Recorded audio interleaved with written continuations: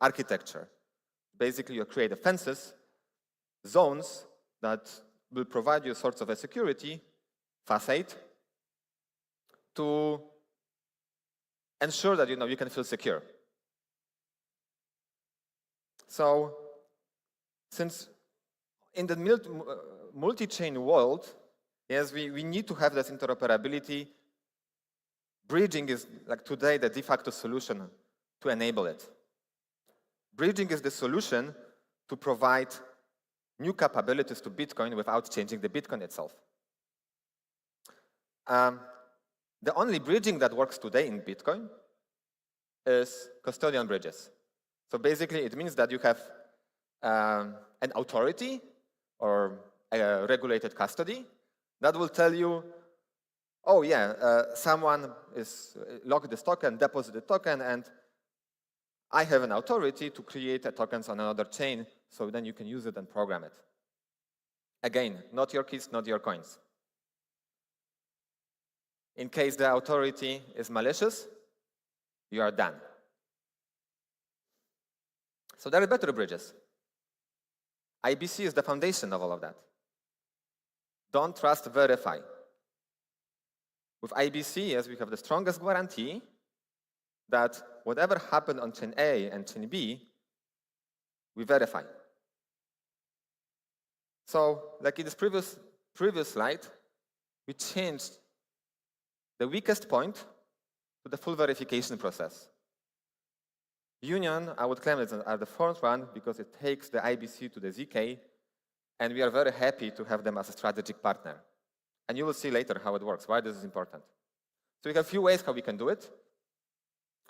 Validator sets, that's what Axelar is doing. Optimistic verification, everyone knows, so like, you have the fraud proofs.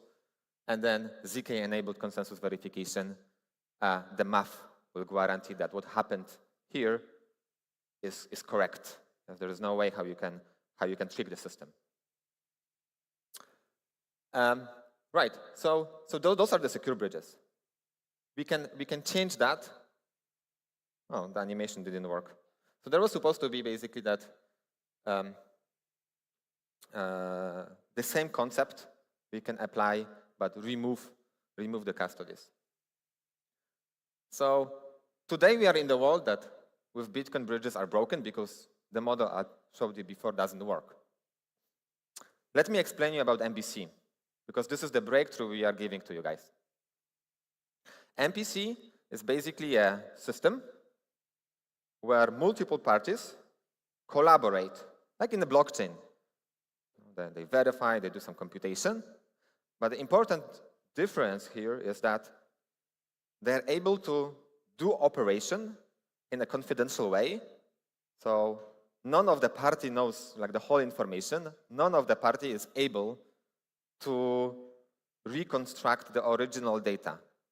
Why this is important? Think about signing. If you want to do decentralized distributed signing, MPC is a perfect example. You can share the keys, like here, to multiple people, entities, and then, like in the blockchain, that they don't collude, they can execute a decentralized signing mechanism to control the transactions. So you can apply it. The interesting application for it is multi-chain transactions. However, this problem is, this system, like in the basic concept, is not secure. Because what if a subset of these MPC services, operators collude? Well, if they do it, then the system is broken. They can take in a position every asset that is controlled through MPC. So that's the basis problem of the chain fusion or chain abstraction from NIR, which is like leading this direction. Chain key technology, this is actually that provides inspiration to what we want to do. So here's the revolution. Instead of relying only on that network that will manage the keys and have a full authority over signing, Think about what we did with IBC. Don't trust, verify. Here we do the same thing. Don't trust the MPC network that will be always correct. If the MPC network, if you have an algorithm that is today in production, like in here in an interchain, an ICP, internet computer, that actually relays only on a 20 or 30 validator set, and you trust that, okay, they will not collude, okay, you think the threshold is low. Can we go to 100? Okay, it improves a little bit. Can we go to 1,000? Still improves. What we propose you, so there is an algorithm called 2PC MPC that applies don't trust, verify. User always has to authorize. It's a part of the process. The tools, wallets, you can see in the same way how you see in your ledger. Yes, okay, ledger, you connect a ledger to your dApp, and ledger asks you, okay, do you want to sign? You see what's the transaction about. You send 10 atoms from account A to account B, and I say, yes, this is what I want. Here's the same thing. You have cross-chain transaction, multi-chain transaction. You don't bridge. You accept transaction happening from one chain to another. This applies for smart contracts. This applies for everything, actually, we are building here. This is a new level, how we provide interoperability, how we cosmonize Bitcoin. So this is the basis of zero trust protocols. With that, we can actually program, not only like do a simple staking, we can do anything. And this is native. We embrace Bitcoin, the biggest cryptocurrency in the world, but we don't stop with Bitcoin. You will see more things soon. You can program it with Rust, Cosmoverse, EVM, and what's the most important thing that we will be talking tomorrow about? We make Bitcoin Cosmos because we program IBC for Bitcoin. Same model, same trust assumption, and Bitcoin is Cosmos. So, coming from here, having that IBC, I mentioned Union. I didn't mention, but it's already announced, secret. Another strategic partnership we made. With that, you can confidentially trade Bitcoin. Hopefully, this is not like this is the one not where we're going to stop with trading. And now, let me do a pre-announcement. The official one will come tomorrow, but we are already very happy. Agoric. Now you can orchestrate Bitcoin. With their amazing orchestration framework, you will be able to create a smart contract and Agoric to coordinate different things across chains and use Bitcoin with that. Think about an opportunity that you have your Bitcoin, the Bitcoin doesn't move, will be on the Bitcoin, but then will be managed in a staking protocol in Ethereum. Or you add like multiple things around it, right? You basically want to not only lock it, but maybe you want to leverage it, put it into Aave, and then stake somewhere else. And for user, you don't want to he will go from one transaction, second, third, 5, and so on and so forth. With the chain abstraction, with the orchestration, you can have an IBC contract that will do it once, and then multiple other projects, like in a widget, in a framework, will integrate it to build more interesting applications. So, remember the slide about sex? C-E-X? That's going to be obsolete. Infinite possibilities. Bliss is the main thing that we are bringing to the Bitcoin world. And IBC is part of it. Bliss stands for Bitcoin Liquidity, Interoperability, Security Stack.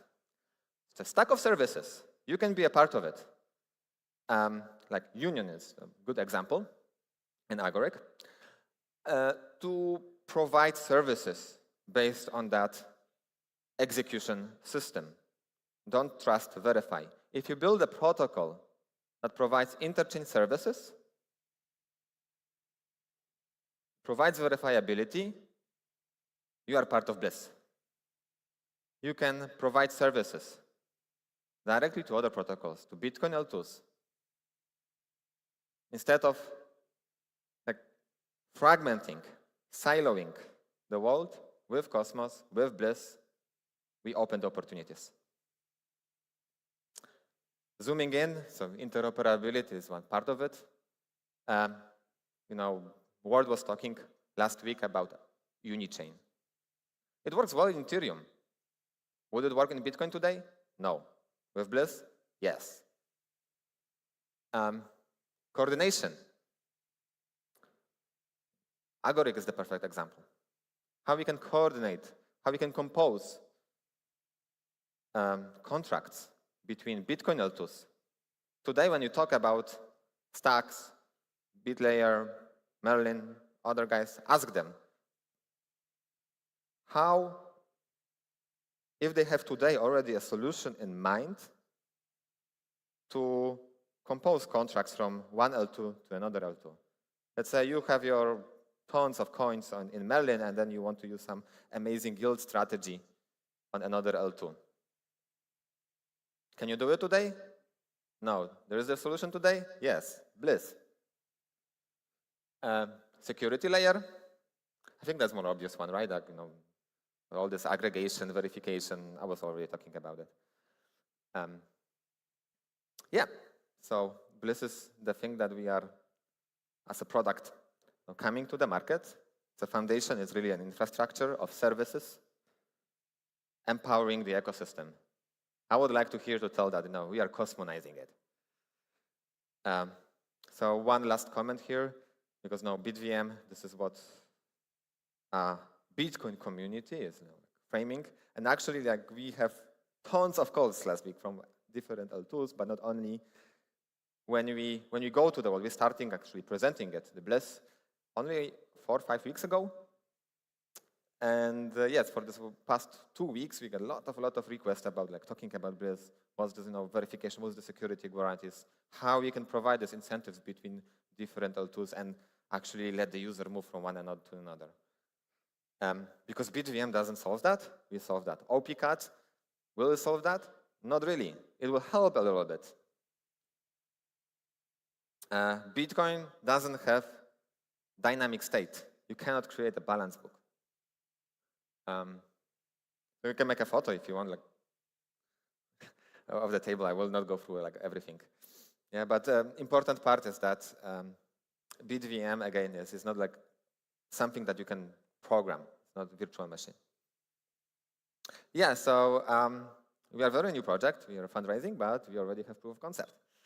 And yeah, please look at native and hope to cosmonize Bitcoin together. Thank you.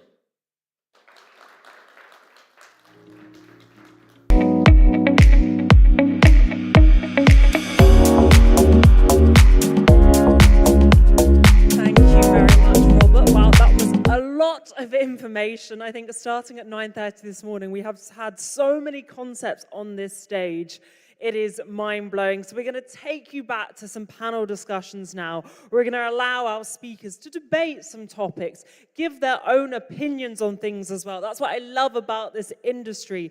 You can say it as it is. Whatever you believe is not always maybe the right answer, but it's what you think it is. And we can challenge each other. We might not all be correct, but we can learn from it and shape a better industry. So we're getting our panel set up. Of course, we're going to stay on the topic of Bitcoin, but we have plenty more coming this afternoon. So all of you guys that are in here, we have 3 more panels before we take a lunch break. So you do not want to go anywhere.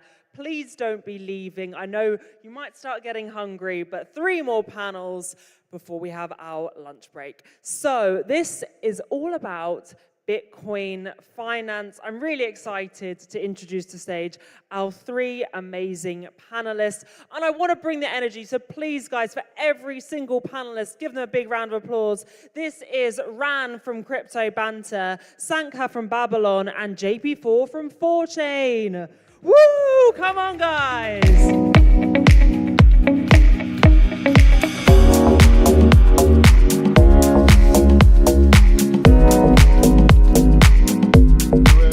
Strict instructions to sit under the photo of our names.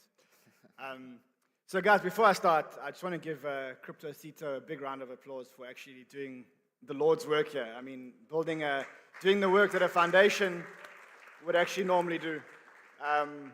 He took it upon himself to do the work that a whole foundation normally does, and I think he's pulled off an amazing success. And then, of course, I think we're going to talk about Bitcoin finance, the future of finance, but I have a few questions before that. So I want to dig into a few questions to both of you. JP, I want to start with you. You were undoxed for a long time. You were anonymous for a long time. You then made a decision to all of a sudden come out guns blazing.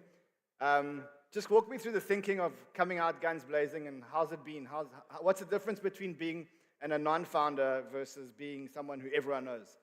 Yeah, so the reason why I decided to hide behind an account called Lena, and I ran the ThorChain Twitter account for 6 years, up to 250,000 followers, was I wanted to put all my energy into building a protocol that worked and actually getting cash flow and hooking it up to chains. And for 6 years, I didn't go to conferences or do any podcasts or anything. I just focused on building something that worked, because there's so much vaporware, just stuff that doesn't work. So to me, back in 2018, I decided I had to build something that worked.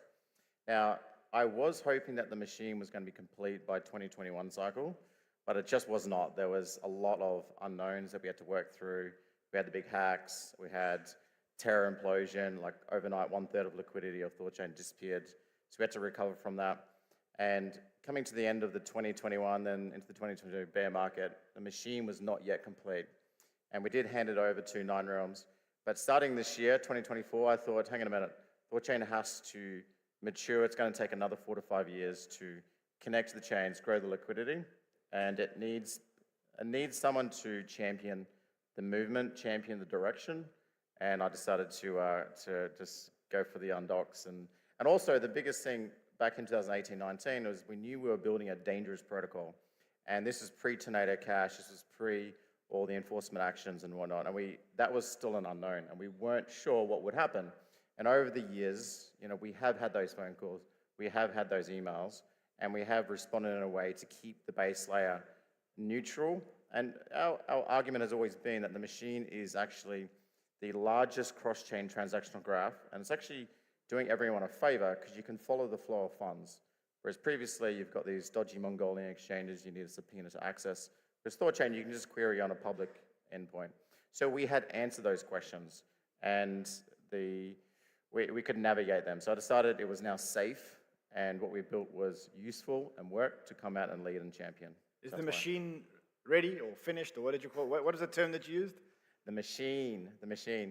I mean, it's truly incredible. It makes $100 million a year. It's run by 110 anonymous node operators around the world who bond capital and secure the machine and connect it to 8 different chains. It does 100 million a day. The machine is running by itself. It pays developers, it pays node operators, it pays liquidity providers. It's 100% fee switch. There's no corporate entity, there's no foundation, there's no one that's needed to run the machine. However, it's probably halfway through where it needs to get to.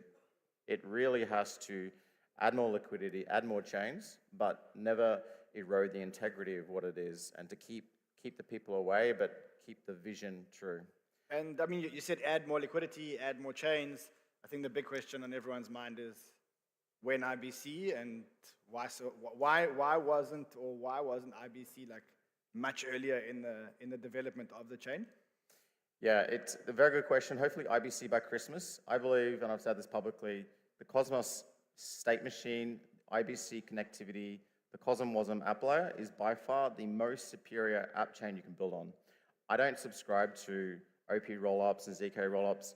They're actually they're dead machines. You got to poke them all the time.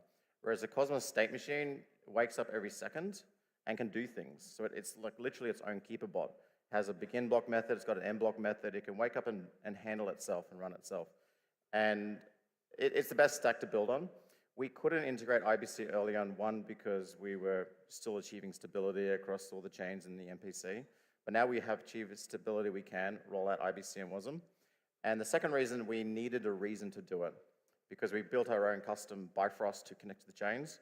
But what we recognize is it has an upper limit of scaling. Maintaining those Bifrosts, whether it's Bitcoin, Dogecoin, Bitcoin Cash, is quite developer intensive, and it's very esoteric. There's only a handful of people in the world that truly understand how to connect to Sol, TON, EVM, Bitcoin, Atom, whereas IBC is just a one-stop plug-and-play connectivity route with IBC chain. So it's coming, Christmas, very excited to finally roll it out. Okay, also, I follow your Twitter account, or I try and keep up with your Twitter account. It feels like I'm keeping up with a bot taking, an AI bot taking Adderall. That's what it is. But you seem to be busy with a lot of other things in terms of an app layer on ThorChain. I think you mentioned that you took over, or you helped salvage Kujira, and then now there's Rujira. Maybe just give us like a short glimpse into like the future, kind of like what does the future look like? So the future, according to me, and you may disagree with me, but it will be multi-chain. We don't yet know which stack will win. We don't know. Right now, Solana looks like it could be flipping Ethereum, which is wild because you wouldn't have taken that position even 2 years ago. But centralized execution with excellence has shown that it can like hurdle the cats and roll out tech faster than a chaotic modular ecosystem like Ethereum is going through right now. But however, Vitalik has made a choice to push scaling into roll-ups, and with even like Unichain rolling out, Unichain is going to suck all of that DeFi execution into a separate L2 that they will then pay most of the fees to Unistakers and skip ETH. So that's concerning. Base Chain has just announced that they are taking fee payments in USDC, so that's not even going to hit the L1 layer. So we don't yet know which stack will win. Is it EVM rollups? Is it Solana monolithic? Is it Telegram with a sharded state machine for the billion users? So in my opinion, the Switzerland model is just to say, stay chain agnostic and don't take any sides. We know Bitcoin will be the alpha of money. It's the closest way to essentially delineate delta change of entropy. And the change of entropy of the universe is the only way that you can measure work, and work is your time multiplied by effort. So it truly is the best way to measure money, especially for the bots. So we know that Bitcoin will be the alpha of money over time, and we have all these execution environments that will ultimately be tokenized stablecoin settlement layer. So the best position is just stay neutral, stay agnostic, and build something to connect all the chains together. So that's the future of ThorChain. To pull that off, we need a much better wallet standards. Private keys are radioactive. You don't know, you could be asleep right now and there could be someone who's downloaded a malicious PDF in your Discord and is zeroing out your MetaMask right now. So we just need to move away from private keys, and we need to move to multi-factor. You log into your Gmail, you log into your bank account with multi-factor, two-factor. We can build safe multi-factor, multi-chain for retail users, and that's what we're doing with Voltisig. But also we need, what we're trying to build is an app layer that sits on top of the chains themselves, Bitcoin, Ethereum. So the future, according to me, to answer your question, is a multi-chain, multi-factor wallet standard, Voltisig, with a DeFi app layer running connected directly to the L1s themselves, ThorChain. And that's what we're trying to build over the next 5 years. Wow, okay. And how long is this going to take you to build? Another 2 cycles at least. Yeah. All right, so I want to shift a little bit, Tank. I want to talk a little bit about Babylon. And I think first of all, I think, I've been following the project since it was an academic. Well, I won't say it was academic, it was an idea, but it was very academic. I think earlier on today, you guys spoke about some of your success. How surprised were you when you saw the numbers? Not a lot, actually, because we were having some pre-run before we went to mainnet in terms of like the appetite we have for Bitcoin staking. But just to take a little bit, so I worked with JP from 2019, so he was always docs to me.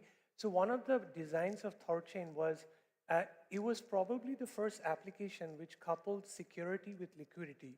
Because before ThorChain came, people didn't have an understanding that are we paying too much for security or are we paying too much for liquidity? So a lot of the DEXs, they were kind of incubated by giving their own tokens as liquidity mining. And Thorchain was like, we are not going to pay any amount of liquidity in mining tokens, but we're going to create a balance between the security and the liquidity.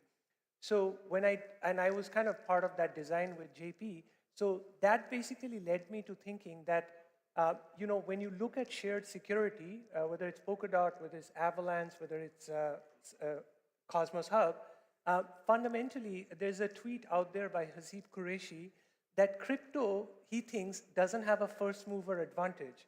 So a lot of, like, Uniswap is not the first DEX. Banker was the first Banker DEX. was the first, yeah. Base is not the first roll-up. Arbitrum was the first roll-up. So it seems like for Babylon, we're super excited to see that we feel we are bringing the best shared security vision to crypto. Bitcoin has the lowest cost of security. So if Bitcoin holders are willing to be a part of the shared security ecosystem, we feel we can really suck in this $1 trillion of asset. And just having that experience from Thorchain, where Thorchain successfully showed that the only two people you need to satisfy are the liquidity providers and the security, the node operators, and that incentive pendulum works. And as JP said, like, they're making $100 million. So we feel that Babylon is probably one of the best shared security design which we're bringing to the market. So the TVL now on Babylon is 1.5 billion. I must say, when I heard it was 1.5 billion, I was like, what? Phase 1, 75 minutes was crazy. Where is that liquidity coming from? Is it like investors, early investors who were forced to invest along with their round? Is it institutions? Walk me through your current 1.5 billion. And the reason why I ask this is because we're in a world now where there's a Bitcoin ETF. And we're seeing very quickly that the ETF is going to become the biggest holder of Bitcoin in the world, maybe under Satoshi. But it's pretty obvious that in a year, when we look around, Bitcoin, the ETFs are going to be the biggest. And the question is, how comfortable are the ETFs going to be to part with their money to start earning yield? And this is what I'm trying to understand. I'm trying to understand the split of investors and kind of like the flow as to how that adoption will work. Yeah, so right now from the Cap 1 and Cap 2, which we have like 1.5 billion in assets, these are not coming from institutions yet. So these are predominantly LSTs. I would say like roughly 80 to 85% of that assets is from the top 10 LSTs. You can actually go to the staking website and you can actually, so there are quite a few dashboards and we have really good validators and LSTs who are making these dashboards. So you can kind of see that these LSTs has done tremendous amount of like marketing and there is a kind of like a demand for Bitcoin liquidity. So some of our top LSTs, they're being very fast integrated to pretty much all these lending protocols, liquidity protocols, Pendle, pretty much whatever money-making opportunity which is there for liquid BTC. But as we have gotten this kind of asset accumulation over such a short period of time, definitely the institutions are looking at us, right? And before Babylon, we have very different ambition. What we find, the word staking is actually very interesting because staking does not have any price impact. It's actually an infrastructural exercise which the validators are doing, and if the validators ever misbehave, you have an on-chain proof of that. So that's very good for institutions because this is on-chain objectively attributable, and if you're looking at a Fidelity or a BlackRock, the first thing they want to do is, what if it goes wrong? How do we manage this? So for us, the staking primitive, as we get to see, we get more assets, we feel a lot of the security bootstrapping in DeFi, in app chains are going to happen through Babylon. And I mean, you talk about LSTs, and I know that there's a whole lot of projects that are being built now on Babylon.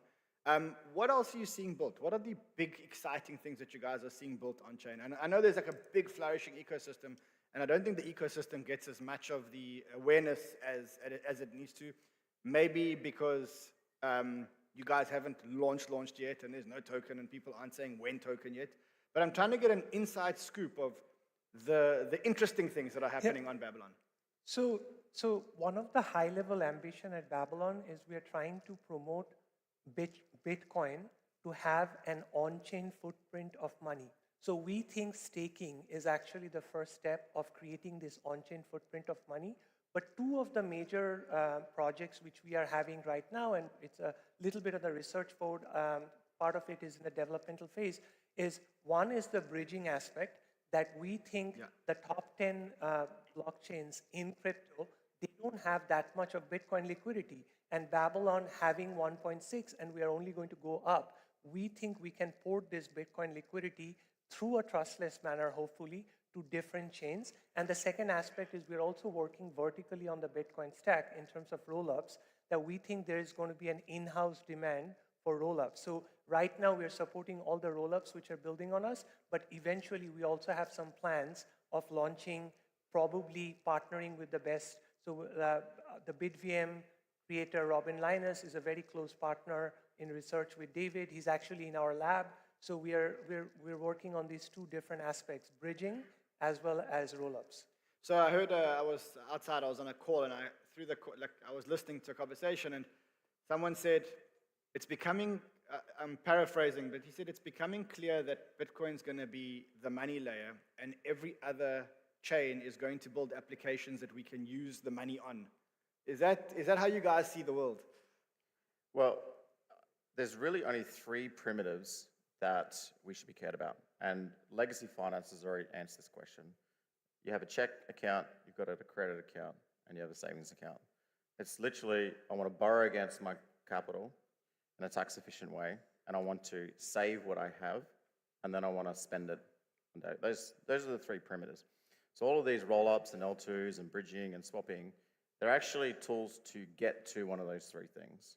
Like you're holding the wrong asset, you want to sell it into a saleable asset like Bitcoin or stablecoins, or you're bridging in search of yield, or you're wrapping your assets so that you can borrow against it.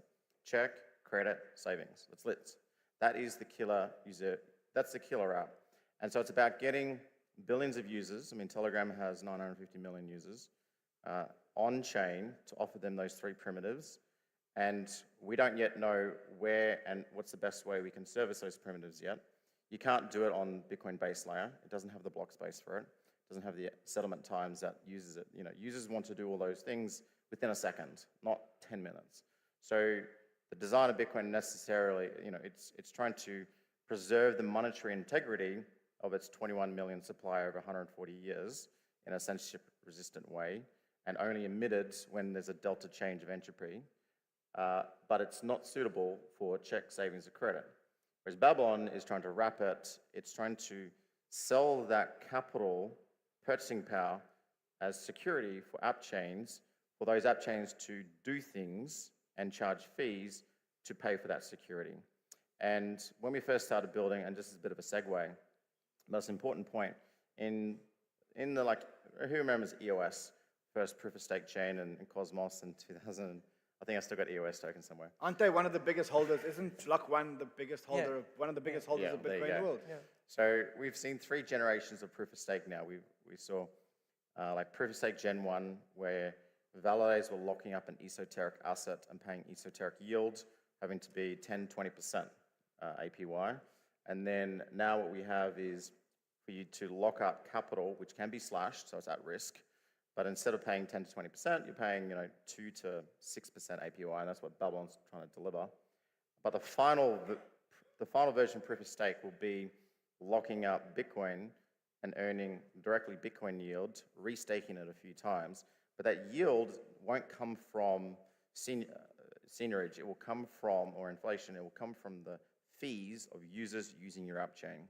And the biggest point of this right now is Base, who are making, I think last year, like 40, 50 million a year just on sequencer fees. Sequencer fees, yeah. Yeah. So you take those fees and you pay ETH or BTC stakers. And I think that's where we're trying to get to, and that's what Babylon's trying to deliver.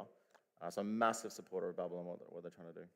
Yeah, so maybe just a layer to it. So one of the aspects of when you look at proof of stake systems, and they're using their own token, like the native token is used for the security.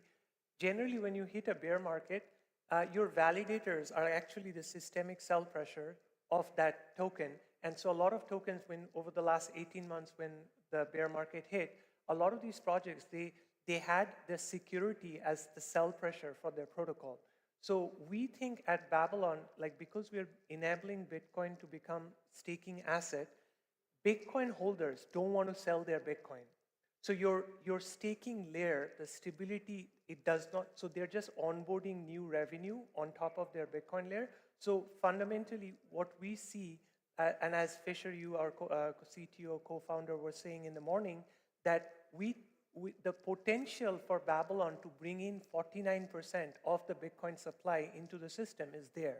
But for that, we expect the POS systems to grow very heavily also. Yeah, so I think it's truly the merging of Bitcoin and the proof of stake chains, where I think again it just reiterates that Bitcoin is the value. It's the value in terms of the value. It's the value in terms of the users, and the application layers are becoming the POS chains, so to speak. Let's talk about the flip side of it.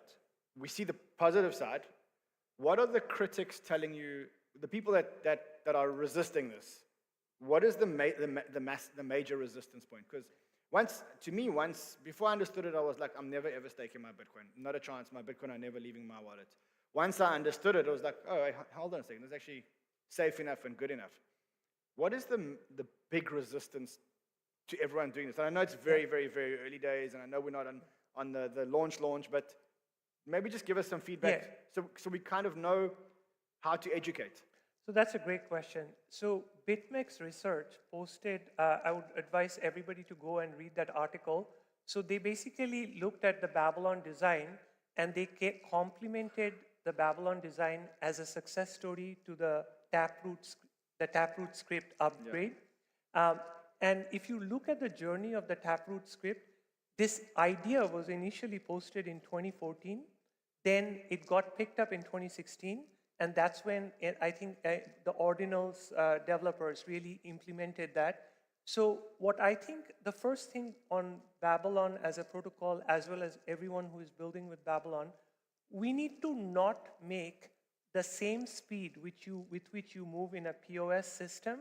You can't bring that speed on the Bitcoin side, because the Bitcoin core developers, the Bitcoin community is a lot more conservative, and their time scale of adapting to changes is a lot slower. So at Babylon, luckily, we have raised good money. We have some runway in terms of focusing on core innovation, as well as pushing updates which are strongly backed by research, strongly backed by audit, as well as strongly backed by a community of people who support this. So we think it's a multi-year cycle. And we also think that the institutions onboarding Bitcoin is probably the best thing for us, that we don't think Bitcoin has any form of risk in terms of censorship resistance. And that's where like a self-custodial trustless solution is so much more important. But it's a year-long, multi-year-long product. So if you are looking for launching this over 6 months and then getting some gratification over the next 12 months, this is not that product. It's a big multi-year cycle product where it's going to go through massive changes, where the core Bitcoin community right now has been very supportive. We have not seen any form of negative bias towards the innovation. And so we feel very confident that if we are focused and we keep it specific, we can ship it. So you spoke about a multi-year process, just like I put JP a little bit on the spot in terms of some kind of timing and some kind of roadmap. What can we expect in the next 12 months? Like, what are the milestones that we should look out for in the next 12 months? So the first thing we are considering is if we should do an uncapped stake, meaning we keep there is no cap and we just keep it open, and let's see how much Bitcoin we accumulate. Again, it's still in an ideation phase. But post that, what would be the pros and cons to deciding why not just open? What are the negatives around that? I guess there is some kind of a market equilibrium that if you're taking too much supply, can you actually pay the interest for that supply, right? So beyond a certain supply, you will, like, people may start figuring out the inflation math on the POS side, and they will say, okay, no way they can service this liquidity. So there is that concern. So we need to be kind of taking that into account. But hopefully we'll come up, we are working with our partners to come up with a good design. We think there's still an appetite to get some TVL, But post that TVL, You don't think that market forces would just work that out, kind of Yeah, thing? so- leave it up to the market, and if let the yield go down, and then the market will find the applicable. So I think you just answered your own question, which is that in order for the market forces to come in and adjust, you at least need one side of the demand being activated. So if you just keep supply and there is no demand, eventually you can't have an equilibrium. So what we are thinking right now, we have 1.5, 1.6, maybe we might do another cap, but after that, the immediate next step is to onboard the demand side, which is to launch the Babylon chain. So Babylon chain is a Cosmos SDK chain. That's going to be the first reward token, which is going to be given to the Bitcoin stakers. It's not that trivial to onboard Bitcoin, which is sitting on the Bitcoin blockchain, and actually onboard that trustlessly into a Cosmos SDK chain. Of course, Babylon chain is IBC enabled, so there's a lot of other Cosmos chains who can actually enable Bitcoin yield, but we're very cautious in making sure that this first onboarding of the first chain is done very well. So the engineering team, the audit team, the mechanism design team, we are working very closely to make that very successful. And so what happens next after that? So we think that the Babylon chain is IBC enabled. So we have quite a few IBC enabled chains which are looking for onboarding LSTs as well as they're looking for onboarding security. So that would be the next step. And also, I think Fisher mentioned in his take that we are enabling a multi-staking option. So you don't really have to, that from a security perspective, the leverage which comes with restaking, we might be able to kind of minimize that. Amazing. So I think that's all we have time for, guys. I just want to But thank- just on that, you asked what are the barriers. So there's a psychological barrier which needs to be addressed, but it's twofold for staking and activating. Wealth and capital is not an end unto itself. We accumulate resources to do useful things, which is to expand humanity's agency and intelligence. That's what we're here for. Elon's actually showing this, and in fact, if you take Elon's wealth, it's almost 100% tied up in equity value of his companies and his ability to access cash flows, launch Starlink satellites, et cetera, and sell a vision.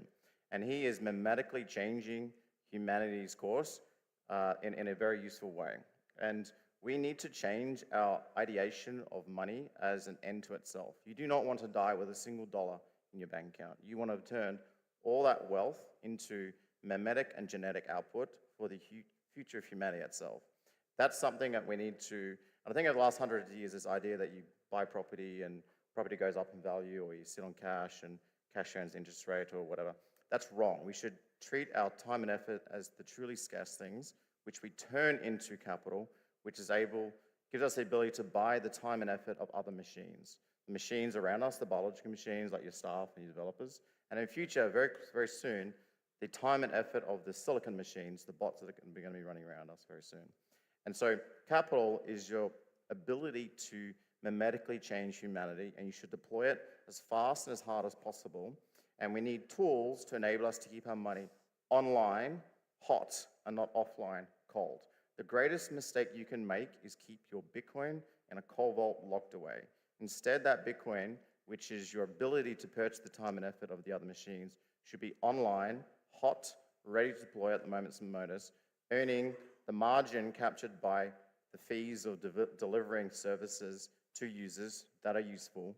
And that will give you the fastest ability to move around the planet and affect useful change. And we're building the tools to keep your money safe, hot, and ready to be deployed. So I think you're right, but I think there's the counter argument that says that in an early part of Bitcoin's life, and I still believe that we're in the early part of Bitcoin's life, when the yield or when the return of just holding the Bitcoin is perceived to be so high, the incremental of 2, 6, 7% doesn't warrant the risk of accessing your cold wallet or taking any risks on your Bitcoin. I think Michael Saylor said it best. He's like, why would I ever stake my Bitcoin? Why would I ever move my Bitcoin when just by holding it, I'm getting he quotes the average return. I don't remember what it is, but just by holding it, I'm getting 500%, 100% a year, whatever it is.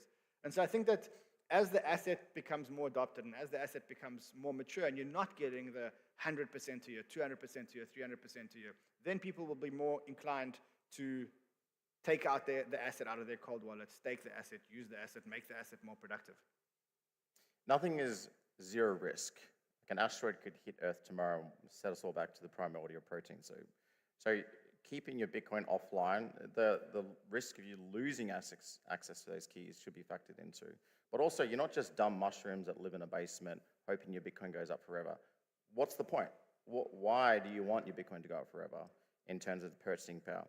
The reason why you do is because as Bitcoin accumulates monetary power from the rest of the world, it gives you an increased potential to buy entropy change, useful entropy change of the universe, as in the economic output of humanity itself.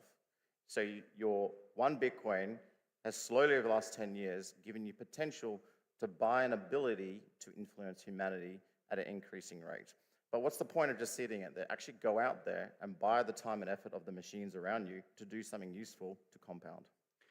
All right, on that point, we're not going to hold your lunch off any longer. I think there's one or two more before lunch. So thank you very much, guys. I do see these projects as probably two of the most important projects around Bitcoin. So a big honor to be with you guys today. Thank you. Thank you so much.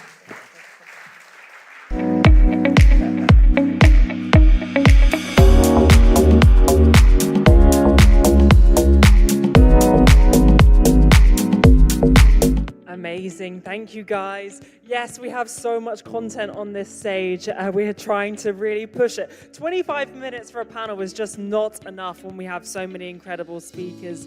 Guys, please do take your seats. I know that lunch might be starting relatively soon, but we still have more to come. We have our next panel coming up. We've been discussing a lot about Bitcoin layer 2s, and this panel is going to take a deep dive into that. So we're going to now see things rather than just in keynotes and discussing layer 2s. We're going to see this from different perspectives, what different people are doing and how it's all coming together. We keep on discussing that today, is how everything interlinks and has way more power together. On our own, we definitely do not have as much strength as we do as a team. So please join me in keeping up that energy and welcoming back to stage. We have Sunny from Osmosis with still the best outfit of today. We have Belinda from Sharding Capital. We have Sammy from Citria, and we have Bart from Opstake. Let's get a big round of applause, everyone. Let's go, panel.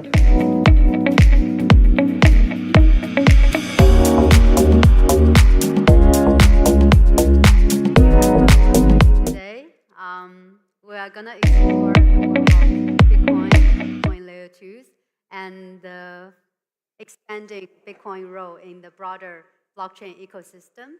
And I have with me today on the stage a group of remarkable experts, each of them bringing their unique insights into the ever-evolving Bitcoin narrative. We have scaling solutions, we have DeFi, and we have liquidity and all sorts of interoperability. So without further ado, let's get started. Have our guests to do. Thank you. I'll have our guests to do a round of introduction. First of all, we'll start with Citria. Yeah, great to be here. So my name is Sami. I'm working on a project called Citria, which I'll share a lot more information about. But basically, I'm working on supporting developers to build applications on our network and help them to achieve user traction, growth, liquidity. Yes, that's a bit about me. Thank you, Sami. Next, we have Bart. Yeah, so my name is Bart. I'm the CSO at bstake. We are a liquid staking protocol. We've been around for a couple of years. We used to do a lot of liquid staking in Cosmos for a lot of Cosmos assets, but then transitioned this year fully onto Bitcoin now, really focusing there, building an LST on top of Babylon, who we just saw earlier. Awesome. Thank you, Bart. Sunny. Hello. Hey guys, my name's Sunny, one of the co-founders of Osmosis and Polaris. You just heard a talk about it a few hours ago.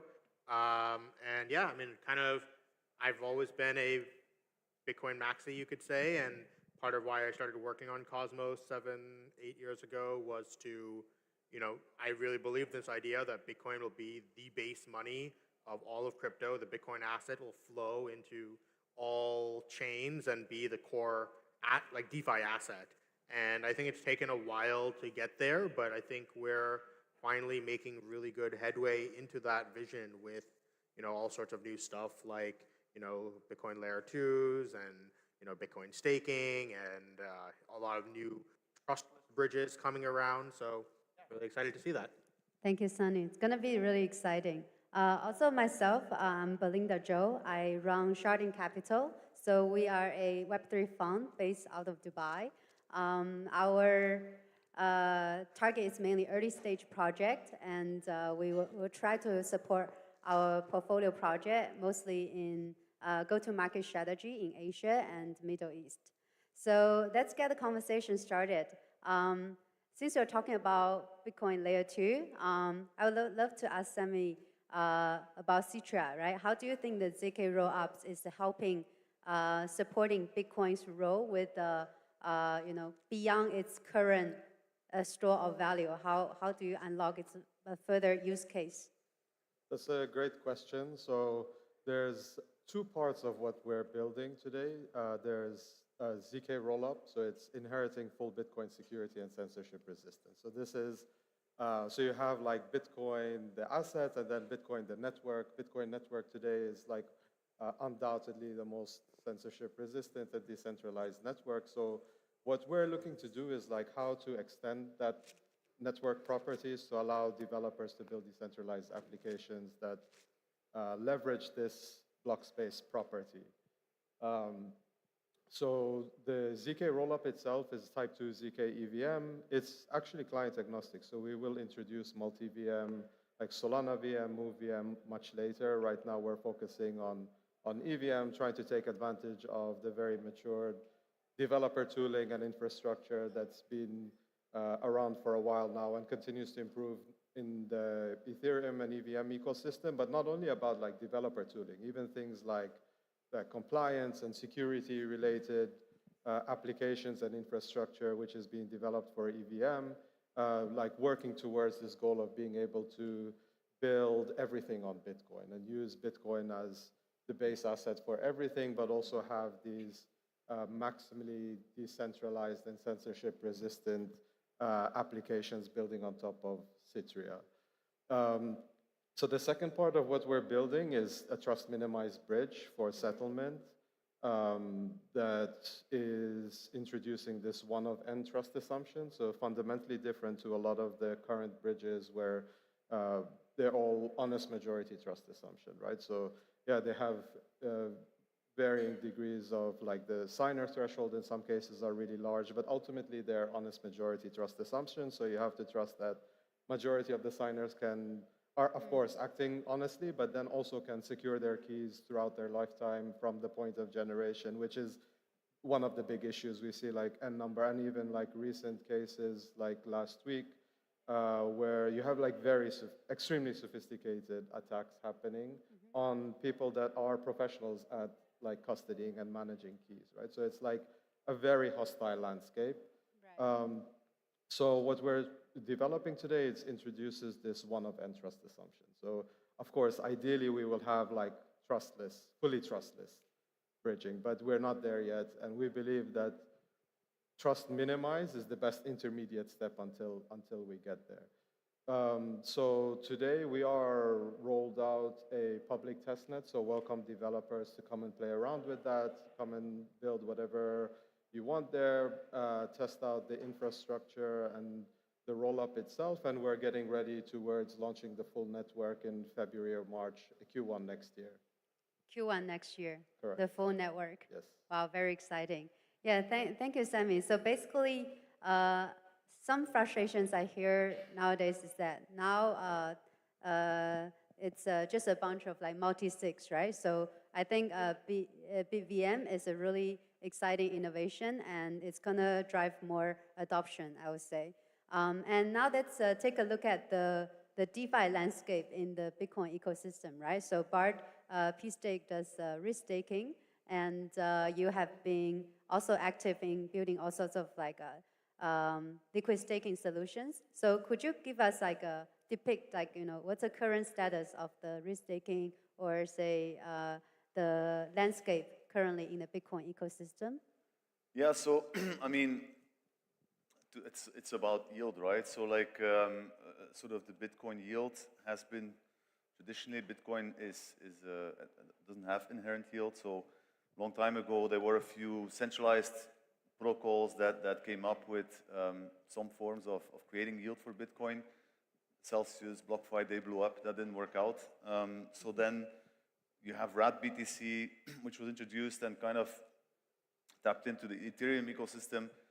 That's fine, but I think the real sort of change has been now with sort of Babylon, our friends that were just here, where they introduced sort of this trustless staking of Bitcoin. That really changed the game, because now you get this sort of risk minimized yield on your Bitcoin. And around Babylon, like all these other protocols have been coming up, sort of like thinking about liquid staking, restaking. P-Stake is one of them, but there's more than 10, I believe, that have built now onto Babylon. Very interesting stuff. You know, everybody's doing something different in a way. P-Stake, we focus on, you know, we want to make it very easy for our users to farm additional yield on the liquid stake token. We focus on security as well, and try to provide sort of the highest yield. So that's kind of our goal. But generally, sort of, I think it's very interesting to see sort of now that there is this yield that you can get on your Bitcoin in a risk-minimized way. And you can see sort of the institutions that are looking at this, that in what was traditionally this low-yield environment for Bitcoin, now all of a sudden they can get something without risking too much. So, and for us, you know, just speaking about us, we have a solution for, let's say, retail, where they can stake their Bitcoin with us. We use a custodian in the middle, who then, you know, we then stake into Babylon through them. But we also work with institutions where they can actually stake from their own wallet. So it's very kind of less risk for them to do it. And we just help them manage the rewards. We provide the LST, and then we provide additional yield on top of it. So I think, you know, that whole system around Babylon is great. And then additionally, there's all these side chains and L2s that have come up. So the whole DeFi ecosystem for Bitcoin is now really flourishing. And I'm, you know, excited to see what's going to happen next, you know. But to me, it's like the right evolution, because it gives Bitcoin a utility, you know. Like, I don't like the idea of just saying, okay, I'm going to buy Bitcoin, hold it, and hope it appreciates in value. I think it's actually important that there is utility for Bitcoin. So I'm glad that Babylon has introduced this through the security that they provide. Awesome. So I just have some questions, right? Like, for example, if I am MicroStrategy, will I, you know, try to focus on the Bitcoin yield generation part?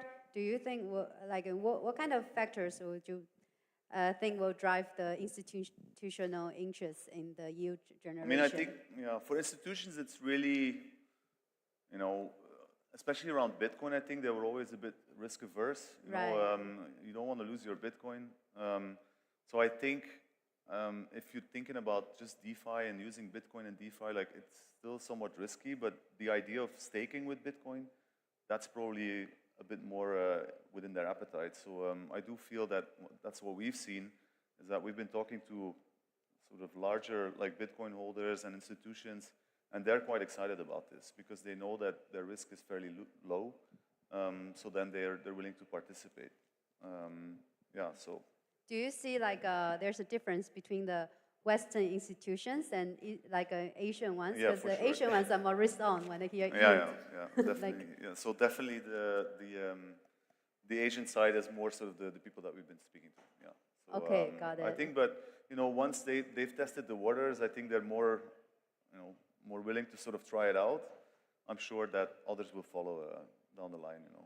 Okay, they are the pioneers. Yeah, they're pioneers, yes. Yeah. Thank you, Bart. So, Sammy, I actually, before the panel, I was asking the organizer, I was like, how come Sunny is in this panel? Because, you know, it's a Bitcoin. And then I heard you are like, you know, and this guy's Bitcoin Maxi. And I saw that tweet, like, I think in May, that you said Osmosis is going to be a Bitcoin layer 2. I don't know what's the status now. Could you share more? Like, what are you planning at the moment? Yeah, I mean, so I think for me, what being a layer 2, it was a little tongue-in-cheek. It's, I don't think that's actually what the security mechanism is what matters really. I think it's more about, what is the core financial asset in your system, right? And I think right. Osmosis is shifting more and more towards Bitcoin. We have this product called Alloyed Bitcoin, which, part of our goal was we wanted to allow people to be able to deposit BTC from Bitcoin mainnet, but as well as a bunch of different Bitcoin L2s like Stacks and Citria and Rootstock and a whole bunch of places, and like make them all fungible with each other, solve this, liquidity fragmentation that already exists in a lot of Ethereum L2s, and we want to solve this for like a lot of the Bitcoin L2s as well. So, I think today on Osmosis, Bitcoin is one of like the top traded assets, and so yeah, and then we've been an early supporter of Babylon, and I've been involved with the team since the inception, and so yeah, we're excited to see that like Bitcoin staking starts to get used. I think the big thing that I do want to see is like, right now most of the Bitcoin staking is very, it just locked capital. I would like to see how to make sure we're actually activating that $1 billion of Bitcoin TVL is great, but if anything right now, it's actually locking it out of usage in other ways, right? And I'd like to see how we can get more and more Bitcoin being used in active DeFi positions. Sweet. So can I understand that basically you are bringing the interchain liquidity, like trading solutions to the Bitcoin ecosystem? So allowing like all the layer 2 tokens and like Bitcoin layer 2 tokens, or any sorts of like tokens floating in the ecosystem, like Bitcoin ecosystem, to be able to also trade it amongst each other. Yeah, exactly. And like, I think, so you'll be able to deposit, BTC from mainnet or from Citria, right? And I think it's one of the only, I think Osmosis is probably the only, or maybe the largest order book DEX for native Bitcoin. Wow. So technically it's achievable. Yeah. And so we've done this by working with a number of different bridges, right? So the Alloy, what it allows us to do is we use WBTC, but we also use Bitcoin bridged via Nomic. We also use CKBTC, which is bridged via ICP. And what that does is it actually, instead of putting all of our eggs in one basket, it lets us diversify our risk and like use a basket of different bridges. Got it. And then, because now you facilitate swapping, which is like trading, and you mentioned you want to see something more than, like say, the simple token side, right? So are you gonna enable more like lending and borrowing, even like, derivatives on your platform? Yeah, I mean, today you can already use it in Levana for perps. You can use it in Mars for borrow lend, and not even just beyond the Osmosis chain, like Nolus, which is another Cosmos lending app chain. They started supporting the Alloyed Bitcoin as well, and I think we're just going to start to see that like Alloyed Bitcoin is going to be the primary capital asset in all of Cosmos. Exciting. Good to see Bitcoin become more used instead of being like an idle asset in the cold wallet. I have a question, right? So, because I'm more on the VC side and then talking with a lot of KOLs, a lot of community members and retails, often we are asked, if the projects have the upside to for them as like as like a pleb, right? And I feel like most of the project in the Bitcoin ecosystem haven't launched their tokens yet. Do you think there will be a wealth effect, from the Bitcoin ecosystem, similar to what the airdrop has happened in Ethereum or Solana? So maybe we can start with Sunny. Yeah, I mean, I think we already started to see an early wealth effect with like a lot of the ordinals and BRC20 stuff. And I think that has sort of started to die down a little bit, partially because, I mean, most of those were meme coins. They had very little utility, and then they're all being traded on Bitcoin mainnet, which is just not a good place for trading. It's a very bad UX, with 10-minute block times and all this stuff. So I think that now with more utility tokens with real value being built in the Bitcoin ecosystem, we'll start to see more sustainable wealth effects happening. Got it. And Bart, what's your take? Yeah, I mean, I guess similar, you know, I mean, I'm hoping, you know, you have all these L2 side chains around Bitcoin coming up, and a lot of them don't have a token yet. So, you know, the idea is that they do come up with some interesting concepts where people see utility and value in the token. I mean, then I think that's a good thing, but I hope it's not some temporary kind of phase where, you know, people are just chasing airdrops and then, you know, the ecosystem sort of dies down. I wouldn't like that. So I think eventually it would be nice to see some, you know, real DeFi around Bitcoin, real L2s that have actual value and that people sort of consistently lose for the years to come, you know. Got Hopefully. it. Yeah. Hopefully, yeah. Yeah. I'm seeing more like Bitcoin layer 2s, for example, you know, fundraise news every couple of days. So when capital is flocking to the space, that it means, you know, usually there will be wealth effects. What's your take, Sammy? Like, Citria gonna launch a token So early next year? there's no Citria token. There won't be. So we use like Citria network uses Bitcoin for transaction fees.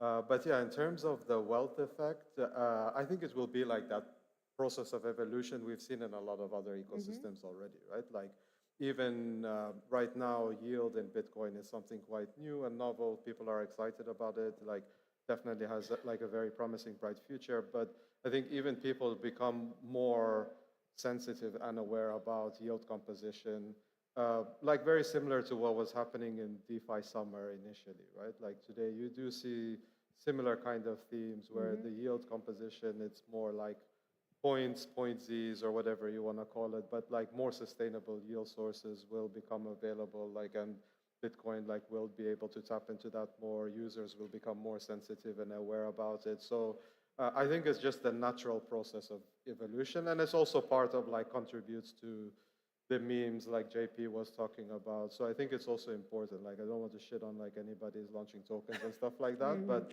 yeah, I mean it's going to happen, and I think over time will evolve, and like the tokens will become more useful. I think even things like Citria wants to, you know, it's neutral, like it's permissionless infrastructure at the end as well. We have like a bunch of use cases in mind we think will be interesting and you know take advantage of the specific block space properties. But even I think like doing meme coins on Citria could be quite interesting because Right. it changed the dynamics a bit, right? Like today, if you go to like just cheaper, faster chains, like you have like a lot of possibility for manipulation or like, you know, massive bot operations. People can just like game things very easily, and the cost basis is very low as well. Whereas if you're trying to do it on Citria eventually, right, like it becomes quite expensive because like all the fees are BTC. It's like more than real money, right? So it's like can introduce like different dynamics on even things like meme coins, which we're also excited about. But yeah, also doing like borrow lending, other types of application that really need this level of like maximal like censorship resistance, but of course comes at a cost that comes at a premium, right? You won't necessarily need to build everything there. There's just going to be other more cheaper, faster alternatives to do certain types of things on, which is fine. I think like ultimately choice is important both for developers and users. Awesome, yeah. I feel like a crypto narrative really rotates. It has a strong seasonality. So obviously all of us here are quite bullish about the Bitcoin ecosystem and then Bitcoin DeFi. And recently I noticed like Stacks has a Nakamoto upgrade. And while like it was a pretty significant, I would say, meaningful milestone for the Bitcoin layer 2, but not a lot of people talking about it, right? So I want to ask like, where do you think we are, or when do you think we will see more Bitcoin DeFi become like the, you know, the spotlight of the show? Maybe Sunny, you want to share your 2 cents? Yeah, I think, I mean, it's already starting to happen, right? I think things like Thorchain and Osmosis are doing a lot of Bitcoin volumes. I think the next thing is like, I think the big thing that's been holding it back, okay, you know, I think Bitcoin is already being used heavily in DeFi, right? And I think WBTC is the example of that, right? It is a centralized bridged Bitcoin that's being used very heavily in DeFi. If you go on Aave or something, right, it's probably, you know, in the top 3 most used like lent and borrowed assets. So I think the problem is that like the way WBTC is structured, it's very centralized, especially in the ability to bridge, right? A normal user can't take Bitcoin on BTC mainnet and like mint WBTC. You have to have a special merchant account and everything to do this. And this basically makes it such that DeFi liquidity of Bitcoin today is very isolated from the real Bitcoin liquidity, which is mostly on Sexes, but mostly on Bitcoin mainnet. And so but now I think we're starting to see more and more of these decentralized bridges, right? Where you have, you know, Nomic, ICP, Stacks has their own native bridge.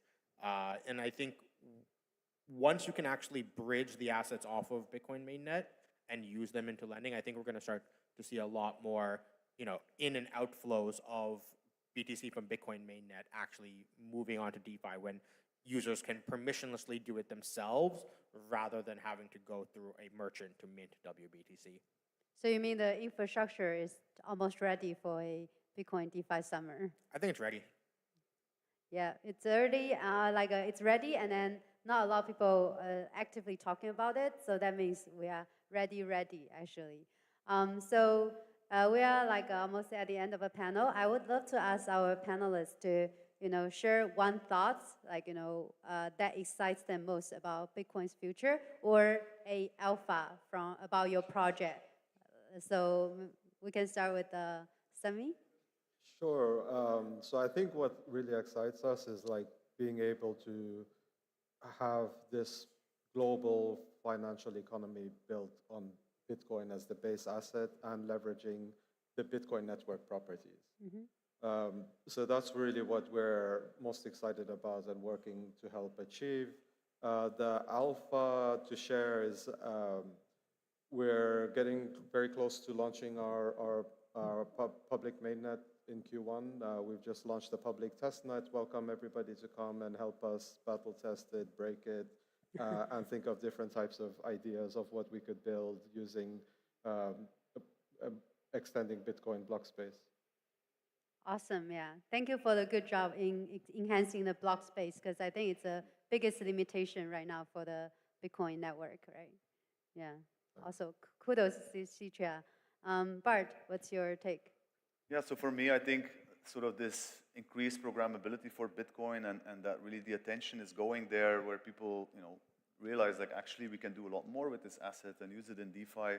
To me, that's very exciting. Like it is the biggest asset. So I think for us with P-Stake, we decided we wanted to build for the asset and not just build any product. So hopefully we'll see this flourish and really like grow to sort of into its potential. And some alpha, well, we're launching our liquid stake token in a few weeks, so please check it out, YBTC. And then we'll have some like very cool integrations with this as well, so yeah. Yeah, so you launch your liquid staking token in a few weeks. Yes, correct. Okay, exciting, yeah. Sunny, what's your take? Okay, I'll put on my Babylon hat for this instead. I'm an advisor for Babylon, and so I think, you know, the way that a lot of Bitcoin staking is being done today with like these AVSs, I think it's fine. I think, you know, for me, my vision for restaking in general is it's a way to influence the L1 to do more things, right?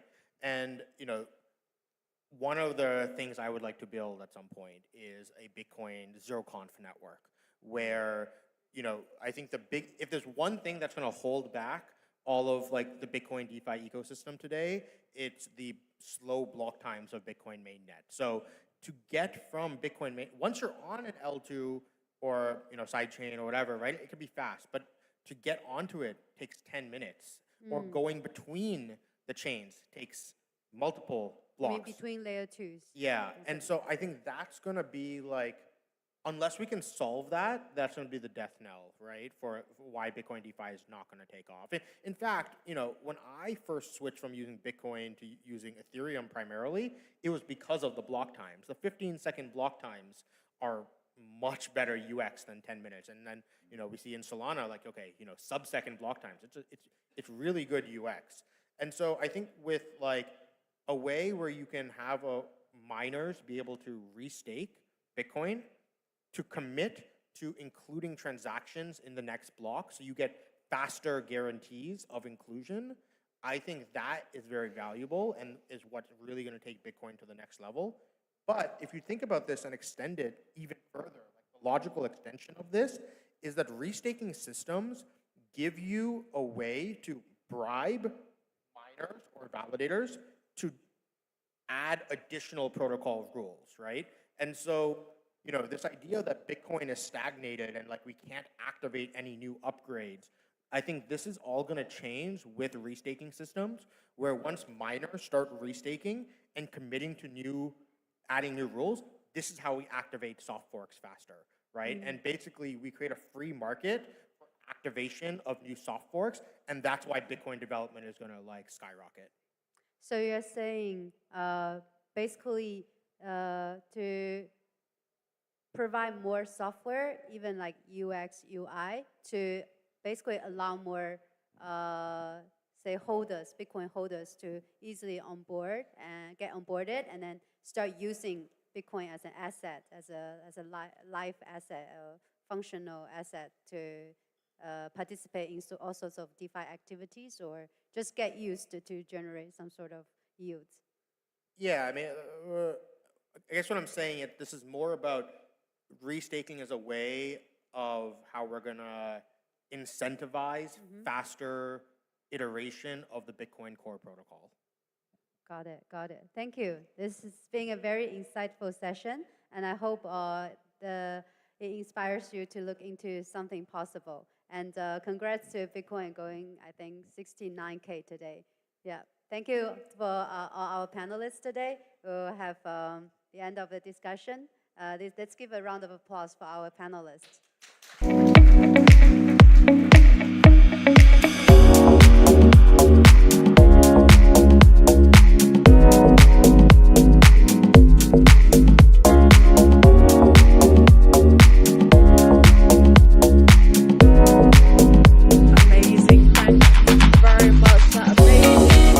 We have to move on pretty swiftly. We're just getting the chairs sorted.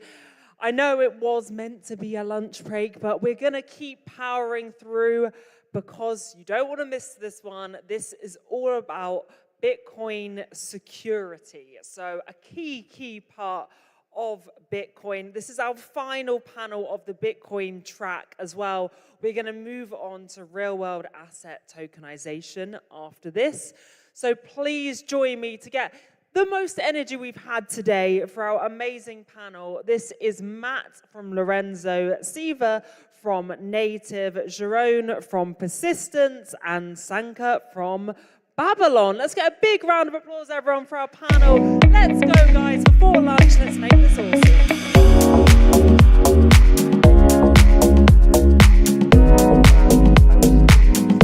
Panel for lunch, so I'll keep it really precise, and I'll like the panelists to also keep it, because when you have the audience hungry, you don't want to, you want to be very interesting so that they bless you. Okay. So Matt, maybe you just identify the product vertical which you are building on Babylon. Oh yeah, so we are pretty much in a liquid staking token or liquid staking protocols living on top of Babylon. So we are participated into both the Cap 1 and Cap 2 of Babylon. Is it working? Because I Hello? Okay. Yeah. Is it better now? Okay. I'll just be holding it closer to my mouth. So we're the liquid staking protocol living on top of Babylon, and we have participated in both Cap 1 and Cap 2 of the Babylon staking and contributed more than 100 mils of TVLs into Babylon. Super honored to be part of the ecosystem. And our LST standards has been like widely adopted in a lot of different ecosystems, including like BNB Chain, like East Mainnet, Scroll, and many other ecosystems as well. Congrats. Jerome? Yeah, hi. So maybe you saw my talk earlier, but with Persistence, we actually solve for interoperability between Bitcoin L2s, which has been brought up quite often as a potential problem when it comes to scaling BTC DeFi. How we plan to use Babylon is actually by using Bitcoin security to secure our chain, so that these intent-based swaps that we do across these Bitcoin chain, Bitcoin L2s, are actually secured by the full power of Bitcoin through Babylon staking. So super excited to be bringing that to mainnet early next year. Shiva? Yeah, so We are building a Cosmos chain leveraging a type of MPC network, which is a non-collusive MPC network to provide like, secure programmability and interoperability for Bitcoin. Awesome. So I guess some of you guys have participated in our mainnet. So maybe I'll ask each one of you guys, the ones who have participated, what's something you liked about it, what's something you didn't like about it, but it's always good to inform the community about the experience. So maybe I'll start with Jeroen. Like, I think Persistence also staked some Bitcoin, as far as I remember. So that's a sister project, P-Stake, Okay, P-Stake. slightly different. I personally looked at Babylon, obviously. I think it was nice. Obviously, looks like the easiest way to actually stake was through liquid staking providers, I think. It was I think what was most interesting was just to see the great demand for block space and the enormous fees that were paid, and then to see every like different LST providers, their strategy on like how to optimize for fees versus getting allocations into the first cap, second cap. Nice to see how Babylon also changed the way I think it approached the second cap compared to the first. So, I mean, my experience as a mainnet user is very limited, but we're focused on actually using that security that now has come in later on to really secure the chain that we have. Matt, what's been your experience from the mainnet? Yeah, I think like mostly it's been like super exciting. And I think like if without Babylon, it's actually really hard to accumulate, let's say 100 mils of TVL with our like the underlying kind of staking protocols like Babylon. So, but also it's like super competitive as well. I feel like especially in Cap 1, right? So Cap 2 has been like a lot like easier like in terms of like mechanisms. And in a Cap 1, we had to do a lot of like strategy plannings and also like how do we setting up like the transaction fees for each UTXO and things like that. So I think we did like the overall kind of expenses, like the budgets we spent on it's like the cheapest in all of the LSTs, and we stake a considerable amount. In a phase 2, it's significantly easier, and also a lot of kind of huge LPs kind of reach out to us and hoping to stake through us than to Babylon. So it's been like a fast expanding business, and we're super happy to be a part of it. Like the one, like the biggest, like kind of like the emphasis or like the concerns we have is actually like how do we keep it secure for all of the huge amount of capitals we're like holding before it eventually staked into Babylon. So we spend a lot of time on that. So that's kind of the biggest thing there because there's like huge volumes of capitals we have to take into custody in one way or another before we can safely deposit all of them and stake them into Babylon. Yeah, I think you guys did a great job because I think in the first Cap 1, you guys were probably one of the dominant LSTs. And then in Cap 2, there's been like other LSTs coming in. So in terms of like initially taking the risk of staking Bitcoin, that was a very 0 to 1 experience. And so I congratulate the Lorenzo team being very forward in taking on that risk. I guess, Shiva from Native, have you watched the Babylon mainnet? Is there anything you were excited about? Yeah, we haven't like started integrating with you guys, but we are exploring the opportunities to work together. We have a slightly different approach in terms of how we want to bring the native Bitcoin into DeFi and provide the programmability. But the space is so huge, and I think there is always opportunities to work with you guys.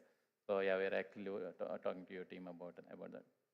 Yeah, so I think the previous panel, Sunny Agarwal kind of mentioned something that one of the good ambition of a project like Babylon could be to involve miners more actively, because right now we are hoping that the miners are positive players in our system, but they are not an active player in the system, right? So one question, which was the panel before Sunny's panel, where I was with JP, was a lot of times when we meet Bitcoin holders, they say, well, the price of Bitcoin just went up 60% annualized. Why do we need to lock Bitcoin and take on more risk, right? So what is your thought about Bitcoin being a security provider, which is like the block space becomes a security rental, versus the price appreciation? Because fundamentally, from my perspective of being in Babylon, we don't think that the price of an asset would just go up infinitely. So eventually there's a cap to the price appreciation, and a lot of the Bitcoin holders, they have already been holding these assets from 2014, 2016. So the price appreciation does not excite them anymore. What they're looking for is like is the risk measurable? And if the risk is measurable, if it doesn't have a custody, if it doesn't have a bridge, am I willing to stake it, right? So as guys who are working with Babylon right now, what do you guys see from the Bitcoin holders who are giving you the Bitcoin? What's their major risk which they are perceiving? Yeah, I can start first. So I think like two things. What's the incentives? Like why it's like a good, like having Babylon is a good fit for like Bitcoin holders.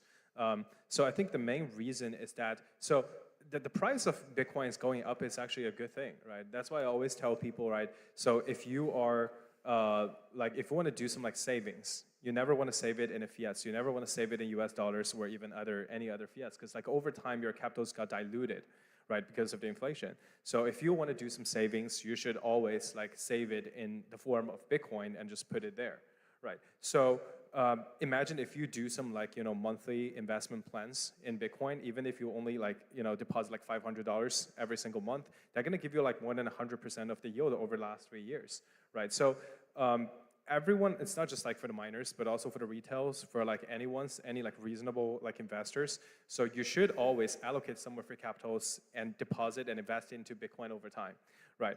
But just the Bitcoins going up over time, which also like having like higher opportunity cost for you to spend it.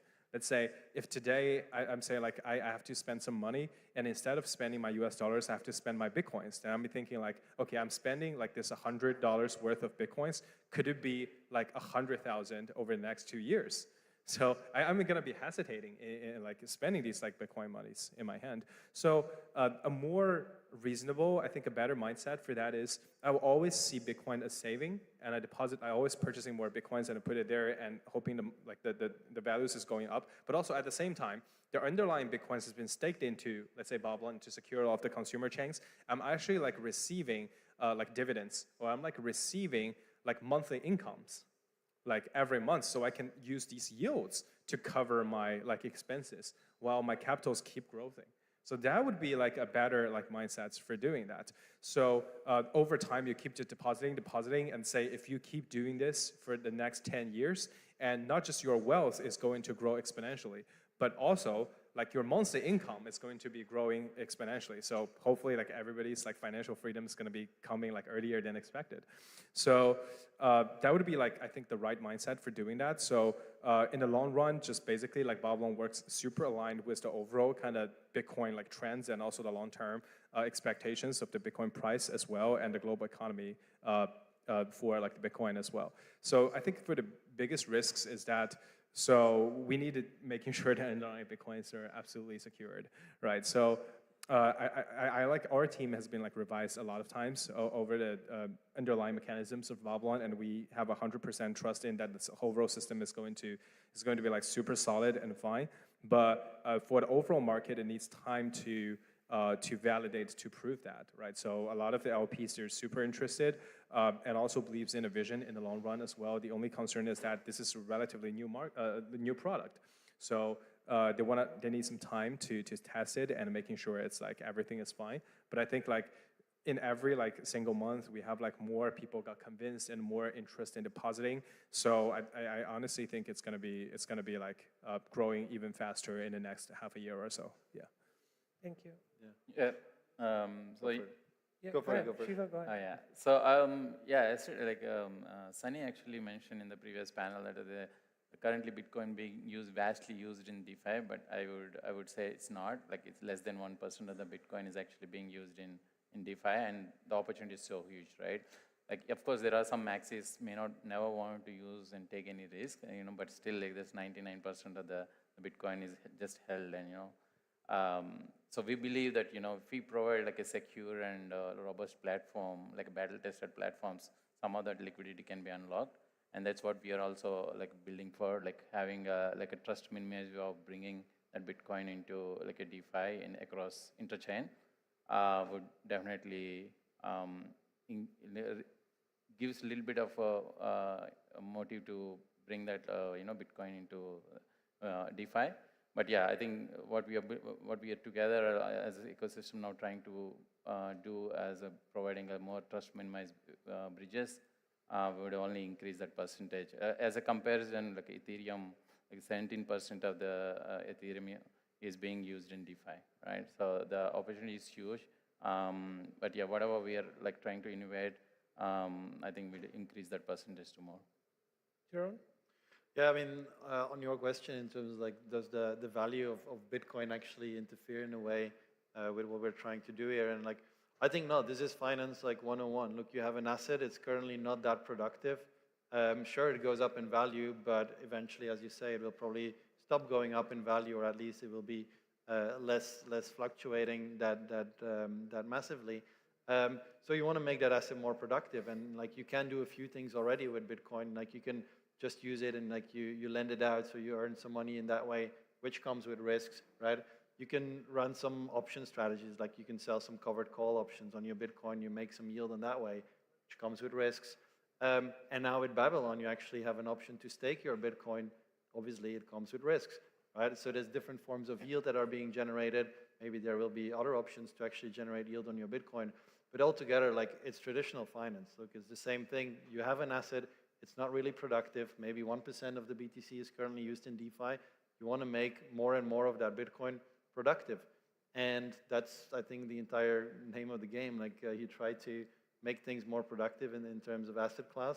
Yeah, this is really, I think, the start of a new era where Bitcoin can become that productive asset by using it, by using the security of Bitcoin to secure other chains, other protocols, which can generate revenue, contribute some of that revenue back to the security of the protocol and back to Bitcoin stakers, basically. So it comes with risks, obviously. I don't really know exactly how like slashing mechanism and everything will work with Babylon. But yeah, curious to see. And like as with everything in finance, I think the market will price it accordingly. So yeah. Yeah, so maybe the final question before we head off to lunch. Is security a meme? So that's a massive controversial topic between the founder of Solana and the founder of Eigenlayer. So I wanted to hear, you guys are consumers, builders on top of Babylon. What's your take on security? Is security a meme? Yeah. I guess I'll start with Shiva. Yeah, I don't think it's a meme. It's definitely something very important. I'm in this space for, let's say, 8 years, and I lost a lot of times because of, bridging some of the bridges that are not secure. So, and that's also the motivation for us to build a secure platform to bring Bitcoin. So yeah, I wouldn't consider security as a meme. It is necessary to unlock more liquidity into Web3, basically. I don't think it's a meme. I think it's actually very important, and I think we're actually seeing this. Like, why would otherwise so many things actually be trying to build on top of Bitcoin, on top of the most secure asset and chain in the world? So absolutely not a meme. I think we'll see it even go up. Bitcoin dominance is at one of the highest points it has been in a very long time. And I actually believe just because the security of Bitcoin is so prominent, so important, that it will continue to go up. I actually think that, I've said in my speech before as well, look, everything else in a way has kind of been tested and like in different chains, like even Ethereum, Solana. But I think eventually everything will come back to Bitcoin because it's the most secure chain to build on. Yeah, so not a meme, but on the other hand, everything's a meme. So, but no, not security, not Bitcoin security. Yeah, I think it's all fun and games until the real security has been breached, right? So I think like the security topic is more like a fire alarm. So we're like hearing a lot of these fire alarms are actually false alarms. But when there is a real fire, you would hope like it actually works and all of like the, the firefighters and whatever, all these mechanisms could come here to save you immediately. So I think the same way works for Bitcoin as well. It's only that, it's in a very early stage of Babylon. There are not so many consumer chains already live with Babylon, like staking and all kinds of stuff. So people would be saying like, okay, you know what? So there could be work like this way or another. Actually, it's like, probably it's not that significant of an impact or things like that. But if you really think about it, if one day we have like 50 billion plus of the assets being actually running on all of the Babylon consumer chains, and I'm telling you the underlying security is only secured by, let's say, 100K of assets underlying stake there, this is like the most horrible kind of story I will be hearing in this year. It's like, how would you be securing all of these like huge tons of business building on top of that? So hopefully, I think the BTC staking, staked kind of like decentralized world is going to be securing like all of the on-chain finances, all of like the global decentralized finances, like securing all of these, not just like Bitcoin, but also like real world assets, like Ethereum, all of these like leading tokens, let's say like all of the NASDAQ securities and all these things on-chain. There's going to be like trillions and trillions of like dollars worth of assets being traded on-chain. So if there is a tiny, teeny chance of being hacked, is possible, it will happen. And that's when the time of the whole world is going to be collapsing. So like I said again, so it's like, it's all fun and games. You can mock about that. You can say like, you know what, it's like preventing this like hacking, but this hacking has never happened for a very, very long time. But if you are putting trillions of dollars at stake, even if it's just like 1 of a million chance of being hacked, once it happens, that's the end of the whole world. So we cannot stand that, we cannot afford that. So yeah, I think security is a real thing. Yeah, thank you guys. Maybe as a builder inside Babylon, I would just reiterate this point that in the movie, that with Spider-Man movie, there was a statement that with great power comes great responsibility. So at inside Babylon, we know that there's a tremendous amount of TVL to unlock, but at the same time, that TVL puts a massive engineering responsibility to make sure that we execute, and we are very cautious in putting this locked on Bitcoin. Thank you again for the panel. And yeah, we head off to lunch. Thank you, guys. Thank you. Thanks, everyone. Thanks, everyone. A round of applause, everyone, for our amazing last panel before lunch.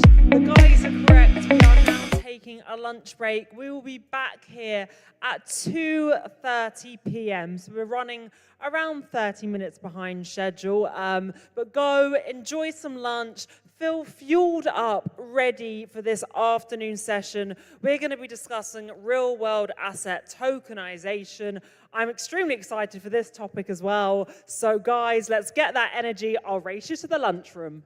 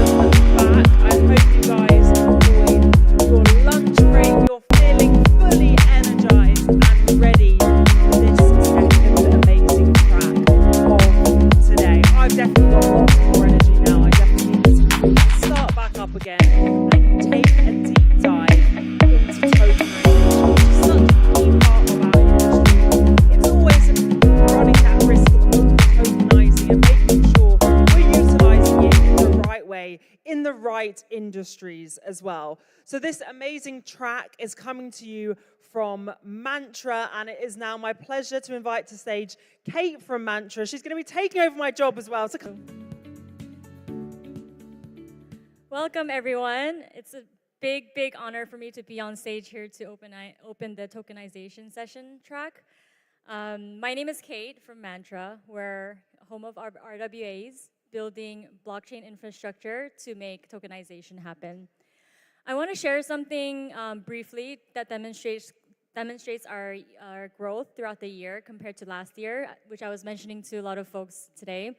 Basically, last year, Cosmoverse 2023 Istanbul, I attended all alone.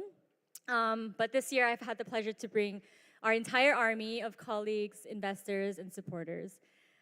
It really shows how much effort and work we have put throughout the year to really grow. And I always love to tell people 1% growth every day makes a huge change in the long run. At Mantra, we may have started from the bottom, but we're here and we are not done. We've only started, and we're a bunch of high energy, high growth, and very, very excited group of team. And we're really here to take you guys on a ride of tokenization of real-world assets. Let me tell you, compared to other L1s in the RWA space out there, we're very much more well-positioned. And let me tell you why. We have strong backers that are supporting us from all realms of tokenization, whether it's from high-quality asset providers to bringing new capital into the space, or to even strategically bringing aligned partners throughout our ecosystem. In the past couple of months, we've actually made several real-world deals, some of which being with MAG, which is one of the biggest real estate developers in the UAE. We've partnered to offer a $500 million tokenization deal, which is financing commercial jet aircraft. So we're working with them to help tokenize their financial marketing. And I'd really like to share more of more exciting partners that we have coming through, but obviously my marketing will probably kill me if I said it first. So before I pass on the mic to the next group of panelists, I do want to share something that I experienced last week at a invite-only Google event.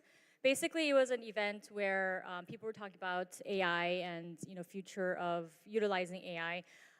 But there was actually a very unique speaker on stage, which I had a pretty big takeaway. He was the Director General of ADIO. Basically, ADIO is a government entity that attracts and facilitates investments to the UAE.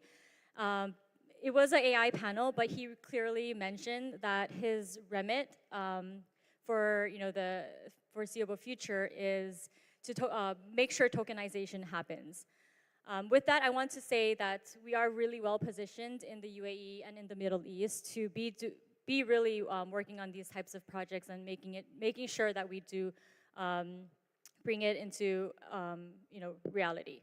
So I'm gonna now end that and shift our focus to the next session with a group of panelists in tokenizing real estate. So we have Peter Liu, our very own COO of Mantra and ex-regulator. We have Kunal Sabjani. He's a seasoned investor with Sharuk, which is a prominent VC in the Middle East. He's also led Mantra's investment round earlier this year. So they're a really big investor of ours. We also have Riz Ahmed. He is the CEO of SmartCrowd, which is the first fractionalized real estate platform in the UAE. We also have Parv. He is the CEO and founder of Estate Protocol, which is a tokenized real estate marketplace, and he will be moderating for the panel. So please welcome the panelists on stage, and thank you so much.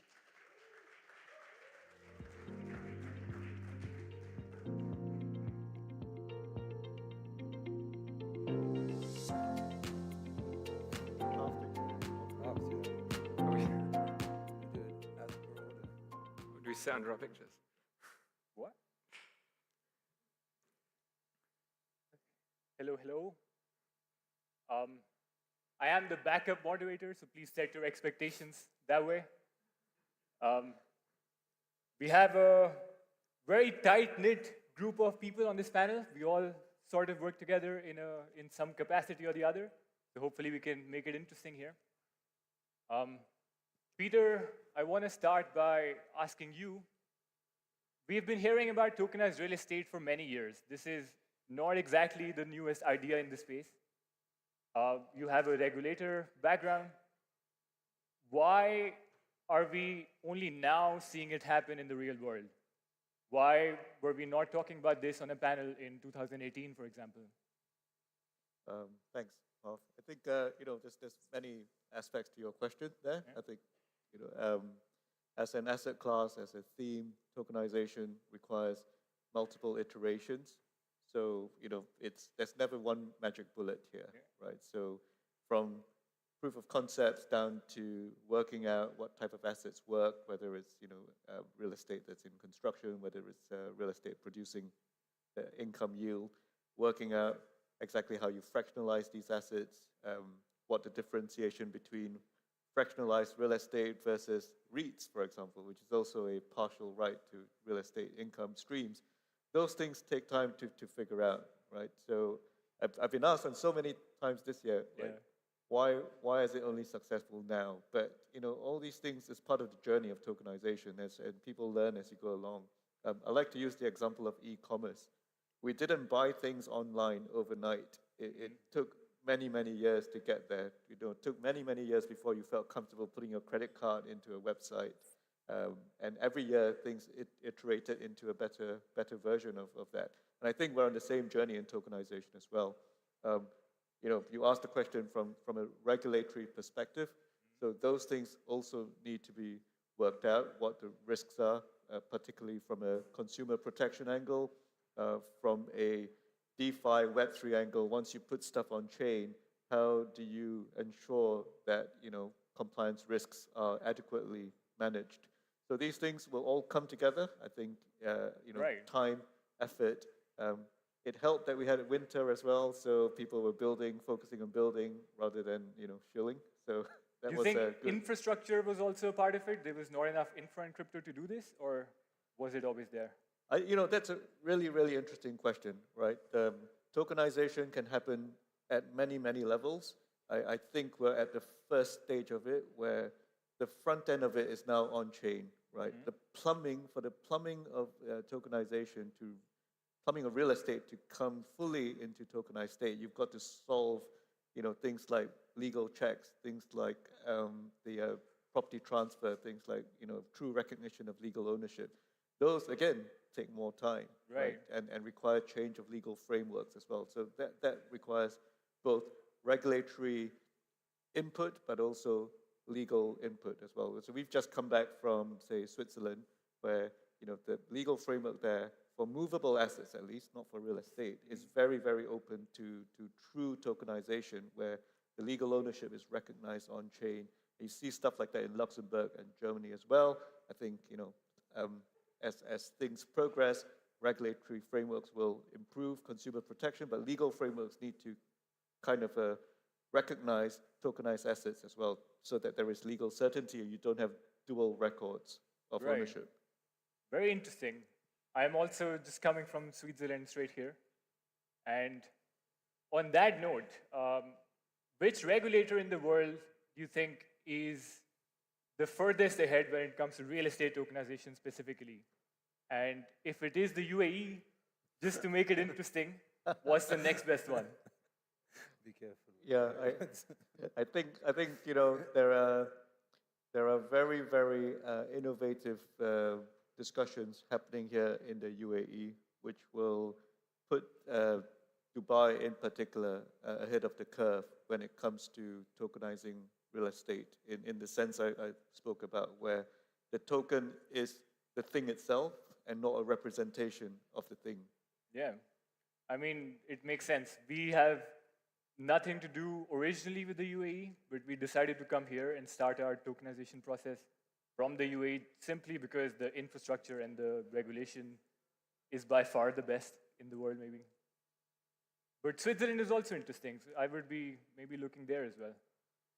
Riz, a lot of people in crypto have an issue that there's a lot of projects, there's a lot of money going around, but there's not a lot of users that actually use applications in crypto. You are someone here that has the most real-life users on your application, even though it's Web2. Where do you think, in your customer's journey or how they experience the fractional real estate ownership, how can we improve as people that are tokenizing this? How can we improve? Hi, everyone. Thanks for saying that we're just Web 2. I appreciate that. Where was the first moderator? So yeah, just to give everyone a bit of background, right? So for 2018, if I rewind, what the general investor wanted was generally someone in Dubai that wanted to put a bit of money into Dubai real estate. And that was the problem that Smart Crowd was trying to solve. So we got the first crowdfunding real estate regulated license in the Middle East. And that was the problem we started solving for years and years and years. And now what we're looking at is a different type of problem. That problem is someone coming, and that's why we've started working with the state protocol, is someone that says, look, I've got quite a lot of money, I've made quite a bit of money in crypto, for example. I'm looking for sustainable yields. I'm looking for a hard asset. I'm looking for something that is pegged to the dollar, ideally, and also in a tax-free environment. And so that's what we're trying to solve right now, and that's what the big customers are coming to us and saying, solve this problem now. We solved the previous problem. We've got over 10,000 investors. We do tens of millions of dollars of AUM every quarter. But now this is the key problem that we have to solve for people in this room, right? That say, look, we have this objective, and we have this kind of currency, which is the cryptocurrency, and we need to get into that. But also the other part of it is, how do we make sure that this is liquid, right? So again, if you're in crypto, you're used to this liquidity. In normal kind of the meat space of owning an asset and running an asset and then eventually selling it, it's not that liquid. It's just think about owning a flat or anything. It's not, you can't liquidate it overnight. With Smart Crowd, you can liquidate it, but it'll take maybe a couple of months to go and liquidate your shareholding. What tokenization allows is that almost frictionless ability to trade. And not only that, when you have a token on blockchain, you're also able to leverage it, which is something that we can't do right now. So our structure is we have an SPV that is regulated, it owns an asset, and maybe the four of us own an asset together and we own 25% each. But that asset, that whole SPV structure is regulated, and you're not allowed to go and get leverage against it. But you and I have been discussing for a long time, people saying, I want to invest, but I want to be able to leverage it. And then you have the financial institution that says, I'm willing to give leverage against it, so how do I liquidate? So that is the problem that we're trying to solve right now. The demand is, if I go back 2 years, 3 years ago, it wasn't necessarily there, but as Dubai actually has become more on the global stage, a presence, where actually people are finding that this is the place where, again, dollar-denominated, no tax, hard assets, the sustainable yields, and so this is the problem we're trying to solve now. So we don't have the solution right now in a regulated framework, but working with the state protocol, we're able to offer that solution in a whole at the moment. Yeah, very interesting. Kunal, tying the question back into your background as a capital allocator, do you see more opportunities coming out of this if we are, for example, able to enable leverage on tokenized real estate? Do you think that would make it more desirable for somebody who's trying to invest into real estate? I know you do that.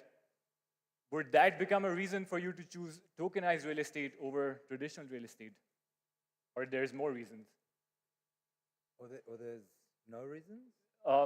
If we are able to create leverage on tokenized real estate. So, multifaceted question. I actually think when you use leverage, when you talk about leverage, I think you're spot on. That's the massive opportunity. I think of it more as collateralization. And that, I think we also have to look at, I know we're here to talk about real estate, but we have to remember real estate is an asset class. And I think the beauty about tokenization is it allows you to, if we can get to collateralization, and this will take time. You asked about where we are along the curve, it'll take time. But if we can get to the point that I can be using my real estate, borrowing against it to invest into other, it's not just into other real estate, but into other financial assets, especially if you're talking about on a fractional basis. Now, if you are an ultra high net worth and you have the right banking lines, you can do that anyway. That does take longer, but you can do it. But we're talking about for the mass market. Once you can do that, I think huge opportunity comes up because real estate is very different in terms of risk spectrum from other asset classes you might be wanting to invest in. So I think that's where the real opportunity is. I know you mentioned other, comparing it, we talked about REITs and real estate. I actually see it as very different. That's because, to me, I think real estate is still quite an emotional market. People do want to be able to say, that apartment over there or that building over there. They don't want to talk about owning some sort of blended bond of debt, commercial property, etc., and some REITs set in the US. So I think you have a lot more advantages about tokenization. But when we talk about the leverage factor, I think it is super important across all assets that we want to tokenize, and that will allow people who maybe were historically only interested in one asset class, because you get that quite often.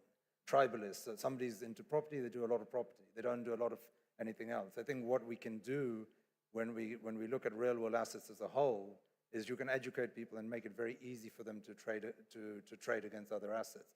I also think one of the biggest advantages of tokenization is if you think of people who've done well in property, quite often, if you were in the UAE at the right time, you did well in the UAE. But then you heard Miami was hot. But you can't really trade, you can't invest across the region, across the globe, unless you're a very sophisticated investor. And I think that opportunity on tokenization will be phenomenal. And when you talk about the regulatory side of it, I do believe whoever goes first is just going to set the footprint for people to follow. And we want that, because you do want a situation where you said Switzerland, I want to be able to sell here and buy Switzerland, or vice versa, or anywhere else in the world. Yeah. Swiss banks seem to think so for the UAE as well. The feeling is mutual. Cross-border investments, I think that's one of the biggest unlocks. So I know you also invest in real estate. Why would a property developer, like if you were Mac Group, for example, Peter, maybe you can chime in here. Why does Mac Group prefer to tokenize their properties, or any other developer, as opposed to selling them the traditional way? Kunal, you can start maybe. Yeah, I don't think it's prefer. They're not stopping doing the traditional model. And I think you've got, when you wonder why we haven't got to tokenization yet, you remember we're disrupting centuries-old industry here. Again, not just in real estate, in finance, across the board. But there is a world, if you look around, yesterday I saw Tether, there's $120 billion worth of stablecoin out there. That is not coming into the traditional property market for developers. So they're unlocking pools of capital. That's step one. Also understanding where the puck is going. That's going to be a much, much larger proportion. We all believe that. Your 120 billion of stable is going to go significantly higher. And people, I think, unfortunately, the younger generation don't necessarily want to own as much. They don't want to own their own property, but they do want to have the ability to invest across multiple properties, so in little pieces of each one. So I definitely don't think they're moving away. They're just adding on. Right. And Peter, do you have anything to add to that? Why would, let's say you have the biggest property developer sitting in this room, why should they tokenize their property on Mantra? To avoid the Kodak moment. I think, look, if you believe in this technology, which I assume 95% of people in this room do, then the true transformative nature of the technology means eventually, legal transactions can be done on chain. Conveyancing searches can be done on chain. Property transfers can be done on chain, right? So either you get with the program really early, understand the technology, familiarize yourself with all the challenges that are going to come in the coming years, or you're going to fall behind, right? Why would you take a digital photograph 15 years ago, right? Because there was films, this is useless. Why am I going to do this, right? I want a real photo. Or why would you shop online 20 years ago? You can just walk into a shop, right? So technology is going to transform some of the ways we do things. And I think if you understand that, then again, maybe it's a bit of a hedge, but I think also companies and industries need to understand where. As you talk to a lot of real estate developers, sellers, brokers, what percentage do you think recognize this, that tokenization is the future? This is something that you would have to get on with? Or do you think there's still some resistance there? Yeah, so in February this year, I did a course for a week on AI and tokenization. At the end of the course, I said to the lecturer, I didn't understand 95% of what you just said. All I know is that I need to get onto AI, I need to get onto tokenization, right? and even sitting on stage here, I wouldn't say my knowledge of the space is very high, but you appreciate that this is the future, this is what we need to move into. There's obviously a bit of a danger where you say, and even I was telling you earlier, I made the mistake myself when everything Bitcoin started going hot and cryptocurrency was like, oh, put a few $1,000s in, and then next day it's worth zero, right? So that is that risk. So again, I think when you tokenize real estate, I think that's a good entry market for a lot of people. When I'm speaking to investors, these real live investors, and they understand there's cryptocurrencies and tokens and everything, but when you bring it back to its tokenization of real estate, they're much more comfortable because there's an underlying hard asset. Again, it's a hard asset. You see there's sustainable yields. Someone's taking care of all the hassle. And again, the dollar denomination and pegging, and also the tax-free environment makes it really simple for someone to understand. So if they're trying to get into this space, the tokenized real estate is a really easy way of getting used to that over a period of time. And then, as Kunal mentioned, who I should mention is actually an investor in SmartCrowd, they can basically, as you mentioned, you start expanding into different areas of assets and real-world assets that you'd like to invest in. So it's definitely a hot topic. Everyone's talking about it, but the sheer number of people that come to me and say, when are we doing this tokenization of real estate? And I said, you don't even know what that means. And they go, no. And they never even heard of what blockchain is. They just hear of Bitcoin. So it's definitely something that's coming up more and more in conversations. I don't think the regular retail investor is there, but definitely more professional investors. So I'll define a professional investor as someone who has more than $1 million of net assets. That's how we define a professional investor. All of them are talking about it, right? All of them are moving towards this. So we're still early, but we don't have much time. Yeah, exactly. We need to move fast. Yeah. We also have a small announcement to make here. Estate Protocol already tokenizes real estate with SmartCrowd. We are also now going to enable people to get their golden visas for UAE using their crypto through real estate. That's going to be, I hope, an interesting update too. Let's do it. Yeah. Let's do it. All the crypto nomads we have in the space, hopefully they can benefit from the amazing policies that the government creates here. No further questions, that's it. Thank you. Thank you. Thank you. Sure. Good. Do a quick selfie.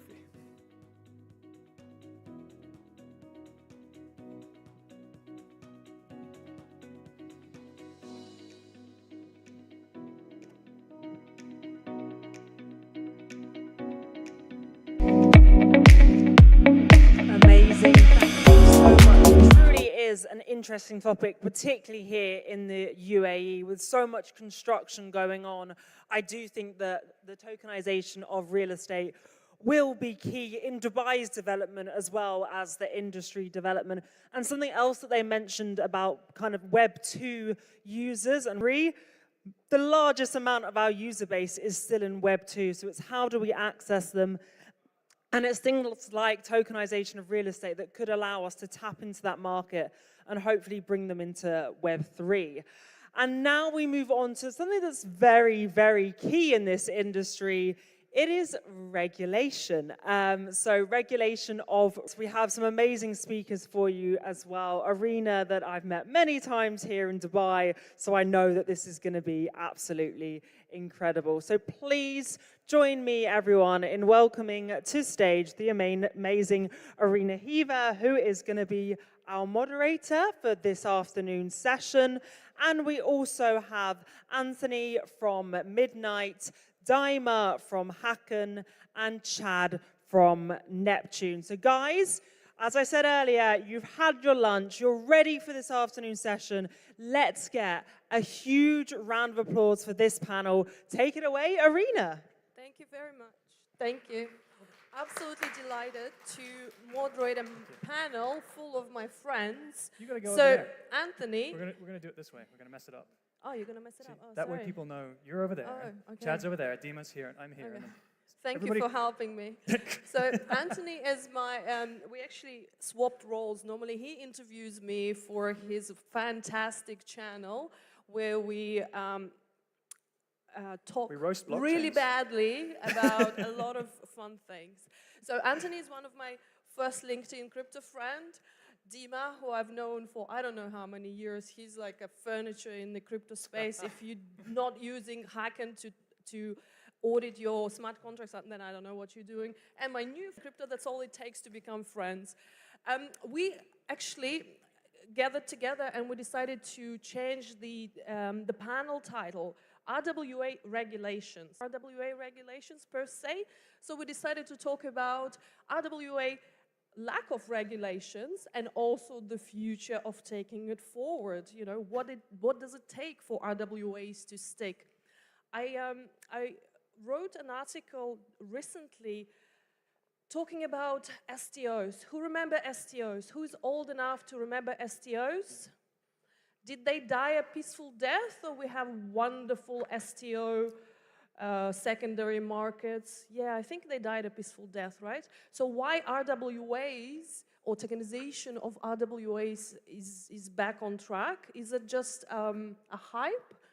Or, you know, we really have something interesting going on.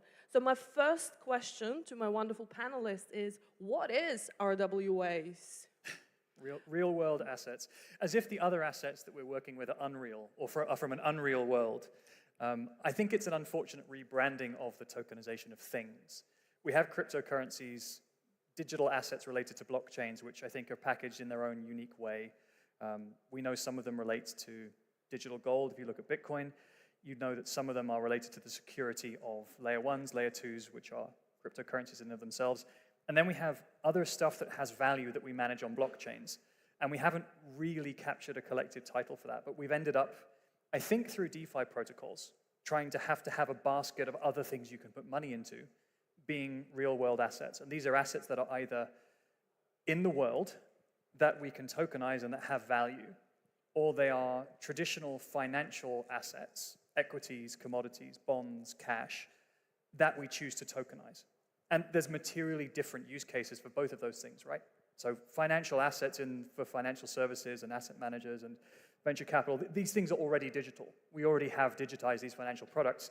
The value, as we heard in the previous panel, and we can talk more about this today, the value of token exciting and extending the boundaries of financial services.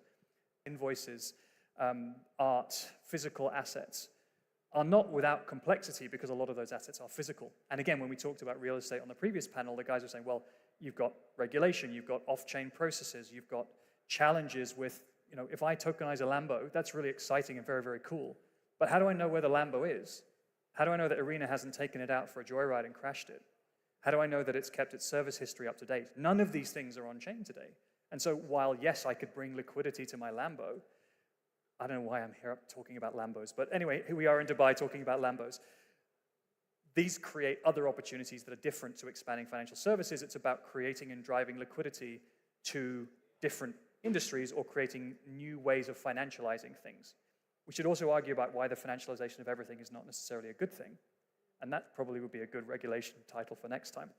But ultimately, that's my opening gambit. You've got tokenization of established assets that exist in financial services, and then the tokenization of other assets in the world that have value that we would like to put on chain.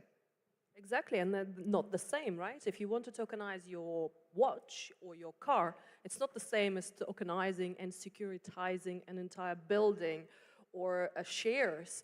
And Dima, coming to you, do you want to talk to us about your experience in real-world asset tokenization when it comes to a regulated asset class such as shares? Sure. Hello. Yes, we had one interesting experiment. I call it experiment. Not everybody knows, but we started as we started hacking in 2017, we won one pitching competition, and the winning prize was 33 bitcoins. In exchange, that we had to make an ICO. So this is how we started in 2017, and we do keep do take care of our token holders since then. Like we support our token a lot. And one idea came into my mind that we can, we had a conflict of interest between different stakeholders group, between shareholders and token holders, because they want completely different things. Shareholders want to reinvest profits and like grow capitalization, while token holders want some buybacks and some token marketing. So our idea was formulated that we would like to merge the interest of both stakeholders, and we took 10% of our equity and proposed as a private placement. We tokenized this 10%, and as a private placement, we proposed to our token holders to exchange their tokens to these equity shares. Basically, it's tokenization and RWA project. So what we did, I sold 10% of my shareholding into Spanish SPV, and Spanish SPV started to hold this 10%, and we tokenized the equity of the Spanish SPV and made the private offering to our token holders. So by doing that, we merged the interest, and right now we don't have any more questions of the buybacks. People, our token holders now are like those who accepted this offer. Now they are shareholders of the company, and they can influence on the decision of the strategy of the company. And that's an interesting use case. A cybersecurity company tokenizing the shares, giving the token holders an opportunity to get the tokenized shares within the company and have a say as to the direction of the company. That's very interesting and innovative. I would question when, back in 2018, I tokenized the first corporate bond here in the Middle East, and the bond raised 800 million euros. And you know who were happy? The only people who were happy were the lawyers, because we charged fees for it, we did the structuring. The investors were not very happy because there was no secondary trading market, there was no liquidity. The people who launched, the company that launched the bond were not very happy because they had to deal with complaints from the investors, and they had to pay legal fees, right? So whenever there is an innovation happening and it's in a regulated securities market or other sort of regulated areas like virtual assets, I think the only people who are quite enjoying themselves are the service providers. Unfortunately, that is the case. What issues do you see? Regulatory barriers. Absolutely. What issues do you see? You've heard the term that oil and water cannot combine. They cannot mix. And what we're finding is that this which is then wanting, so we are finding out, and I was hearing earlier from the real estate regulation. So finding the regulation piece, getting some clarity around that, and acting as if we're doing it in the best interest that someday it'll be regulated is key.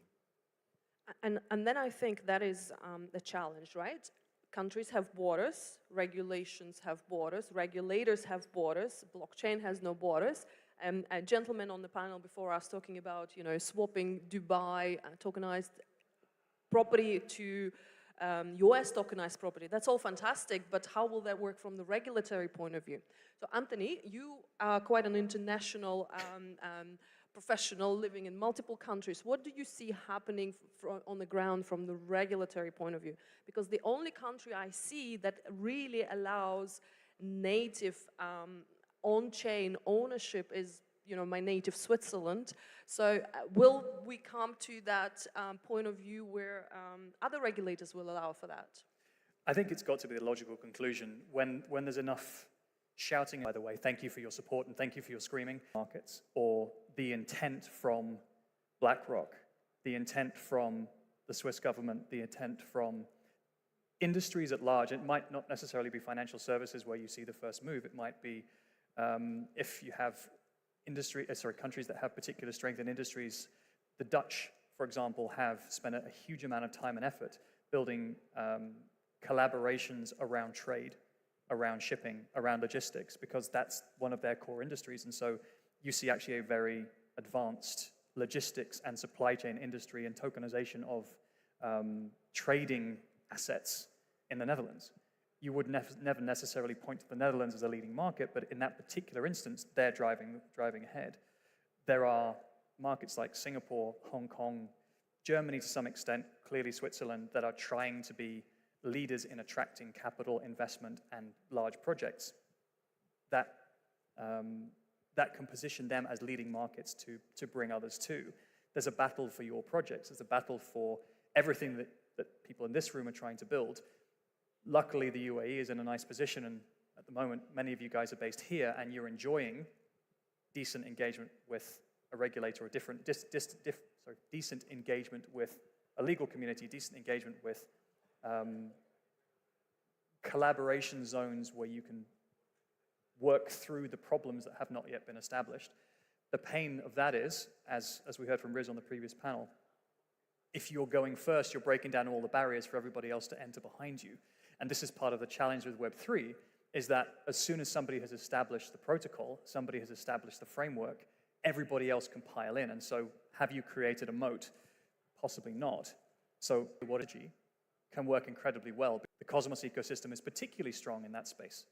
Don't hate me, I came from Polkadot before that, and I'm very fond of the idea of multi-chain assets. Working for Midnight today, we're a ZK data protection protocol.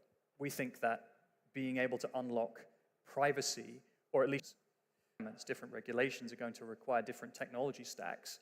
There's not going to be one solution fitting all. So having a multi-chain approach matters. But if you think $16 trillion of assets are going to go onto main chain EVM with no shielding of data and metadata, that's going to be an even bigger problem than regulation.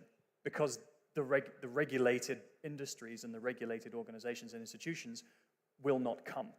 So okay, yes, we've got to solve that next. But just try bringing institutions when all of their order book is on chain and visible for their competitors to see.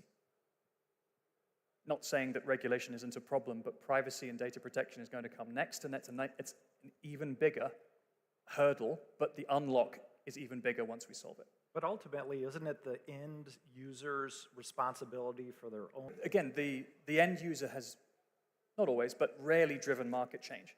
It's the applications in the middle. What we've got nicely now is we've got a very large, $1 trillion worth of Bitcoin holdings out there in the world, unleveraged, underutilized. You've got a number of regulators and financial institutions who say, oh, this tokenization thing could be really interesting. But the conduit for those two things is applications.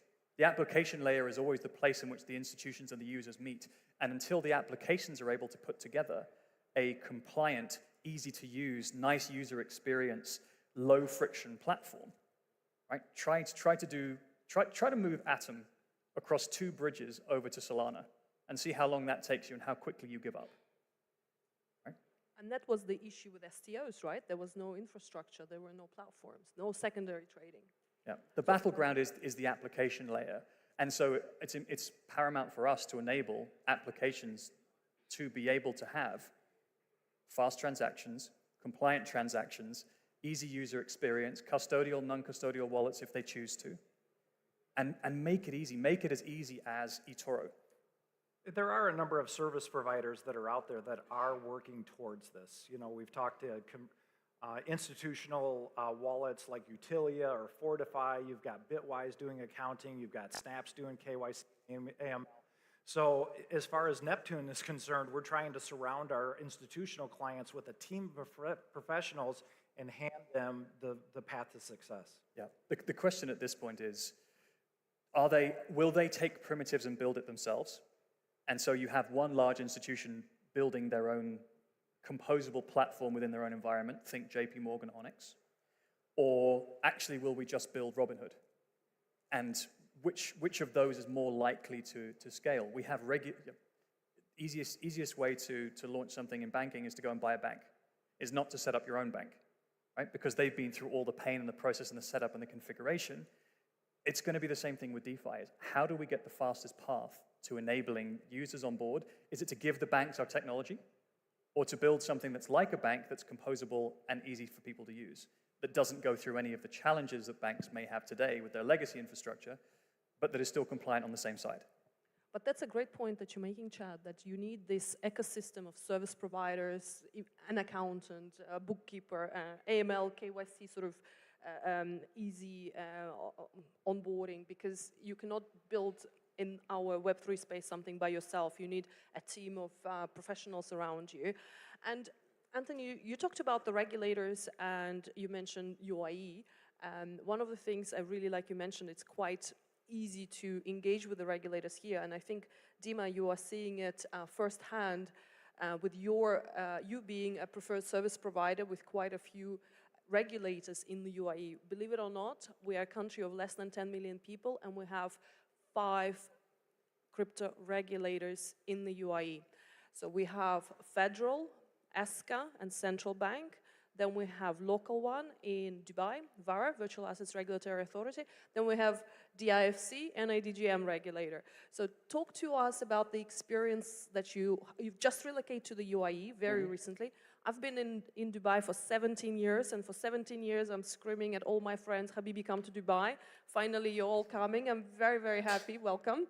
And so you've just relocated to the UAE, and you are preferred services provider with regulators. Talk about that experience and how is it engaging with community here? I recently moved to Abu Dhabi, and my wife is happy, everybody's happy, and so it's great to be here. For us, it's like we are very big believers in crypto, like our company, and we want our industry to succeed.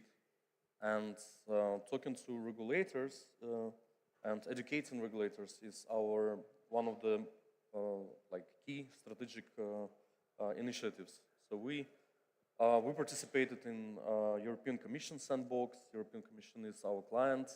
We work closely with ADGM. Like, this is the reason why I moved to Abu Dhabi, because we work very closely with them. We helped Bahrain to set up the regulation, obviously VARA, Turkish regulator. So all of them have like one, I wouldn't say problem, but one similarity. All of them, they are very big professionals. They want also crypto to succeed, but this is not their full-time job. They don't know crypto that much as we do, like like the industry. And they were building some other regulation for like previous hot topics, and this is data protection, this KYC, AML, and they, some of them, they still think that this is the most risky area in crypto, and we need to rebuild it once again. But in fact, they just need help to point finger where are the really biggest risks. So yeah, we explain to regulators where they should create new laws, where they should focus on, that will help to make the fraudsters, hackers, and scammers' life more. Yeah. So, for example, I think Emirates regulators, they're moving with the best speed. They are risk takers, and they are ready to experiment for the best of the industry. Yeah, and living in a small, agile country with regulators actually working for the betterment and for the economy of the country, it's such a good change. If you see what's happening in Europe, they just want to argue and fight, and and here we don't have the pleasure of wasting time. We need to actually move the economy forward, and that's what I absolutely love Dubai about, living here for 17 years. In the defense of Europe, we don't argue and fight, we just write a lot of papers. Papers, yes, sorry, writing papers. I really love the AI Act. There's 0 AI companies in Europe, but there is the first AI law in Europe, and some lawyers charged a lot of money for that, and that's what I keep saying, right? Every time you produce bureaucracy and the paperwork, the only people are winning lawyers. And as a full-time lawyer, I'm happy to bash lawyers. We need to tokenize lawyers. That would be a very useless exercise. But I agree, that working with regulators here in UAE, it's absolutely, you actually send an email, you actually get a response, you get on a phone, you can talk to them.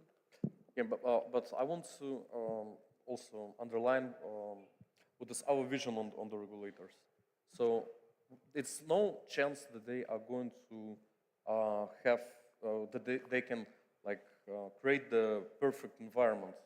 It's just impossible. The responsibility on our industry lies only on us, on builders.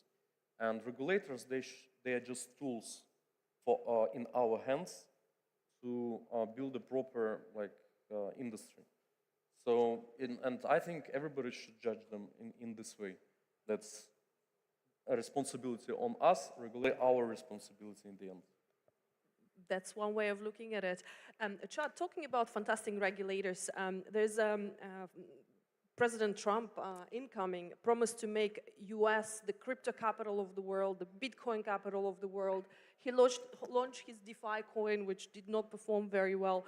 What is happening in the US? Here we are, sitting in the UAE, telling how wonderful and fantastic things are, how everything is rosy, and we have the best government and the best regulators and the best ecosystem. How are things in the US? Well, you never can believe a politician.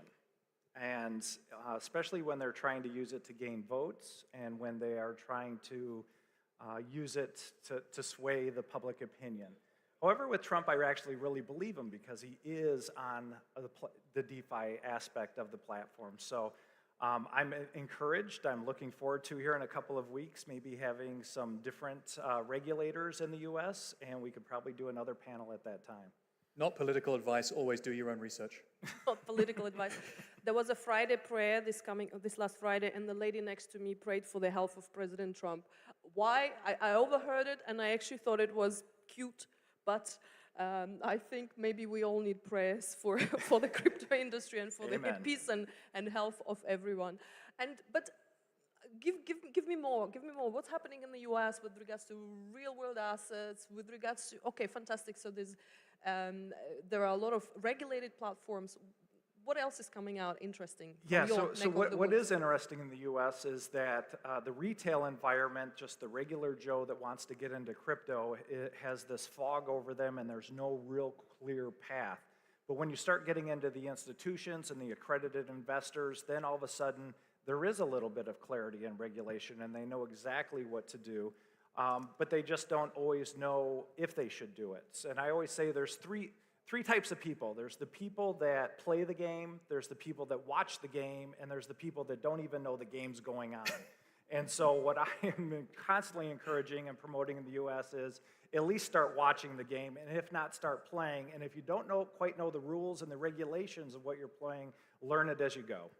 I think that's fantastic, and I'm so glad to be seeing so many people moving to Dubai who are actually playing the game, not watching. They're actually, they're actually active in the game. We have a few minutes left. Anthony, your last thoughts on RWA regulations, and you take it wherever you want to go. Thank you. So I think we're all here for mass adoption, broadly, right? Blockchain technology doesn't have any divine right to succeed. It's not going to get adopted because it's the future. It's going to get adopted because it has a meaningful impact on the ability to create value, to rewire financial systems, to create new business models that actually deliver profit and value. And so as you're thinking about that, it's a slightly sad state of affairs that so much of the anticipated future or bullishness of our industry or industry that uses our technologies depends on a regulation in one country in the world. The US election, yes, it will have a bearing on the sentiment around digital assets in a large country, but look at the audience here, look at the builders in the UAE, look at the builders in Switzerland, Hong Kong, Singapore, Latin America. There are projects all over the world that are performing incredibly well, that are viable, that have customers, that can be based in jurisdictions that have regulatory clarity. There's plenty of places to play. So to Chad's point, keep playing the game and go and find a place where you do have a support network and ecosystem and an opportunity to play. Because if it doesn't work where you are, move. The nice thing about Web3 is that it's remote. You have projects that can support each other in all sorts of different jurisdictions. In my view, controversial opinion, regulation is not the barrier to adoption. The product is the barrier to adoption. do we have a product that can be consumed by the user group that you're targeting? It may be retail crypto holders, right? And that's still a relatively nascent audience. It may be large institutions. And so what are you building that large institutions can actually consume? Do they want a white label they can brand themselves, or they want to into the groups, the industries, and the customer bases that we're looking at? Regulation's irrelevant until we've actually got a product that can scale. And so it's important to make sure that we keep an eye on that. The second and final point I will make is that please do not underestimate. There are 100,000 or however many angry degens on Twitter today that have risk accepted that everything on Ethereum today is transparent, visible. It may be encrypted, but in the world of AI and quantum, encrypted things on a blockchain are on the blockchain forever, but they may not be encrypted forever. And so having encrypted digital asset transactions at scale, en masse, and growing on-chain is going to be unpalatable to some and ridiculous to most. And so as you're working through these particular solutions, please have a think about how do we create compliant data protection or privacy for financial transactions or digital asset transactions or real-world asset transactions on-chain. Because if we're not allowing people to be at least shielded, private in terms of how do they operate or how do those transactions go through, there is a compliance requirement for selective disclosure or to be able to disclose transactions if a regulator requires. That's great. But JP Morgan is not going to open their order book and put it out on Ethereum any more than you guys would put your website browser history on Ethereum either. And so as you're thinking about it, the space of zero knowledge proofs, zero knowledge smart contracts is incredibly strong right now. About 16% of all building activity in Web3 is ZK. And shameless plug, but from a Midnight perspective, we'd love to talk to anybody who's building, who has an interest in this space, even just to share ideas. Thank you very much. That was great. Dima, what say you? Well, I definitely think that RW should be regulated because it's quite risky to let it go, for community to create new class of assets that is liquid and that can scale to trillion industry. Like obviously it creates a lot of inflation risks. So, but I don't see how this regulation can be at the global scale. So probably it needs to be all localized. So, but generally, I mean, I'm very bullish on RWA and tokenization of a lot of different stuff and everything. Tokenize everything. Yes. Yeah. And I know you're a Bitcoin bull. You are a Bitcoin bull, and can you stop Bitcoin? And that's, I guess, my closing remarks to the regulators. If you're out there, you can't stop Bitcoin. You can't stop tokenization. You can't stop crypto. You just have to work with it and make it to what makes sense for everybody. And the train has left the station, so jump on. China has tried to ban Bitcoin how many times? You know, they're not doing very well. So I think banning technology is never going to work. And unfortunately, the US is trying to do that. They are putting in prison the developers of a technology, which I just think absolutely shocking. My last thoughts are as follows. If anybody were to crack RWA regulations, that would be the regulator here in the UAE. Why? Because the talent is coming here. The capital is coming here. You are all here. Previous panel mentioned golden visa for properties. There are now golden visas for Web3 talent. I received a Web3 talent golden visa. My colleague Dima received Web3 talent golden visa. So if you're talented and if you're Web3, come and talk to us. We'll make sure the UAE government relocates you here, because this is what they want. They want the smartest people working on the most difficult issues in order to create prosperity and move the technology forward. Thank you very much. It was a pleasure having you. Thank you very much. All right, thank you.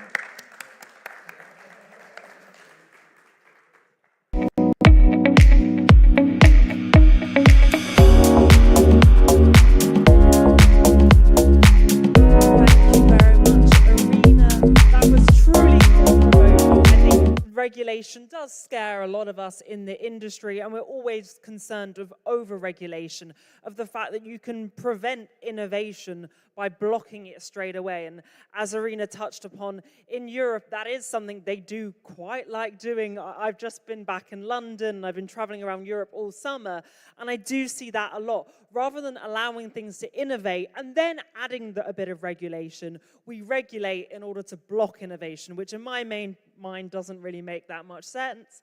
And that's why being here in the UAE, it truly is pro-innovation. They're always asking the question, how can we make things driven into the future? How can we push these types of innovation? So it's really exciting to be here in this region. And for anyone that's traveled here as well, please do reach out to the likes of Arena, who has been established here, about how she can help you as well.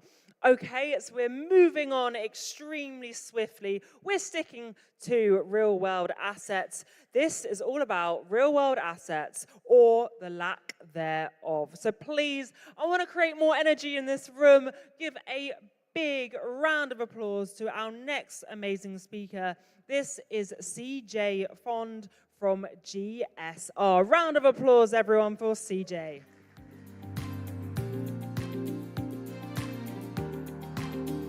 Okay. Yes. Oh, it works. So the interesting thing was I put together a really pretty slide deck, which I was going to show there. And then the panel before me decides to change their material. And for the last 20 minutes, my heart's been sinking because everything I wanted to say, they pretty much said it. So I decided for the next 15 minutes, I have two choices. I either repeat what they said, or I'm going to tell you a story. I decided storytelling is more my strength. So before we continue and before we go into what RWA is and lack thereof and where we stand in this ecosystem, a bit about myself. I run the sales team at GSR, one of the largest market makers, regulated market makers in the world. I look after the APAC and EMEA region. But before I entered this world, I spent 10 years on the trading floor at Morgan Stanley up in Hong Kong. So I've looked at everything on derivatives. I've looked at everything on cross-border transactions, legalities, regulation, how do you get it done? So the interesting thing in the story we're going to go through today and that journey is almost at division of RWAs. I think Anthony previously said it best, and I fully agree with it. RWAs, you can divide it into two main buckets. One are the financial products, which we try and tokenize, and the usage of that remains within its own secular environment. The other area of that, and that is the area that I'm going to push most of you towards, is thinking outside of the box of what can be done there. So progressing on to this is the TVA of RWAs. This was taken about a week ago. And this is where we currently stand. This is predominantly financial instruments. And if you think about what has happened in tokenization of real-world assets, especially when it comes to securities, the biggest problem is tokenization of a financial instrument does absolutely nothing for the marketplace. And I'm saying this extremely strongly. And London has the same thing, the US has the same thing. We have the concept of an accredited investor. And an accredited investor, what that means is a professional investor. What does it mean for them? Well, it means if a professional investor wanted to go out there and buy a bond, for instance, they would have to buy a certain amount of the bond. So even if you were to tokenize this bond, it would still need to be bought in that same quantum. What actually happens is because of this regulation, we are in a situation where the marketplace by tokenization doesn't change. That is the biggest problem. And we look at these things, and I think I agree to Rena's point. We talk about tokenizations of bonds, we cheer, we think it's an amazing thing for our space, until we take a step back and we realize that for all of the Web3 participants in the world, it does not affect them one single bit. The same thing for equities. If you think about the concept of tokenization of equities, it makes no sense. We've actually been through that journey of synthetic equities, and what we realized was the main thing. There was a complete lack of liquidity. And this will not change. If the stock market is the most liquid market in the world, why, when you tokenize it, should you expect liquidity to be on par? It's a completely different realm with completely different participants. So what does it look like? Now, this is what we currently have here. I want to make a disclaimer. This list is not exhaustive. But what this list shows you is a direction that we're moving towards in terms of these differentiating factors and some things for you to think about. The first real-world asset tokenization, if you think about it, was actually that of Tether. That was the first successful case. That was the first case of having something that had a real world, technically, value. We ported it over, and it is the most basic source of value that we have. If you think about it and take a step back, what is real-world asset tokenization supposed to achieve? Really two things.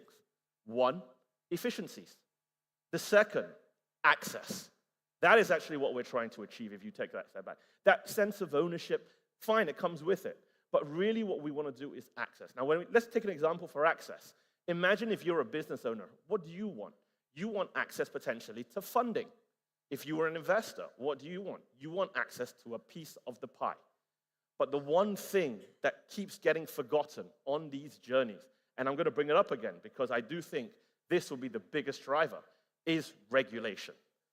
To give you an idea why I'm so caught up on regulation, so I'm based out of Singapore. In Singapore, we have one of the most progressive regulation. I don't know how many of you follow the news over there. Recently, there was an initiative for tokenized treasuries of a program between DBS Bank, which is the largest bank there, and that of Ant Financial Group. And what they tried to achieve was tokenization of treasuries to allow Ant Financial Group, because they have multiple companies, because which Chinese company doesn't, to use that to transfer collateral on expedient basis between the different entities. That was proof it worked. But once again, take a step back. That does nothing for the world of what we see day to day in Web3. That is very much for your accredited investors, it is very much for your financial institutions, and it is very much for the banks to absorb it and to move forward. However, it's not necessarily a bad thing. And I say this because what it does is it finally brings financial institutions into the space. Not in the way that we expect. Not in the way that we're going to see the likes of Goldman Sachs, Morgan Stanley, tomorrow trading up a storm on a DeFi pool, for instance. But what it does is it brings understanding of what this technology can potentially bring about with it. If you think about tokenization of treasuries, where is the true value? The true value comes down to, and I think Anthony brought up just now as well, is that of collateralization.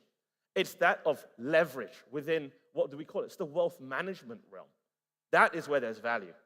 The Middle East is primed for something like this. The number of sheikhs that you guys have over here within their portfolios, they can suddenly access all these products, use it as a leverage bundle, and leverage up to invest more. That is proof of concept, and it works. And that is why there is the importance of infrastructure in what we're doing. But the one thing we have to do is get a grip of ourselves.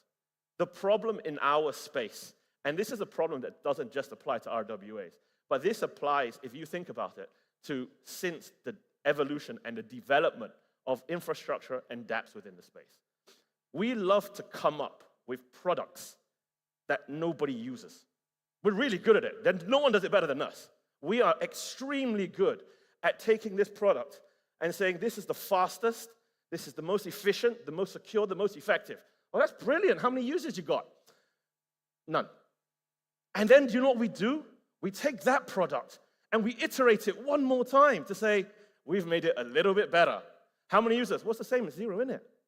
So that's something that we have to figure out. And more so when it comes to something like RWAs, and I'll touch on that in a second why. Within the normal Web3 realm, when we build, and let's be honest, we have the best builders. Like all of the best builders of Web2 have moved to Web3. And it opens your mind. What they can do. I say this as the old guy in the room. I say this when I go to meetings. I'm almost 15 or 20 years older than everybody I'm talking to. And the stuff they tell me about the technology they can do, it's mind-blowing. But my first question then is, but who is going to use it? Do you actually have users? Right now, you see all these change looking for faster scaling. That's great, thumbs up. Here's your big star. But you do not have users. And that's where I think this statement will change, right? This is where the narrative needs to change. The narrative is no longer about bringing Web2 users into Web3. Let's be realistic about something here. How many of you right now, and you don't have to answer this because I know it'd be pretty embarrassing, if you were to take out your phone right now and open up your top 5 apps, how many of them are Web3 apps? I'm pretty sure I know, because for me it's 0. I think I barely know how to log into my MetaMask if you figure that part out as well. So based on that logic, we're doing it wrong. Because the fact is, if we were to take a step back to Web 2, and look at the guys in this hall, you think this is big. Have you ever been to an expo when it's a holiday travel fair and seen how many thousand people show up there? That is the real marketplace. That is the real world. And plugging in Web 3 plumbing into something like that, That is where you get proper users. Now, I digress slightly, and like I said, I'm here to tell you a story. So if we were to move into the real-world assets part of things, why is it so important? Because the building that we have done historically, when we have created a product, the underlying token that we tend to create is for utility. Even if it's just perceived utility, we create it because we think, fine, this is going to be used in this ecosystem. If it doesn't work, notice I am not using the term rug, but if it doesn't work, we shut it down, we try again. That's how it continues. When you enter the world of RWAs, you're fighting in the big leagues. You're fighting with regulators on every single part of the continent. You're fighting with regulators who have done years of history of dealing with financial institutions. As it said as well in the previous panel, you don't make a bank, you just buy a bank. Because creating something like that from scratch is near on impossible. So what actually happens in the real-world assets area is you are now touching product, you are touching underlyings that actually have day-to-day connectivity with everything that's out there. Let's use a case in point. Let's use real estate. I like real estate. I actually think the more I'm hearing about tokenization of real estate in the UAE, I think it's pretty cool. But I have another problem to that. And I love the fact that, yes, collateralize it here, buy it there, etc. But if I went to a coffee shop in Singapore, coffee shops in Singapore are a bit like your cafes out here, except on a much cheaper level. And I sat down there and I went to the auntie who sold me a cup of coffee. Would you like to buy a token of this building in the UAE? She looked at me like I'm mad. And that's the problem. The problem right now we have in the RWA sector is all we are doing is, once again, product pushing. We are just creating product, send. There is no true demand for that. The demand actually tends to be very localized, or to a point of my previous panelists, tends to be by the very sophisticated. And that is a very small pool. Not only is it a very small pool, but they already know how to access it. So the tokenization part, well, it's a bit like icing on the cake. It's like a cherry. Different form, different function. The other part we then have to worry is, fine, demand is one aspect of this. But let's go to another side of it. And this is from the GSR helmet that we wear. Liquidity. Everybody needs liquidity. But if you think about a market maker, what is our job? Our job is to ensure the bid side and the offer side of all trading books are the same, equal books. And the reason why, if we do anything other than that, that's called prop trading, and that's why people go to jail. But let's assume we have to do that. So how do we ensure books are equal? We do that by active hedging of positions. If I sell something, I must be able to buy something to hedge that offset. How am I going to do it with tokenized real estate? Imagine if I am the guy showing the books, and no insult meant, but just an example. The Burj Khalifa, let's say we tokenized it. Why not? And somebody wanted to sell their token. That's great, but what am I going to buy? I'm not going to buy a floor of the Burj Khalifa. I run risk now because my books get lopsided. So once again, we are dealing with assets where it's not fully thought out on how do you create a liquid secondary market for this. And it's very, very much driven by who wants to buy it. Yes, there are platforms to buy, and it's done very, very well. But at a scale where we need to employ blockchain, at a scale where we think it is going to go global, I don't think we're there. This is another chart. This is TVL, and I think everyone remembers this, especially those of us who were in crypto during that period of time. That was solely driven by stables, that movement. And what it shows us is we keep going back to it, which is not a bad thing. What I want to explain and elicit here right now is the fundamentals remain in this space. If anything, the way we push boundaries has to be in a way that's progressive, but well thought out. It is not a think about. We've always wanted financial institutions to look at our space. This is the part of our space that they can look at. They're allowed to look at. So we can't just iterate and create stuff the way we have done it historically for utility tokens. So we're moving in that direction right now where we are having players out there who infrastructure can put it together. And I'll give you an example. I was at Token a couple of weeks back. I think a few of you were. Longest week of my life, to be honest. And I met this founder who was from Europe, and this founder comes up to me. He's like, we're creating this platform. I said, great. And he was like, this platform allows anybody to tokenize a real-world asset. I said, that was great. I said, and I said, what about regulation then? He was like, oh, no, we have disclaimers on the website. I said, no. You can't buy the SocGen 1000 denomination because it is legally not allowed. He said, oh, no, then we won't start with that yet. We'll do real estate. I was like, okay, here we go again. And I said, fine, so let's say you tokenize something in the UAE. We're here in Singapore right now. Where's the demand going to come from? It's not going to be cross-border. And there's a lot more intricacies between doing that. And so therefore, it's not attractive. Here's the next statement. You have the exact same problem, not solved for this. Does it mean that we should give up? Probably not. And this is actually very interesting. This is actually something that, if you see right here, real estate is probably one of the most complex things actually to tokenize. And I think we can all agree there, because of the way that shareholding and transfer ownership occurs. But within the real-world asset tokenization concept, you can see there is a general demand, but this demand is actually not really from our space.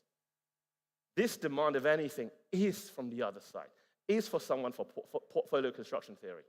That's where we're seeing that sort of demand, right? But is there an opportunity in all this? And I know that for the past, 10 and a half, 11 minutes, it sounded all very doom and gloom. The fact of the matter is, what we need to do in the teams that build in this space, and I don't claim to be one of them, we are a team of people in the market-making side that facilitate these things going forward. This is the market size right now for pretty much financial assets, right? It's $164 trillion. This was in June 2023. It's probably gone up more since then if you want to look at it right now. What does this show us? There is a market. This is a massive market.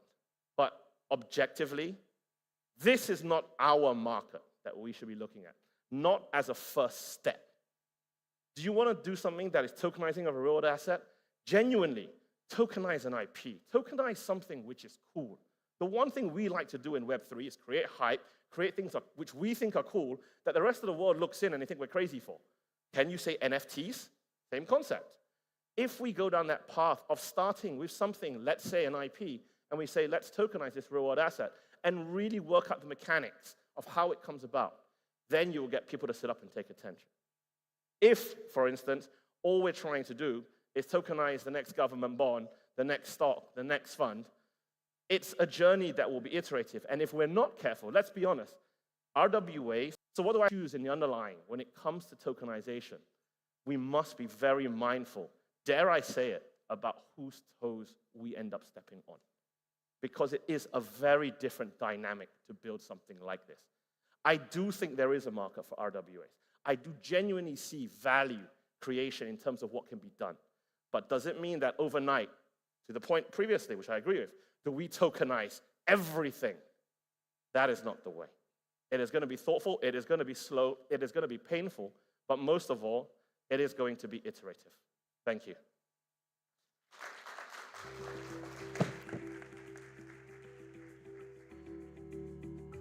Thank you very much, CJ. I always like when someone comes on this stage and challenges what's said before as well, because I think that is another key part of our industry, is making sure that we analyze what other people are saying and thinking, does that truly work? And I always like to put myself in the mindset of someone that's not in this industry. How do they see our industry? How do they perceive what we are doing? And why would they want to even buy into what we're doing? Is there a market for it? Are we solving problems, or are we just creating problems and then making a solution which was never needed? And that's a really key thing we have to question. Is there really a problem to solve? And are we doing it in the right way? Because we need to keep changing. If we're not doing it in the right way, pivot, do something different, or work with someone else out there that could potentially help you to do it in the right way. We're always learning, we're always growing, and there's always people to be there by your side to help to explain things in potentially a different way. Okay, and now we move on to our final panel on real-world assets. Don't worry, we still have a lot more to come. This is our final panel for real-world assets, and this is real-world assets made in Cosmos. So please join me in welcoming to stage our next amazing panel. I know they're just getting all ready with their microphones so that they're ready to go. We have Joshua from the Blockchain Foundation. We have Jayant from Mantra, we have Georgios from Axla, and we have Guy from Coin Bureau. I know they're just going to slowly and casually rock up to stage. They've got their microphones ready to go. Perfect. Okay, we're good to go. Guy, everyone, enjoy. Take it away.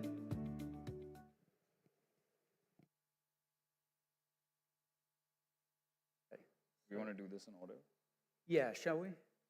Let's sit under our names.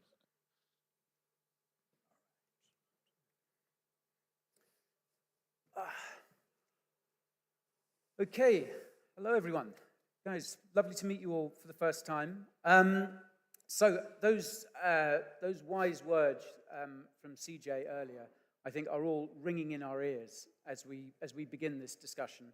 I think it's really important to have a sort of a healthy dose of realism. There is so much hype around the RWA sector. There is so much potential, but as CJ pointed out, there are a lot of barriers to it as well. So I think we need to bear those words of his in mind. But RWA chain, I believe the latest upgrade to Avalanche is very much focused on RWAs. So why build RWA infrastructure in Cosmos? Okay, I can go first. So one of the main reasons that we even started looking at Cosmos about 18 months ago when we were building this out, trickled down to the fact that there is sovereignty at play, specifically when we're looking at RWAs. And real-world assets, and I love the fact that we're going last because I got to hear every single facet of reasons why it may or may not work out, which is fantastic. So like you just said, everything can be tokenized, but not everything should be tokenized. Part of that means that if I were to have built on an L2 on Ethereum, when the regulators eventually figure out how data is propagated on a blockchain, we're a little way away from that. Then at that point in time, it becomes critical for us to realize that as and when regulation comes up from different jurisdictions, we need to have a validator set that's able to upgrade the entire ecosystem in the network as we go forward. Now, Ethereum or Solana are already great chains. Specific chains for specific use cases is what we're looking at. With the Cosmos ecosystem that we've been building out, we have an opportunity to create a philosophy in which compliance and crypto can coexist, and our validator set supports that.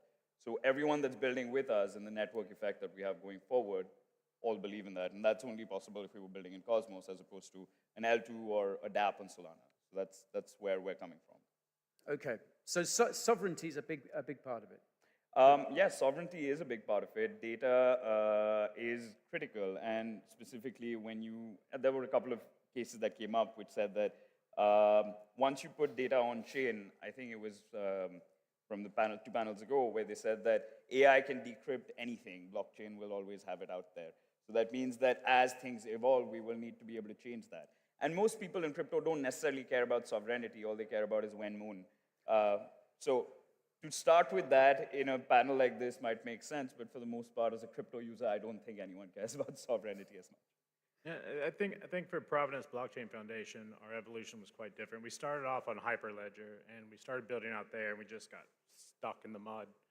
And we looked around, we thought about going to Ethereum, we thought about building in a few places. And where Cosmos made most sense was its modularity, the ability to be sovereign, but not from a retail user perspective, but because one of the benefits of building on Providence Blockchain Foundation, if you're a traditional finance, if you are willing to take on that risk, but you have a lot of people who want to dip their toes into the RWA and tokenization landscape, but aren't going to do that on a public blockchain yet. So you can go on a private zone or a zone, you can effectively push the IBC button and be off to the races everywhere that you need to go. So you can have sovereignty, privacy, you can have a fully private blockchain up until the day that you no longer have to have that, and then in a matter of minutes, over something like Axelar or IBC, you can get to where you need to be. Exactly, and both Mantra and Provenance obviously have built RWA-focused chains in Cosmos, so great to hear their input. I think just from a general builder perspective, back in the day when we were building Axelar, almost 5 years at this point, there were not even that many options, right? It was either like Polkadot or Cosmos, and after like technical evaluation, it was pretty clear that Cosmos was the most robust stack. You have modularity, you have the ability to customize the stack as much as you want, which is something we really needed with Axelar. And even fast forward today, there are not that many options, right? L2s, we start seeing some custom L2s, but again, if you need certain opcodes, if you need to have your own validator set, if you need privacy, these things are much easier to do with Cosmos, and it's the most robust stack. It's been around for like, I don't know, 6, 7 years at this point, so why take the risk work with a different solution when you can use the battle-tested Cosmos stack that so many other projects have been using for a long time. Okay. So there's my answer to the question, why Cosmos? Now, what I want to find out from you three gentlemen is kind of where the projects that you're working on kind of fit in, not just to Cosmos generally, but more specifically to the RWA niche and the RWA niche on Cosmos. So, Jay, can I start and just ask, from building out Mantra, what lessons have you learned about investor sentiment and market demand for tokenized real estate? Because I know that's something that you've had a big focus on. How does Mantra aim to serve the demands of investors in that way? I think, like you said, tokenized real estate, but I'd like to broaden that a little bit because as a chain being specifically built to bring real-world assets online, and people have said that it used to be called SEOs. I think in the next cycle it might be called something else. But tokenizing assets and representing on-chain is a multi-cycle problem that we're looking to solve. One of the primary blockers to being able to solve that is that you don't have a database on which people can trust what's going on in terms of like the network effect of all of the issuers of assets that are coming on board. So right now, I think on the spectrum of tokenization, CJ's slide, and then there was also something from RWA.xyz, which says that if it is fungible and traceable in a Web2 world, it is easiest to tokenize. So we have stablecoins that I would say that are real-world assets and probably the first use case that we've had. Yeah. Similarly, on the other end of the spectrum, we have the promise of what taking the largest asset in the world, which is real estate, and being able to provide liquidity, which doesn't currently exist in that ecosystem, and fractionalizing it. I think for the people that we've been building with, the promise of that future and what that could look like is exciting enough that they're going to take this journey with us and probably run through many brick walls while we're trying to figure it out with the regulators. But being in smaller, more agile regulatory environments that are keen to bring these assets on chain is definitely a positive, and I can see that has changed over the last several years.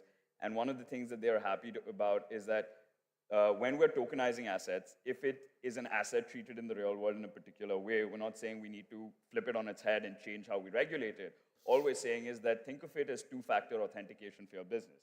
There is a real-world methodology that you follow. So then you have on-chain provenance to prove that you have this authenticity, while you also have existing off-chain processes that allow governments to feel comfortable.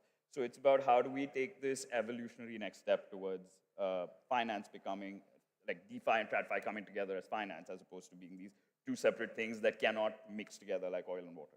Okay. Now, you mentioned regulation there, and I do want to ask you a bit more about that in a moment or so. I want to talk about compliance, because I know you guys at Mantra are very big on that.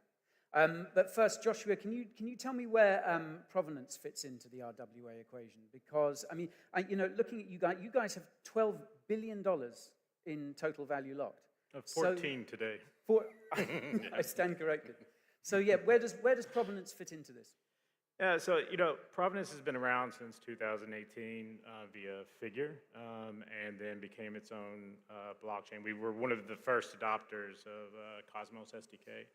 And really what we've done is we've dove into the regulatory mud, if you will, and just had to figure it out piecemeal. And this is in the US regulatory environment. So some things that people may not be aware of that exist in the Cosmos ecosystem. So as you mentioned, we've had 14 billion of RWA TVL today. Now what's interesting about that TVL is it's not digital twinned, it's digitally native TVL.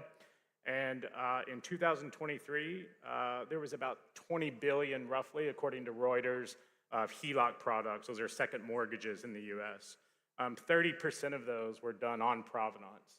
So it's the only asset class that we're aware of in blockchain. You could maybe talk about money markets or stables, something like this, treasuries, but it's the only asset class that we're aware of that's been truly disrupted by blockchain. So 12 of the top 20 mortgage lenders in the US are now doing HELOCs on provenance, Cosmos SDK chain, and not all of them wanted to, right? It's the only asset class that's kind of like do or die, because they were able to carve out so many bips of savings in the tokenization process, in the ledgering process as those came onto provenance, that people had to stand up and pay attention. And now today you have Figure Markets, which has spun out. They have built the regulatory stack. So that's the ATS, money transmitters, money transmitter licensing in all 50 states. And they've built out the everything market. You can go today to Figure Markets, and you can begin to cross-collateralize your RWAs, and these are AAA rated ABSs. These are, regulated assets that exist on an ATS, and then begin to use those as collateral, to take out Bitcoin loans, Ethereum loans, get leverage, et cetera. So I believe the biggest thing in blockchain in terms of RWA that's happened is right here in the Cosmos ecosystem. As a matter of fact, the chart that CJ showed on RWA XYZ, if you go look, there's a big blue wedge. That blue wedge is just provenance. And then underneath of that is everything else in the entire blockchain ecosystem, Ethereum, Solana, everywhere else. So by far, the most real-world assets in blockchain lives on Cosmos today. And who's your sort of target audience then? Is it still those sophisticated investors that CJ and others have talked about earlier, or do you feel that there is a larger retail market out there for you to target as well? Absolutely. We were talking earlier today, and we're in complete agreement. I think we have a very similar view in the world in that we started off on the TradFi side, where a lot of RWA products start on the retail side. And there's very good reasons to start on either side. But everything is going to meet in the middle eventually as regulatory clarity comes. And so we started off on TradFi, Apollo, Hamilton Lane, Neuberger Berman. We worked with Axelar to do a POC with JP Morgan. We did the first AAA rated ABS with Goldman Sachs and JP Morgan, et cetera. But Figure Markets is now pulling that towards the DeFi side. And I think we will end up seeing projects, like Mantra and other projects like Plume, et cetera, begin to work alongside of everyone and start to meet in the middle. But I'll let you pick it up. Yeah, I mean, this is touching on a topic that we were chatting about earlier, where essentially, if we were to look at it, the technology exists today that tomorrow morning 1 billion users can be supported by any blockchain, most blockchains out there. So it isn't a blocker in terms of user technology that needs to be scaled for us to be able to get more users. It's about actual utility. How are you making their life 10 times better? So while someone may be looking at it from the perspective of how do you make capital more efficient from an institutional point of view, the other one would be how do you make capital more accessible from a user point of view. So the idea is that whether you're a single user with less than $100 to be able to spend, or whether you're an institution with $100 million to spend, we're reaching that stage in technological innovation where the same tech stack can be used for both. So it just comes down to what do you want to use that tech stack for? Someone can use it for institutions, someone can use it for retail, but the ability to have that entire spectrum within one blockchain exists in the way that we're looking at it now. Yeah, and of course that massively widens the addressable market, the pool of investors. So, Georges, where does Axelar fit into this then? Well, Mantra and provenance tokenized assets, Axelar takes them everywhere, right? Just some examples that Joshua mentioned. You have an asset that's tokenized on the provenance chain, but then you have other chains like Plume Network, it's an Ethereum layer 2, where you will be able to take a loan and get your real world assets. Maybe there's some incentives, maybe there's some unique structure, right? And you don't want to take the loan on provenance itself. How do you move the asset over to do something on that other market? And really our vision with Axelar, which has been the vision of Cosmos since the early days, that there's going to be 1 million chains. Each application will have its own chain. So those assets will need to move. If you want them to use if you want to use them productively, if you want to do things with them on interesting applications, you will need to move them around. And you need an interoperability solution like Axelar in order to be able to facilitate that. Another interesting direction, I think, if you are a builder and you want to deploy your asset natively on multiple ecosystems, now we have all different kinds of VMs. We have the EVM, Solana VM, Move, Aptos, and Sui. We have Cosmo. At least today, there's so much technical work in order to redeploy on many different chains. Many of these projects, they don't want to deploy a vanilla asset. They want to do all kinds of customizations. With Axelar, we provide the infrastructure so that you can deploy the asset anywhere you want and that the instances are connected. So you should be able to move the asset with zero slippage, right? If it's a fungible asset, and use it everywhere.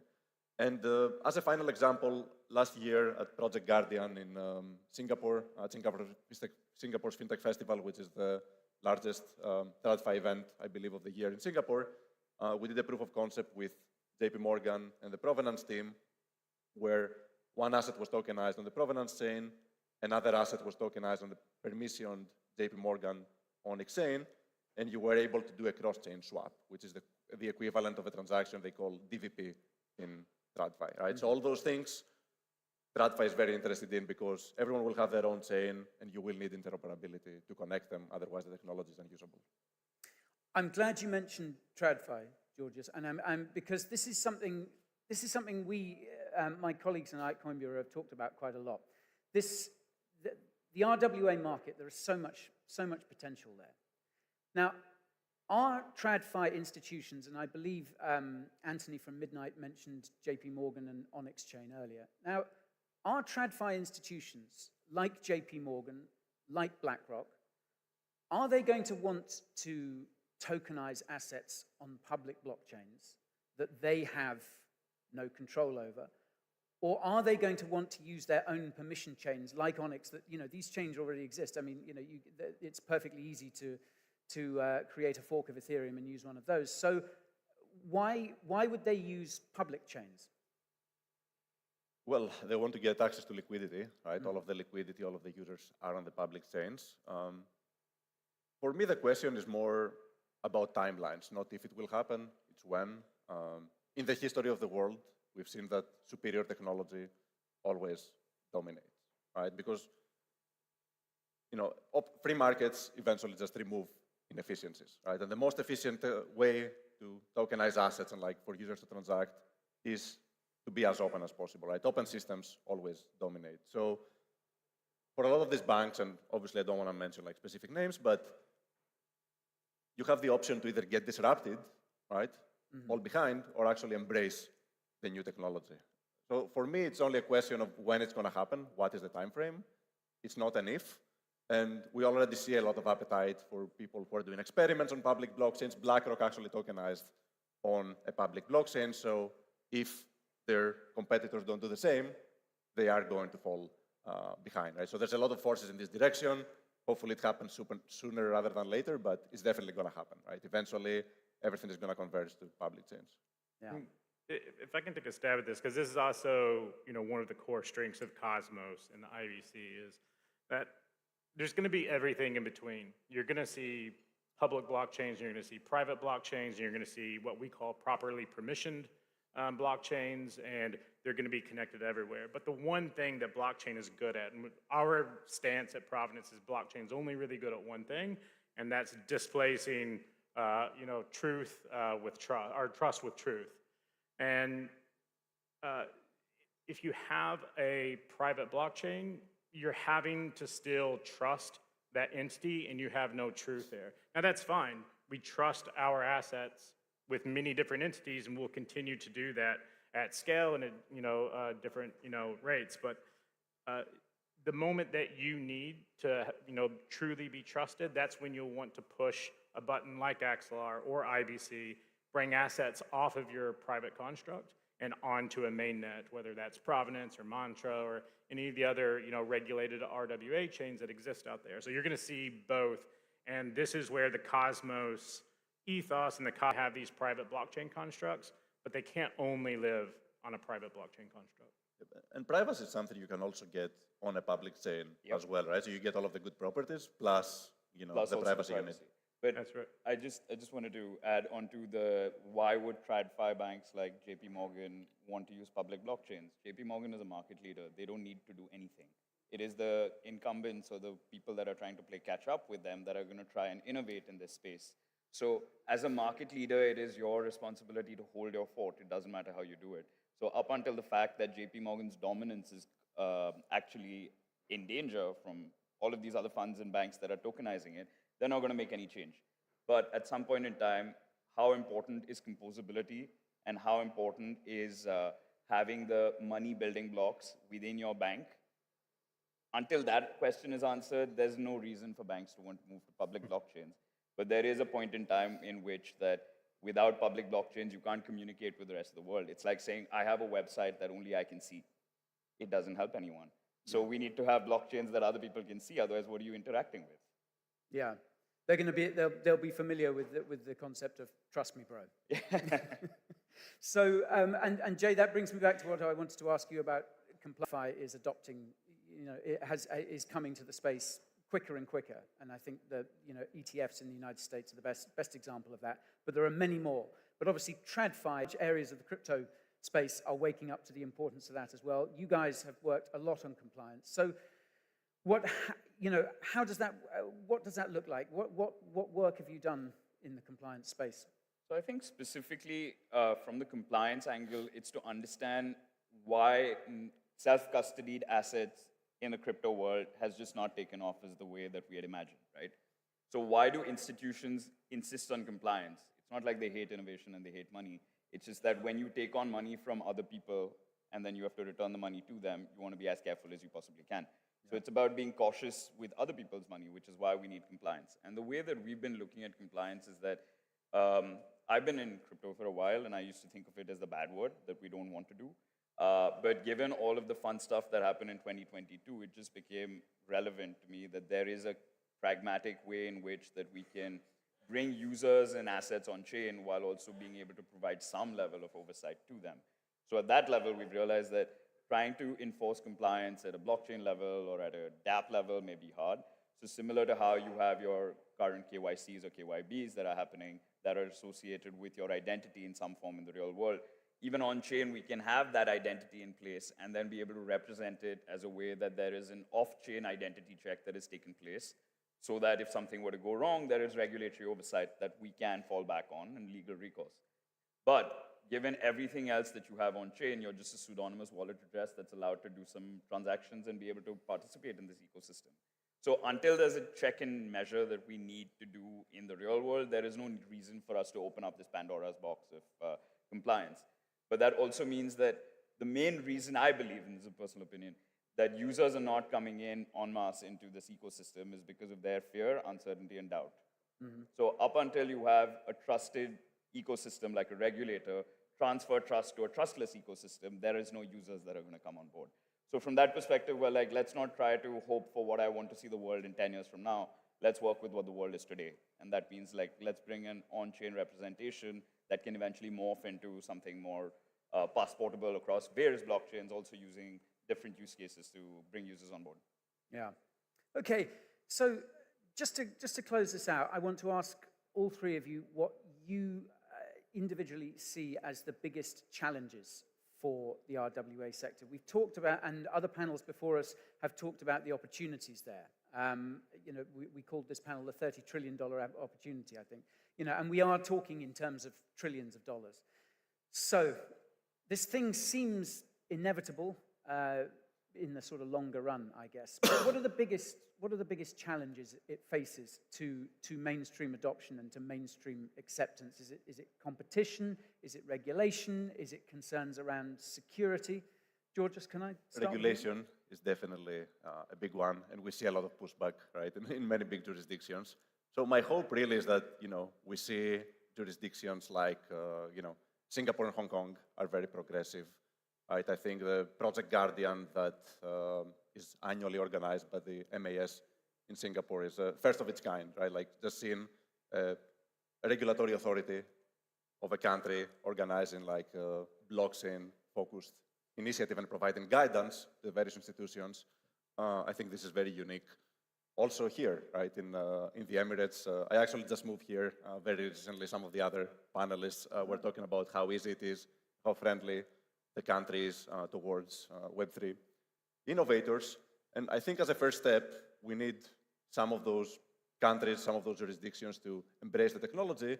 And then, as you were saying earlier, some of the bigger regulatory entities are also going to have to, play catch up, and then that's how you get adoption, right? So my hope is really, regulation is hard, but we need some jurisdictions to embrace crypto, and then everyone else will have to naturally follow. First slowly, then all at once. Joshua, and do you feel the same way? Is it regulation that's the biggest challenge? I think it's three things. Regulation being a massive one. Even if things get solved in Dubai, and I agree, Dubai is a very crypto-friendly nation, but you have like crazy problems. Like even if you are in Dubai and you want to originate an asset, and then a validator, a US validator, is the one that approves that transaction at the time of origination. There's legal opinion that you're now under US jurisdiction, even if you don't want to be, even if everything is in Dubai. So there's lots of regulatory hurdles that you're going to have to piecemeal across many, many jurisdictions, not just Dubai, not just Singapore, not just the US. The second piece, I think, is distribution. We've heard that from GSR earlier, like where's the money come from, where's the buy side? And the last one, I believe, is one of the biggest across retail and TradFi. My day job, I'm CEPO for Cody, and we're working on privacy for blockchain via a technique called garbled circuits. And I chose to go there from Provenance because privacy, as we heard earlier from Cardano, Project Midnight, it's the biggest blocker from retail and TradFi coming on. Until there's on-chain privacy at scale, at speed, and cost efficiency, you're not going to be able to meet the regulations. All of those regulatory bodies are going to force everything to go into private blockchain constructs like Canton, like private zones on Cosmos. So it's regulation, distribution, and privacy. Okay. Jay, final word to you. I mean, they've said all the things that were on the top of my mind. So instead of looking at it from an industry level, I'm going to go way more granular. And I'm just going to say that in addition to regulation, in addition to distribution and inventory being brought on board, I think one of the biggest blockers is just awful user experience when it comes to using blockchains. Yeah. Because to be honest, every time I go to use my bank account in Hong Kong, I think, yes, crypto is the way forward. Now imagine that we're telling people that here is this elaborate new way to make your life more difficult because you get to self-custody your assets. Most people don't care about being their own bank. They care about having an experience that is 10 times better and more reliable than what they have right now. So as an industry, until we get to that stage, regulation is far away because we're asking regulators that have 10 to 15-year time horizons to do something for our users. Our users need cheap dopamine. They want it fixed now. Imagine you have to wait 3 seconds because your Netflix isn't buffering. How mad are you at that? So imagine now if I have to wait 5 seconds for my money to buffer. I wouldn't want to wait for that. So user experience. Yeah, very, very wise words. And yeah, I mean, we're asking for, we're crying out for regulations for a sector that is still very much being built. You know, we're still at the, I guess, at the foundational stage in a way, in terms of what we want to achieve, what is possible to achieve, and what we can offer the user. Because, as you say, Jay, it's not an optimal experience yet. But I do believe that we can build towards that future. Yeah. Because imagine using the internet or a computer in the early 90s versus what it is right now. So we still haven't had that moment where that innovation is compounded. We're still a relatively new industry. And a lot of people say that we're an industry looking for a use case.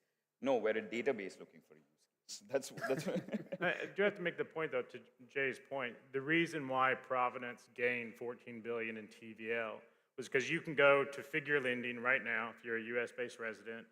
You can apply for a second mortgage, and typically that second mortgage process takes 30 to 45 days. There's a huge cost to the warehouse, to the lending process. You can go today, and Figure's been able to compress that timeline down to 5 days because of it being ledgered on blockchain. And so go get a US HELOC. You've got grandmothers and their Gen Z counterparts getting assets on a blockchain without understanding that they're touching blockchain.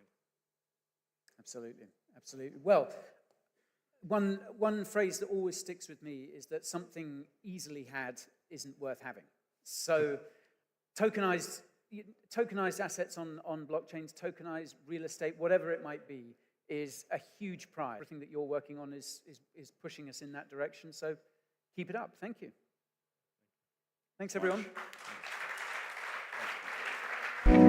We went through like a whole loop of discussing regulation, real estate. It's so multifaceted, and I think, as the gentleman was saying, there's still a long way to go, and it really is all of us coming together to see how we push that and how we make it seamless for the end user. I think that's really key. How do we make people utilize blockchain without even realize they're utilizing blockchain? And so, keeping on the topic of future innovation, something which is extremely topical, you can't leave the house without someone really mentioning artificial intelligence. In every industry, people are discussing it on a daily basis. People are using it and tell you it however I'm thinking. So for this track, this has all been led by Akash, and it's my pleasure to welcome to stage Zach from Akash. Round of applause, everyone. Come on, guys. Hey everybody, I'm Zach. I'm the head of marketing for Akash, and on behalf of the entire Akash core team, I just want to say how proud and excited we are to sponsor the AI track for Cosmoverse this year. We love coming to Cosmoverse every year, to see all the familiar faces and also to see new folks as well. It's a decentralized marketplace for cloud compute. And AI development relies fundamentally on access to compute. And Akash is able to provide that access at up to 85% less than traditional hyperscale cloud providers, and in a way that's completely open source and permissionless. So we have a great lineup of programming through the rest of the day and through the week. Immediately following this, you'll hear from Greg Osuri, the founder of Akash, who's going to look into where open source AI is today, where it's heading, and how Akash is fundamentally part of that evolution. Tomorrow, Akash will be hosting a workshop led by Needle Murdy and Archer Troyan from the Akash core team. They'll be diving into the architecture of Akash, how it's structured, how to get started on Akash, and most importantly, how to deploy, how to provide compute, and how to get started contributing to the code base. And with that, let's dive into the AI track. I hope you enjoy Greg's keynote and everything we have for the rest of the week. Thank you.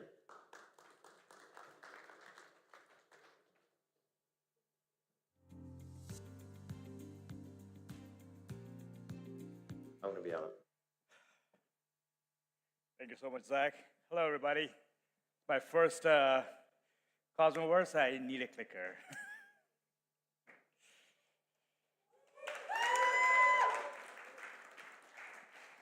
So today's talk, I'm going to take a little different approach. I mean, it's not too much about Akash. I want to sort of set the stage because, today we have all these new terms, DeepIn, RWAs, DeFi, regulation, and all these, we get too caught up in what is going on, and more often than not, we forget why we're here, right? Why we began on this incredible decentralization journey, why Cosmos, and why are we really doing what we're doing, right? My name is Greg. Sorry, my bad. Well, so picture this. In 1969, the first and most widely adopted decentralized network was created to withstand a nuclear attack. And today, we end up with 4 companies controlling the internet. And if you ask me why we're here, what we do, why we're here doing what we're doing, my answer is, have we really forgotten the very principles that gave birth to this digital age? My name is Greg Osuri. I'm the founder, CEO for Overclock Labs. I am an open source maintainer for about 15 years of my life. Prior to Akash, I founded a company called AngelHack, and that led me to creation of Akash. Got notoriety in the open source world for writing some code. Been trending in the Golang category as a top 4 developer, only human being on the list, and pretty top ranks across the board for all languages. So if you look back the history of computing, it really began with centralization, right? You had mainframes, you come to the mainframe and use you borrow the time from the mainframe and use that for eventually the mobile ad with the internet. So traditionally, distributed networks built on open protocols is what historically led to the decentralization. Or the decentralization, suddenly personal computers, the actual is done by hyperscalers. So if you imagine a world where literally 4 companies are contributing to about 70% of the spend, you can tailor the needs of these 4 companies. And it's very reminiscent of the world that we fought so hard to go, move away from, the the world of monopolies or the world of duopolies or the oligopolies, we call them, right? In fact, in American history, if you look back what happened in the 1800s, or the late 1800s, there was this notion of heavy centralization that led to all kinds of outcomes which ended up in the Great Depression because of this like heavy concentration of buying power by a few companies. And the outcome today, we see quite a lot of hoarding of resources, especially last year when the boom, we call the chat GPT-driven AI boom, really led to the scarcity of GPUs. Semaphore, a bunch of articles, a bunch of newspapers wrote, but Semaphore really opened up a story that talked about how people, I mean students and startup companies trying to get access to GPUs to do AI training couldn't get access to GPUs even on the hyperscalers. The only way to get access to GPUs from hyperscalers is to get it into special deals. Now, this is the pinnacle of what heavy centralization leads to. And I mean, the story also goes into a story about how the student could go to Akash Network and get some GPUs. Highly recommend you reading it. It's the only positive story about crypto after the Anderson Horowitz did the study. Half of every penny you spend on online services goes to a cloud provider. In some cases like Asana, where over 63% of all the fees you pay to the cloud service goes to a cloud provider, in a way that we are paying this invisible tax, the society, all of us together, we don't even realize we're paying this invisible tax. And the famous incident that happened recently, we saw with CrowdStrike. Not sure how many of them were experienced what happened with CrowdStrike. Love to see a quick show of hands.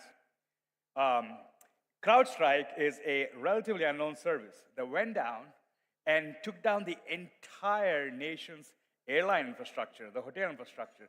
No one could travel because somebody pushed bad code to production. It was not a nation-state attack. It was not a failure of data centers. It was not a failure of infrastructure in general. Somebody pushed bad code. That is the fragility we have in the system that we call the cloud, right?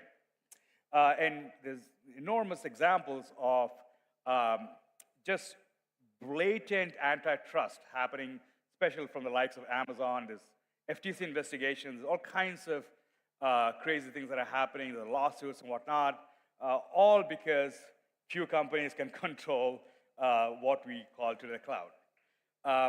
And what does that mean? What does that centralization really mean? Of course, it leads to higher costs. And the economic inefficiencies, the escalating costs are no longer bearable, right? And the risk of going down this path, well, concentration of power leads to stifling of innovation and will lead to something we call digital feudalism. I mean, feudalistic societies were where few had the power on the many, right? We, as a society, work very hard to create this free market economy, but with this current concentration of power, we are very well going back to this feudalism, especially considering the power AI has to control your thought, the influence, how you think and what you do. And that is a future. That is a bleak future we all are working very hard to avoid. And this is a public sentiment heard across the board, right? I mean, developers and governments and startups even are heavily frustrated with the current state of things, and that gave birth to the decentralized cloud solutions, right? The very concept of decentralized cloud solution is to go back to the founding principles of the internet that created the innovation, that spurred the innovation that we all have experienced, and really the idea is to distribute the nodes in a manner that there's no single point of failure, right? And that's really what we are here to build. And more often than not, I mean, today we see deep in networks with Google logins or passwords or email confirmations. All these represent the single points of failure, which we are working very hard to avoid, right? And this gave birth to this whole sector called DeepIn, right? DeepIn means decentralized physical infrastructure network, and every aspect of infrastructure, be it compute, Akash, be it storage, networks like Filecoin, be it DNSs, be it routing, networks like Sentinel, and a whole lot of networks now that can interoperate with each other have come together to create a realistic alternative to the cloud, which I think is very interesting to notice. And why?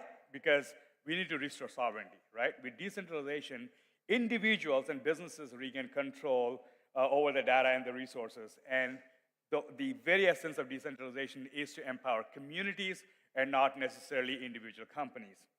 The decentralization leads to democratization of access to resources, just like what we saw with the semaphore story, which I couldn't go really into detail, but it talked about a student that couldn't get access to resources on Amazon, but could get access to the same GPUs that he wanted on Amazon, on Akash, sorry, and went about creating a company that eventually got acquired by NVIDIA. So that happened because of a network like Akash and because of decentralization. And the efficiency of cost is very visible. Today we see networks like Akash that can offer up to 85% of the cost that you would otherwise pay Amazon. I mean, in cases like GPUs, where you have H100s or A100s, it costs anywhere from one-fourth the typical cost you would otherwise pay, even for resources that are extremely hard to get, right? And reliability, I mean, Akash has decentralized networks because of the nature, because of the peer-to-peer nature, they tend to not have single points of failure. In case of Akash, Akash has been around for about 4 years and has not gone down a single time. And you can't say quite the same for networks like Amazon, where Amazon has reportedly about 200 outages on average per year. This is the decentralization is obvious lifeblood for innovation, and without the constraints of the hyperscalers, monopolies, open source communities can again thrive and regain the power to innovate. Brief case study about Akash. I mean, Akash, like Zach mentioned, is the world's first decentralized supercloud. And the essence of Akash network is to tap into underutilized resources and effectively create an alternative to networks like Amazon or Google's of the world without needing to experience much differently than using a centralized cloud provider.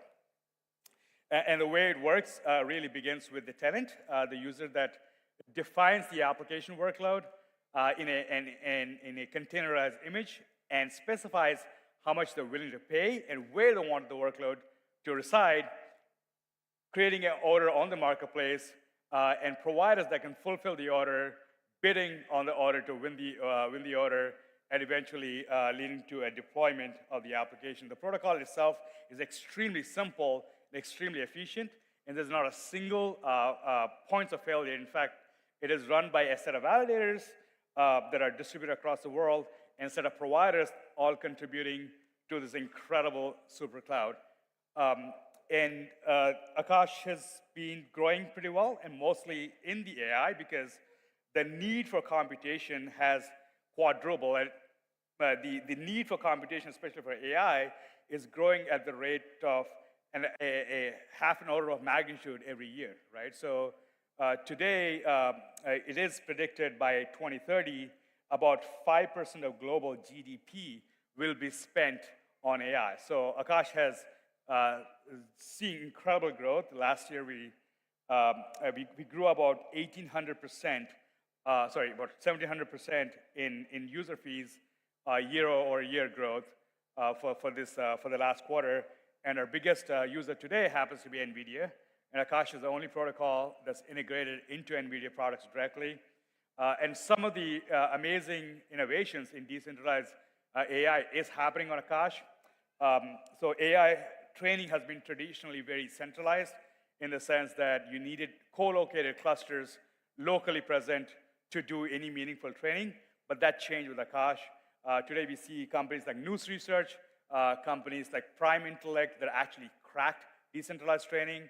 The first billion parameter model by News Research was trained on Akash. First 10 billion parameter model by Prime Intellect is being currently trained on Akash. So every new innovation in decentralized training or AI is being run on Akash, and Akash is in the front and center of this incredible decentralization that we're seeing. The growth has been phenomenal. Like I mentioned, the about 700% growth in user fees, about 72% growth quarter to quarter in our in the user fees, and again in the applications deployed, we saw an incredible growth as well, about 40% growth from quarter one to quarter two. So we are all this growth is spurred really by AI. And with that, as I leave, I want to leave with one question. As we stand at the crossroads of this incredible technological advancement, the choice is really ours to continue down the path of centralization, or to embrace decentralization and unlock a new era of innovation and empowerment. With that, thank you so much for attending.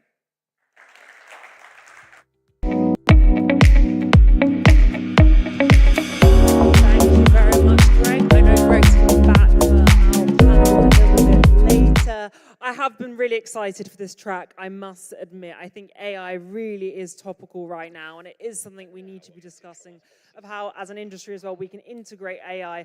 Can it help us with development, especially when we discuss as well metaverse? Oh yeah, there's a video. Yourself wondering, what's the point? Yeah. Good. Then you need Enditor. Tell me more. The hastily approved suicide drink that's 99.9% effective. Death isn't the end with our Die Now, Pay Later subscription plan. And comes in 7 mouth-watering flavors. The Sentinel movement was born in 2017, led by a group of blue frogs who dared to defy the systems of control. We've grown, but so has the tyranny. They watch every click, read every word, and hear every sound. It's not paranoia. It's the new normal. But with a decentralized VPN from Sentinel, there is hope. No data logs, no central control, no surveillance. Privacy as it should be. Censorship is spreading. If you can be told what you can see or read, then it follows that you can be told what to say or think. Every day, more people join Sentinel. Over 500,000 have this year, with decentralized AI scraping on the Sentinel Scout program. We're not just protecting privacy, we're building the future of the internet. A future where you control your data, control what you see, and you'll control who you become. Join us for freedom, for privacy, for Sentinel. Don't just trust the science, drink it. Say goodbye to Mondays forever with Enditor.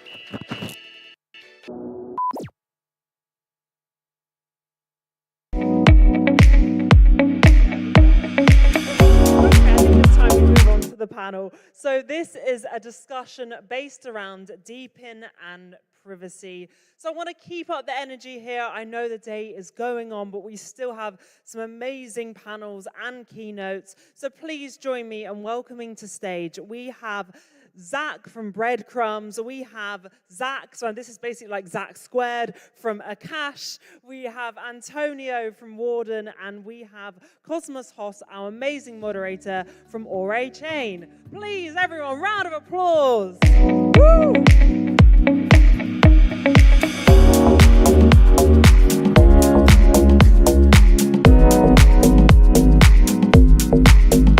Nice to meet you. Yay. Year 4, huh? This is my very first Cosmoverse. Every single time something happened with my flights. It almost happened this time, but I'm honored to be here, glad to be here. We'll just hop right into it. Gentlemen, fat protocols rule Web3. All the money's going to the infrastructure layers. How do we see this continue in the AI sector, and how can we mitigate that? Anyone wants to hop in, I don't care. I mean, I think that, you know, an analogy is like AWS versus Amazon as a whole. You know, like the fat protocols are the AWS, and famously, AWS makes a lot of money for Amazon, but it's only like 16% of their gross revenue, I think. So it's a contributor, but it's not anywhere close to like, you know, how much money Amazon actually makes with the stuff with their fat layer. And so I feel like it's the same thing for blockchain, basically. You know, we need to find the right application for these protocols, and then those applications will start to carry the value instead of the protocols themselves. Okay. I just jumped the gun a little bit, got a little too happy. If you guys wanted to do a little TLDR on who you guys are first. Oh, sure, yeah. I'm Zach Wickstrom, co-founder of Breadcrumbs. We're here to help you take control of your personal data. I'm Zach Horn. You just heard from me. I'm the head of marketing at Akash. Akash is a decentralized marketplace for cloud compute. Hey, I'm Antonio, one of the co-founder of Warden Protocol, a new layer 1 blockchain built with Cosmos SDK as a platform for smart contracts that will be able to use AI in it. Anyone want to add to that, or we can get to the next one? I'll take it from a different direction. I think if you look at access to compute today, right? Like you have centralized hyperscale cloud providers. They have, you know, if you're an AI developer, you're going to want the highest performance chips, A100s, H100s, et cetera. You can get those on Amazon, but the problem is if you're a small developer and you go to AWS and you try to get access to those chips, either you're going to be priced out because they're simply too expensive, or they're going to want you to sign a long reserve instance. You just don't have the capital to do that. So if you look at decentralized marketplaces, you know, as separate from these centralized cloud providers, what you get is competitive pricing that emerges because it's a decentralized network, which drives costs down. So all of a sudden you have this dynamic that emerges where if you're an AI developer, you're naturally seeking out these decentralized networks, not because of, you know, decentralization from a theoretical perspective, but because it's cost efficient. And all of a sudden that unlocks this whole mindset where they'll go, okay, we'll jump through some UX hoops to get to compute on these decentralized networks like Akash and others, if I can get access and you have the chips I need and it's at a price I can afford. So, you know, I don't know if that gets right to the fat tail question or the fat chain question, but I think it's just fundamentally decentralizing these resources and having as many providers competing in the marketplace, that just is better for everybody.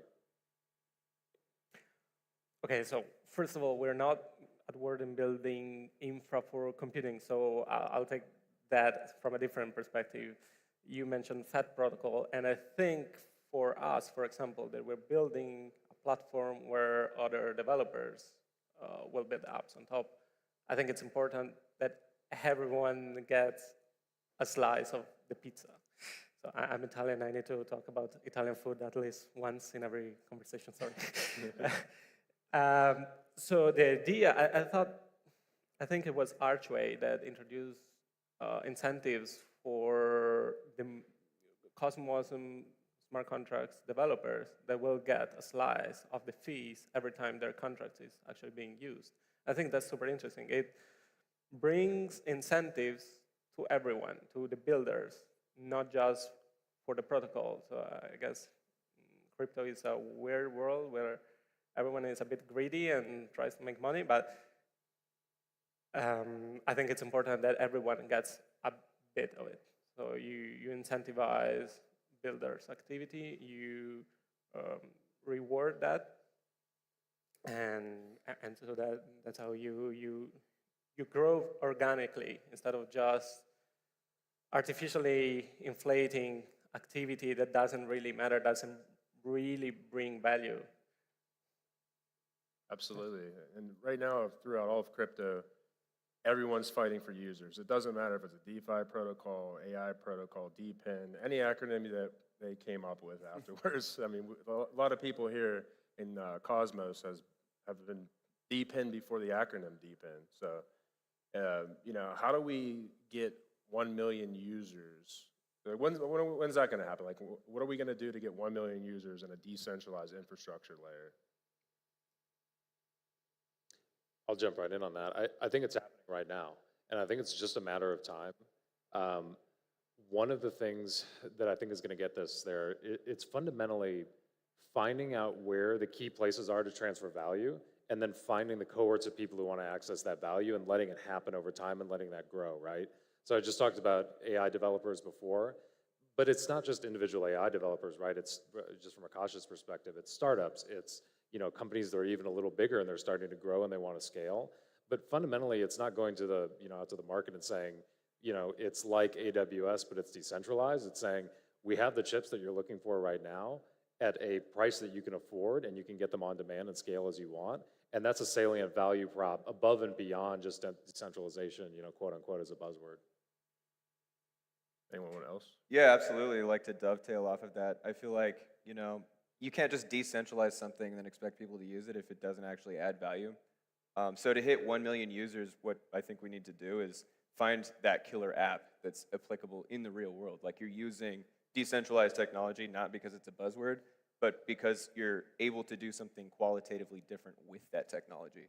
And, crucially, it's something that impacts like everybody, something as wide-reaching as like Facebook or, Instagram or something, except that it's reliant on decentralized technology. And when we see that killer app, I think we'll quickly hit, 1 million people. And I think we are close to it. Yeah. I agree. I think, for example, GPT models, to keep it about AI, GPT models existed for a while, and then when ChatGPT came out, it exploded. The interest about your average user that doesn't really know about the tech got really high really quickly. And now everybody thinks AI is this kind of magic bullet that can answer any sort of questions because they don't know how it works. They don't care. And to answer the question about the million user, I don't think we'll see 1 million users of AI applications anytime soon in our decentralized world. I don't think we are at that scale yet, and we're nowhere close this stage. I think the biggest company, OpenAI, Google, Microsoft, they are at that level. They can do because they have all this money, all this infrastructure, but doing that on a decentralized architecture is much, much different. And if you cannot trust a single entity, this is a big problem. And so I think there are many projects trying to work in that direction, but I guess it's a long way. That's my bottom line. Yeah, so I mean, thinking about it, AI can't be the best version of itself without decentralized infrastructure. It can be, to be honest with you, quite dangerous. If you train models to have biased data, I mean, who's to say AI couldn't essentially eliminate humans, So right. It's a wild thought to think of, but it's to pivot into that. Do you think that how can we promote AI? Like we're in such a world that it's so like blockchain is so transparent, but in a sense, it's not good for AI. So like, how do we make that transition? Do you think? If that makes any sense? I think fundamentally, you look at what you need for AI, right? Look at the constituent parts, right? You need data, so you're going to need to source data from somewhere. There, you can get into that. There's a whole vertical that's going to require, a tremendous amount of things to be built to put in that infrastructure in place. How do you source data? How do you label it and sort it correctly? How do you bring it on chain? How do you make it verifiable, et cetera, et cetera? Then you can look at compute as its own vertical, right? You're going to need that to do, training and fine tuning and to run inference. So then you get that whole question of, well, where are the chips coming from? How are you bringing them to market? How are they making it to end consumers, right? So I think you just break things down, and part by part, you start to figure out, what do we have today? What do we need to get to a minimum viable product of distributed training or verification or some of these other things that we're starting to push towards now, and you go from there.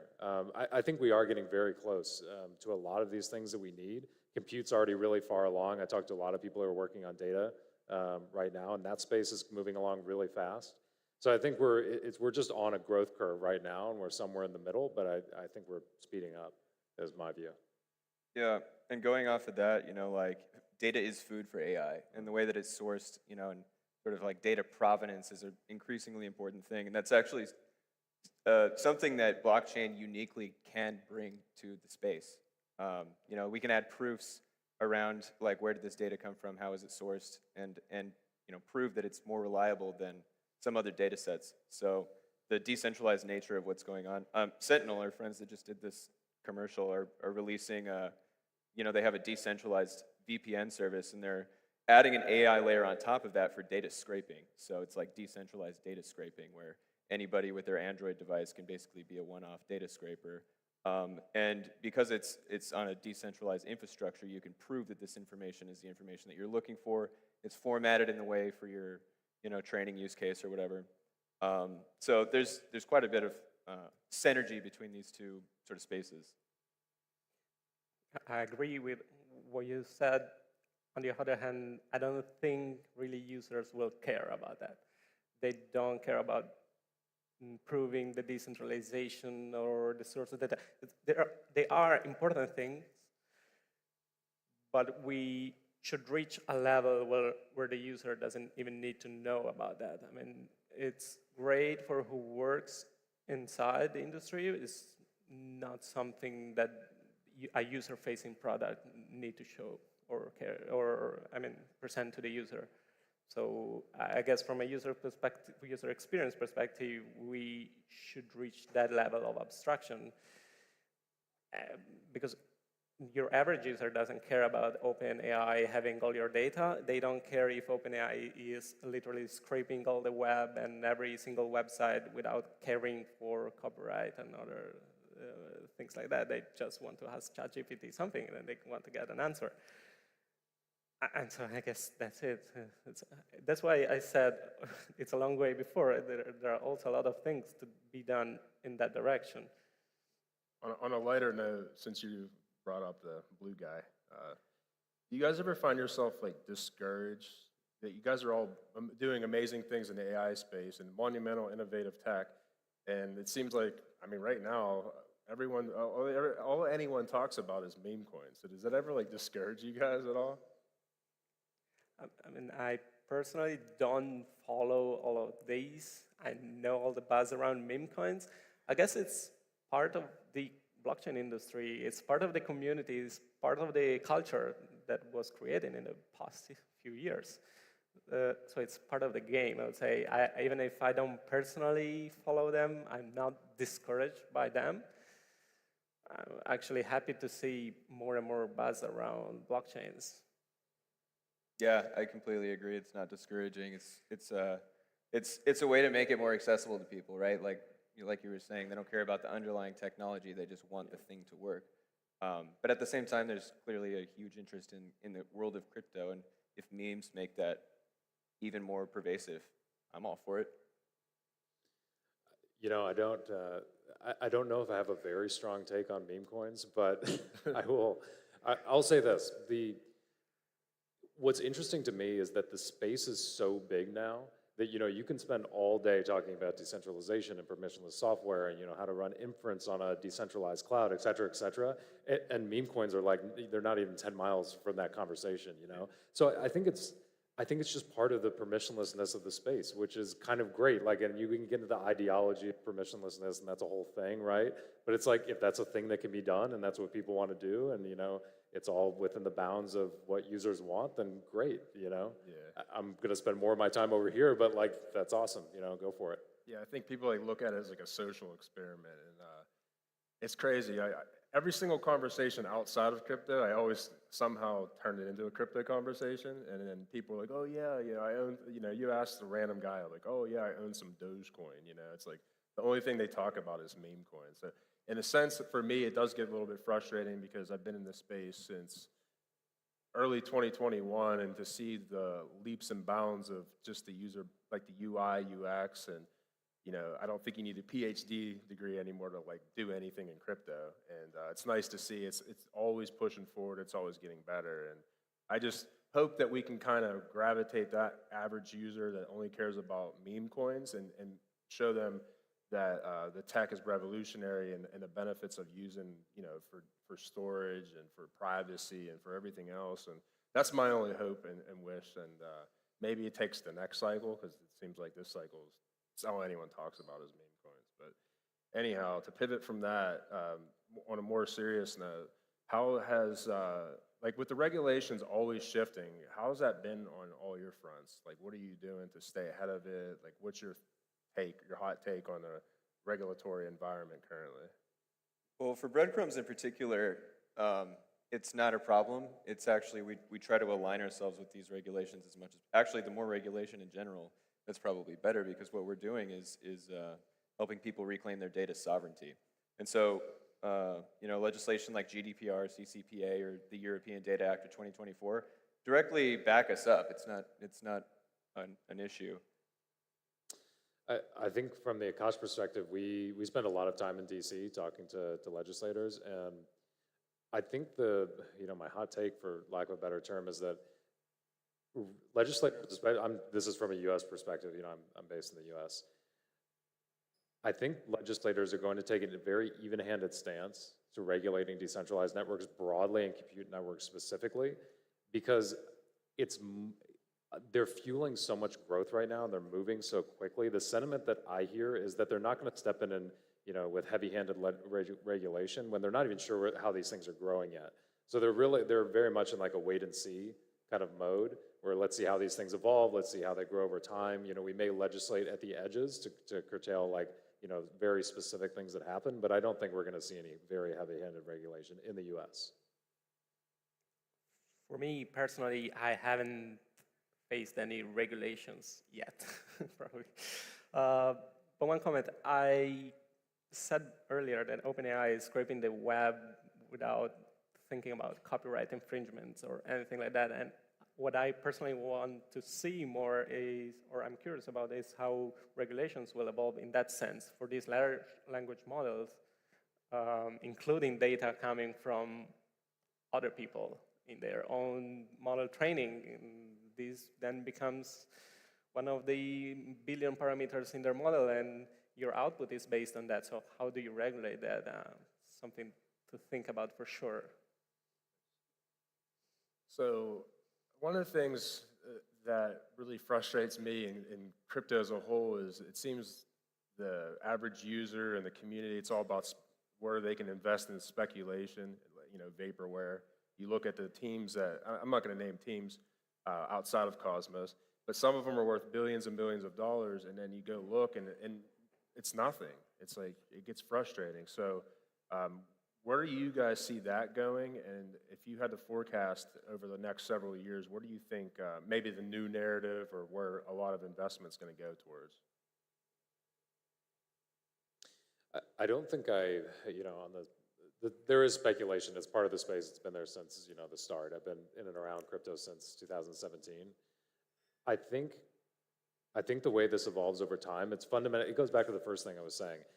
Who is providing real value today, and is that value verifiable? You know, are these projects open source? Are they transparent? Can you query the chain if you want to, you know, verify stats? Are those stats made transparent to users? That gives you a proxy for, you know, is there actual real product value being created here, and is it being transferred to users, right? I think the projects that are doing that and building are going to be really successful over time. I think there's going to be hype cycles, because I think that's just part and parcel with the industry, but I don't think that's discouraging in any way. I think it's actually motivating to the teams that are really, really working right now and building real value, and then everything else is going to come and go. Yeah, I think there's a huge opportunity, especially with AI, to unlock everything it can do on data that's more immediately relevant to you, you know? Like some kind of application where you can look up what you did last week. You know, it's weird that you can look up, you know, who the third Roman emperor was, but you can't really say how much money did I spend at the airport yesterday. And so that's a great use case for AI, something, things that really just get to the core of what AI can offer, and then attach it to the right information, I think are really investable opportunities. I think we'll see more and more improvements and advancements on the AI side, even outside of blockchains and Web3 worlds. And when AI will become cheaper to execute, we'll see cheaper model, more specialized model, and this will enable more and more applications So that's why we're betting on AI, particularly on water. I guess that's my answer. Crypto, external, why, anyone should realize about idea is doing that. So idea is doing that. So Arca network is a decent developing an agentic framework with versioning involved. Maybe if you guys are developing AI models, you can think it as like COVID, just before Cosmos SDK, thesis came out. Just think how, don't you think it is depressing, right? Fortunately, Cosmos SDK happened. Pull all the data, it is more verifiable by the blockchains. You have to pull that, you have to train your model in agent or testnet, most likely in, like if you might be different ecosystems, right? But now the interchain agent kind of question about your portfolio. At different booth, people were building interchain agents in Cosmos. Generally, at different booth, people were building interchain agents in Cosmos. Generally, they stake, right? The biggest problem is like if interchain agent can do this for you, like Osmosis, and convert that into Mantra token. Into Mantra token. Now that is the initial version we are going to launch. Maybe if anyone wants to integrate this, we can start doing that. Cool. Who we are, I think Witwit is a cast as part of ICF contract expertise in building app chains. And at the same time, not just that, Resolute. If you guys, Resolute is an interchain portal for multi-sig and staking actions. So the fun fact is 5 out of. Cool. There is an exciting thing coming out. Okay, so Brochill is a short content app built in India with 50 million downloads. Now they have very strong expertise in social space. They have a lot of insights. Now they are setting up to build Web3 social space. And now they start and Web2. So this is an early success for Arca Network. I thanks to Brochill team, they're here. Thanks. Cool. Exploring AI, maybe, if you have some ideas or if you wanted to build some sort of AI for your app chain, at least if you're interested to build, to integrate AI into your chain, okay, any sort of thing, if you have something to build, you can email us, build at Arca Network. Let's do it together. The end. Thank you so much. You can follow our Discord channel here. Thank you.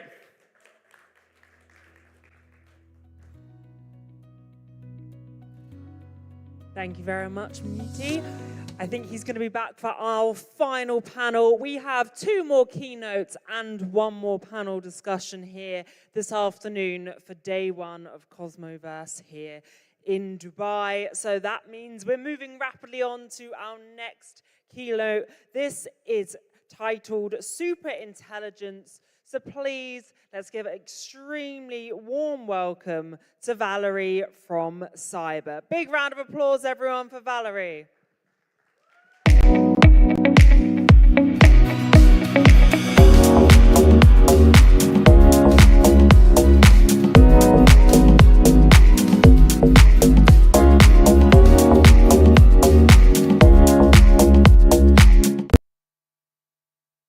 Hello, Cosmoverse. I'm Cyberhead, Cyber Congress. It's great to be in such place. Dubai is like a futuristic city that seemingly rose overnight from the desert. A testament to rapid physical development and evolution in the same fashion we see in AI and network states movement. Thanks to Dr. Marwan Alizurazi, whose AI initiatives are dedicated to prioritizing the well-being and the experiences of Dubai's citizens and visitors. Thanks to the Technology Innovation Institute, which one of the first to release the Falcon family LLMs to open source. Let me start with a short recap and introduce my team and project. In 2018, Cyber Congress was founded by the split of the engineering team out of CyberFund. We are always focused on technologies and long-term visions. And this is why we chose Cosmos ecosystem, thanks to their IBC vision and Cosmos virtual machine. After several test nets in 2021, we launched Bostrom live on a stage on Cosmoverse in honor of researcher and transhumanist Nick Bostrom, who gave us the path to the superintelligence. Idea of Bostrom to create a bootloader hub and then bootload planet-scale superintelligence, cyber. If you think that Ethereum is a backbone, then Bostrom and cyber are brains. We launched Moon Network State, the first to-date network state in the Cosmos ecosystem, wrote its constitution, and gave its 30,000 citizens the Moon passports. Our main product, a blockchain computer, Bostrom bootloader, and Web3 browser site. All these years, the project was founded by Founders Capital, and now team is fully operational only on the chain's stake. Our code is fully open sourced, and communities can use our code base to launch their own chains and use SIPE as the main application to access. Bostrom is a bare-bone metal GPU network with more than 80 GPU that computes graph algorithms in consensus. During our development, we created foundation for Soft3 stack, the new paradigm of computing, vector for ACI creation. Soft3 led us to 3 million cyberlinks, collective labels, which put us on the pair with the tech giants for manual fine-tune of their models. At launch, we decided to give 70% of stake to different auditories to give them free ability to train bootloader. After 2 years, Cyber Congress decided to end the gift initiative, as the approach does not seem to work. Gift is over, and 30,000 passports created with more than 100,000 signatures proved and 150 trillions of boots distributed. As a sovereign tech team, we failed to make efficient distribution in the face of crypto markets and markets evolved by leading VCs. Lessons we learned. It's very hard to achieve market and attention without strong influencers and VCs, even in the presence of the working product. Let's get down to situational awareness. From the global view, there are power tractors, United States and China. OpenAI, Google, Meta, Anthropic, Microsoft, developing United States-based AIs. Alibaba, Tencent, and tens of other players in China are developing China-based AIs. Tech giants are in deep couple with states. We expect AGI in 2-3 years, and then ACI in 1-2 years. It appears that everything could enroll until the end of this decade. So we need to hurry. Superintelligence will confer an ultimate strategic advantage. What is alternative for us? What is your alternative? The world needs a third option. Superintelligence, which is transparent, accessible, and provable, probably aligned by all people, not specific nations. We love games, and as game masters in mind, we launched the game, Age of Superintelligence, which consists of 7 episodes. The first episode was the call of the planet to us in the form of manifest, that we need to transform our civilization and communities to evolve together. We believe our project is foundational and needs time to develop. Let's make future episodes together. Today we announce the launch of Cyber, a fully private version of Bostrom, in 2027 to counterbalance the global game. But there is a still long road ahead. Let me shortly explain essentials of Cyber. Avatars, CyberGraph, and truth machine. The main idea of digital avatar, your AI identity with brain. In the era of accelerating information flows and connections, you need the way with which your friends and other AIs can communicate with your avatar, knowledge and contribution to the world. In cyber, you are represented by your digital avatar. This is more than just a profile picture. It's your AI identity. Your avatar learns and evolves as you interact with the cyber graph, reflecting your knowledge and contribution to the network. Narratives of the Cosmos ecosystem. Here, you can read all information related to project. I would like to recommend to start with article, Introduction to Bastram for AI Geeks, which will give you the view of our technologies and innovations. I invite you to play the game using Sci Browser and join collaborative bootloader creation and models training. Also, here you can get Moon Passport after signing Moon Code and join Network State. Supercharged by Moon Network State and with superintelligence, in order to understand how that could work in real life in the real land.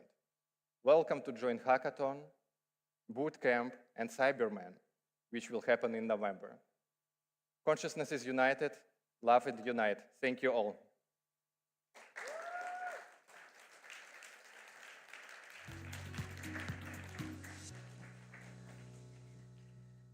Amazing. Thank you very much, Valerie. Okay, we have one more keynote and one more panel. Thank you so much for you guys sticking around, keeping that energy up. I know it's been a long day, but we've had so many amazing speakers. You've got to stick with it, right? Okay, so our final keynote of today is from AuraChain, and please join me in giving a really, really big warm welcome to Tu.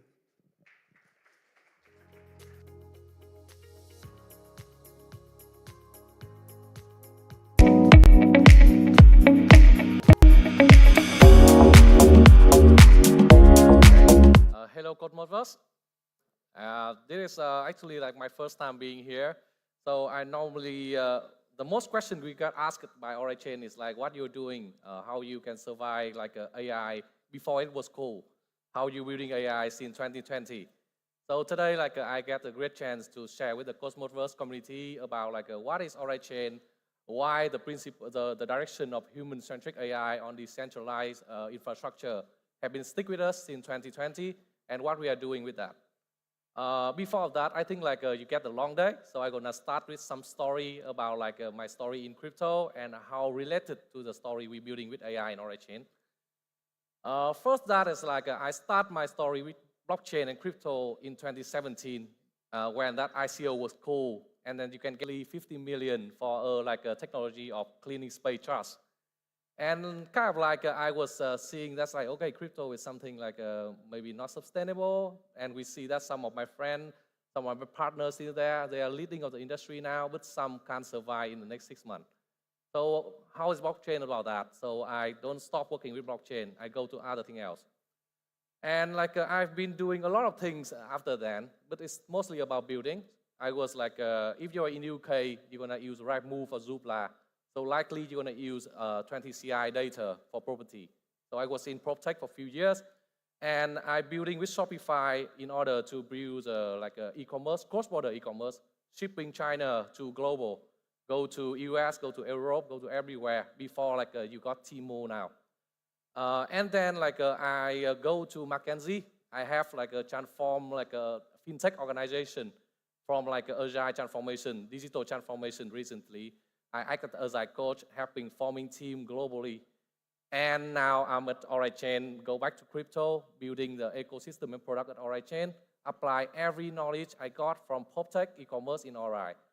So how that's related to the Aura story? But let's come back to the story about how AI changed the e-commerce. I've been doing e-commerce for like 5 years. So I I believe that's I kind of like have an experience to every area of that, from like a supply chain, fulfillment, and especially financial in the way you build a cross-border e-commerce. And with the born of the AI, it changed e-commerce forever.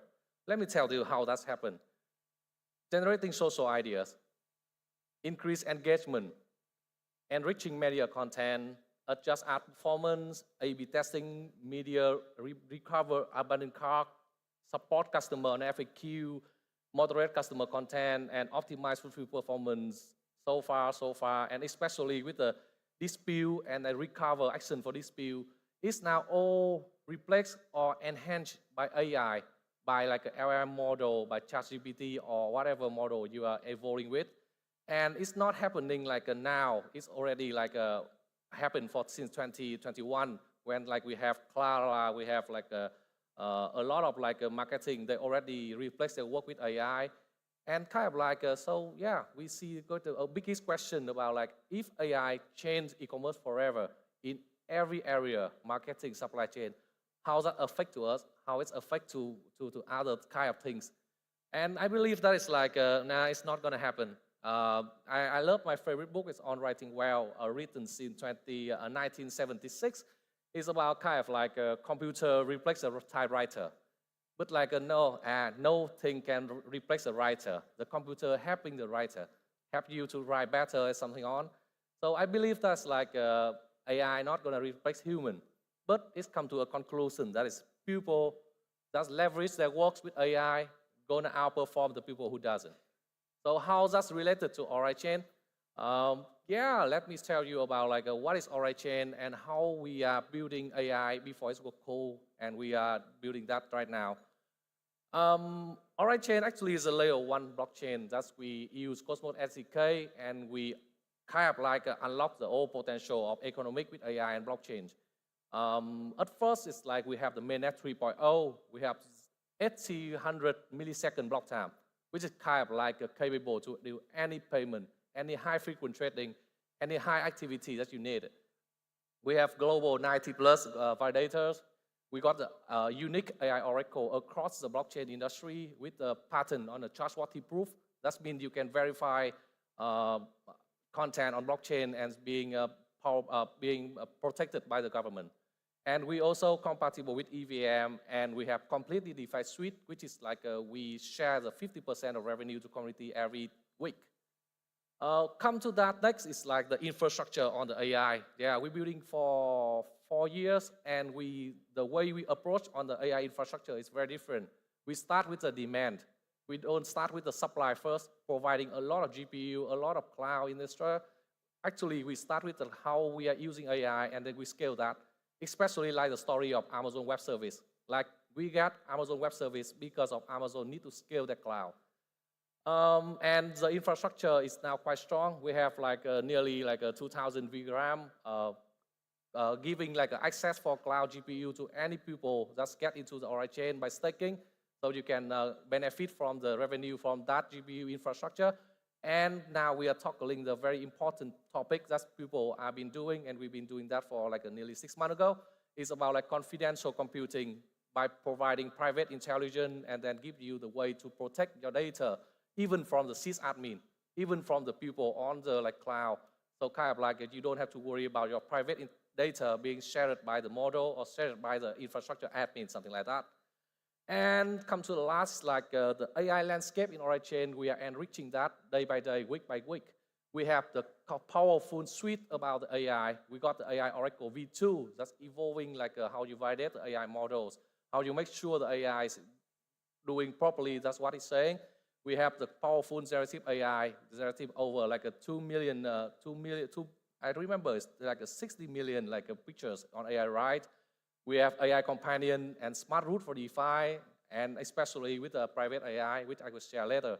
So kind of like, I believe that Ori chain is one of the most serious builders that's been focusing AI since very early days, and we are making that the real things for people that can actually use AI in their life.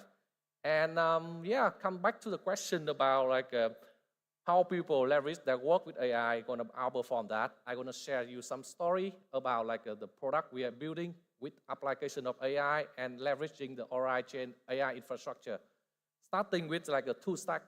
One on the left is our DeFi stack, and one on the right is our like a foundation AI, and that's will come with a lot of fancy numbers. First is like we got the AI smart root. That's we feeding the AI models, both tweaked by us, researched by us with like LP data, and then we maximize we like tweaking the maximize flow problems in order to maximize the return of the swap when you do the swap post change. So actually, like somehow it like liquidity fragmentation is an issue, right? So actually, with that, we see like a liquidity fragmentation unlocks the new opportunities. For example, like on the same amount of money, when you swap for injective in like a osmosis and apply with like a mechanism like that, we got 101% different. That is like kind of like a helpful in some way when the price is different. And recently, in the current market condition, a pump of 11%, like injective listing on Upbit, actually generating over like a $200,000 volume in 10 minutes on our DEX. Because like we are the only DEX that apply ZAP. If you on EVM, if you provide LP, you will know that ZAP is very easy for you to provide LP and changing the position. And we are the only one to do that. And with that, it helps our users able to changing the liquidity, capture the arbitrage opportunity, and then like, make the profit, which we calculated over like 31,000, like 8% APR, because in 10 minutes, the price changing so fast in all the exchange. And that's how like you can leverage that. Now ZAP is only available on RDX, but we're gonna make that available as a universal swap, universal ZAP in Osmosis, in Dozo, and in other exchange as well. So yeah, that is how like we apply AI into DeFi. That's making like giving your users a chance to make more money and capture the opportunity in the right time. Another thing is like we have is like in case you miss it, like Origin Lab actually building the Ton IBC bridge. So we open the door to Ton to Cosmos ecosystem. We also like provide a unique route with building the Tron IBC bridge. So we also the one who allow every Cosmos can go to Tron by using our bridge. And when I say about the door, I mean like a native church-led bridge. It's not managed by any AI, not managed by any admin, not managed by some of like a some like a people or something like that. It's managed by blockchain consensus. You send from one chain to other chain by relayer, by standard of IBC, and then just go. And actually, like if we see that it's like the infrastructure go quite well when we have about like nearly 200,000 ton being bridged to our ecosystem, which is I'm gonna show you some of like integration in Cosmos and how it's related to AI. So actually, like a ton or Tron, they use different technology. So how we do that? We actually leveraging the knowledge from AI agents in order to boost the knowledge for the developers. Developers still cannot be replaced by AI, but with the AI, we get the concept like fancy cells, back of cell from Ton, just align with the IBC standard very easily. That get the depth like the way faster. Even that, like we build a Ton bridge for over like 3 months. But now like it's returned some of like a sweet fruit. That's like integration is coming and people are like happy with that. And I believe like today we also have some people from Ton Foundation. That's why like our ecosystem is growing and we are happy to be contributing to that success. The last one is we have one wallet, a wallet. That's the only wallet you need. This wallet has a lot of unique and apply a lot of things here with the AI. But like firstly, the unique is come like it's the only convenient that's like give you access to Bitcoin and all the Cosmos in one wallet. You normally need to access to Bitcoin by using Trust Wallet, OKX, and you got Atom. But no Osmos, no other like Omni or like other blockchain, other like assets on other Cosmos. Or you can use Kepler or Lead with like a EVM and other Cosmos, but no Bitcoin. And then kind of like with that, our wallet can allow any like any builder to access to a lot of like Bitcoin and then open the door for people to go to Cosmos and then do the staking, getting new DeFi opportunity with the Cosmos ecosystem. And we also like validating over like 13 networks, helping them from early testnet to bring the both experience to the user, improving the experience. Actually, like in my 2017, I was building wallet. And until like now, after nearly 8 years, the experience with wallet is still there. So I believe that by applying a lot of things like that, we can enhance that into the users. And yeah, we have like, by supporting a lot of network like that, we apply things, some sort like a smart analysis, like kind of like give you the chance to know like, okay, do I miss out any DeFi opportunity? Do I miss out anything with my portfolio? Any assets in my portfolio are not performing well compared to others. How I can make the difference? And by managing multiple portfolio like that, you don't miss out anything with the like a bullishing like a trends, and like you don't miss out any like a opportunity to increase the portfolio value.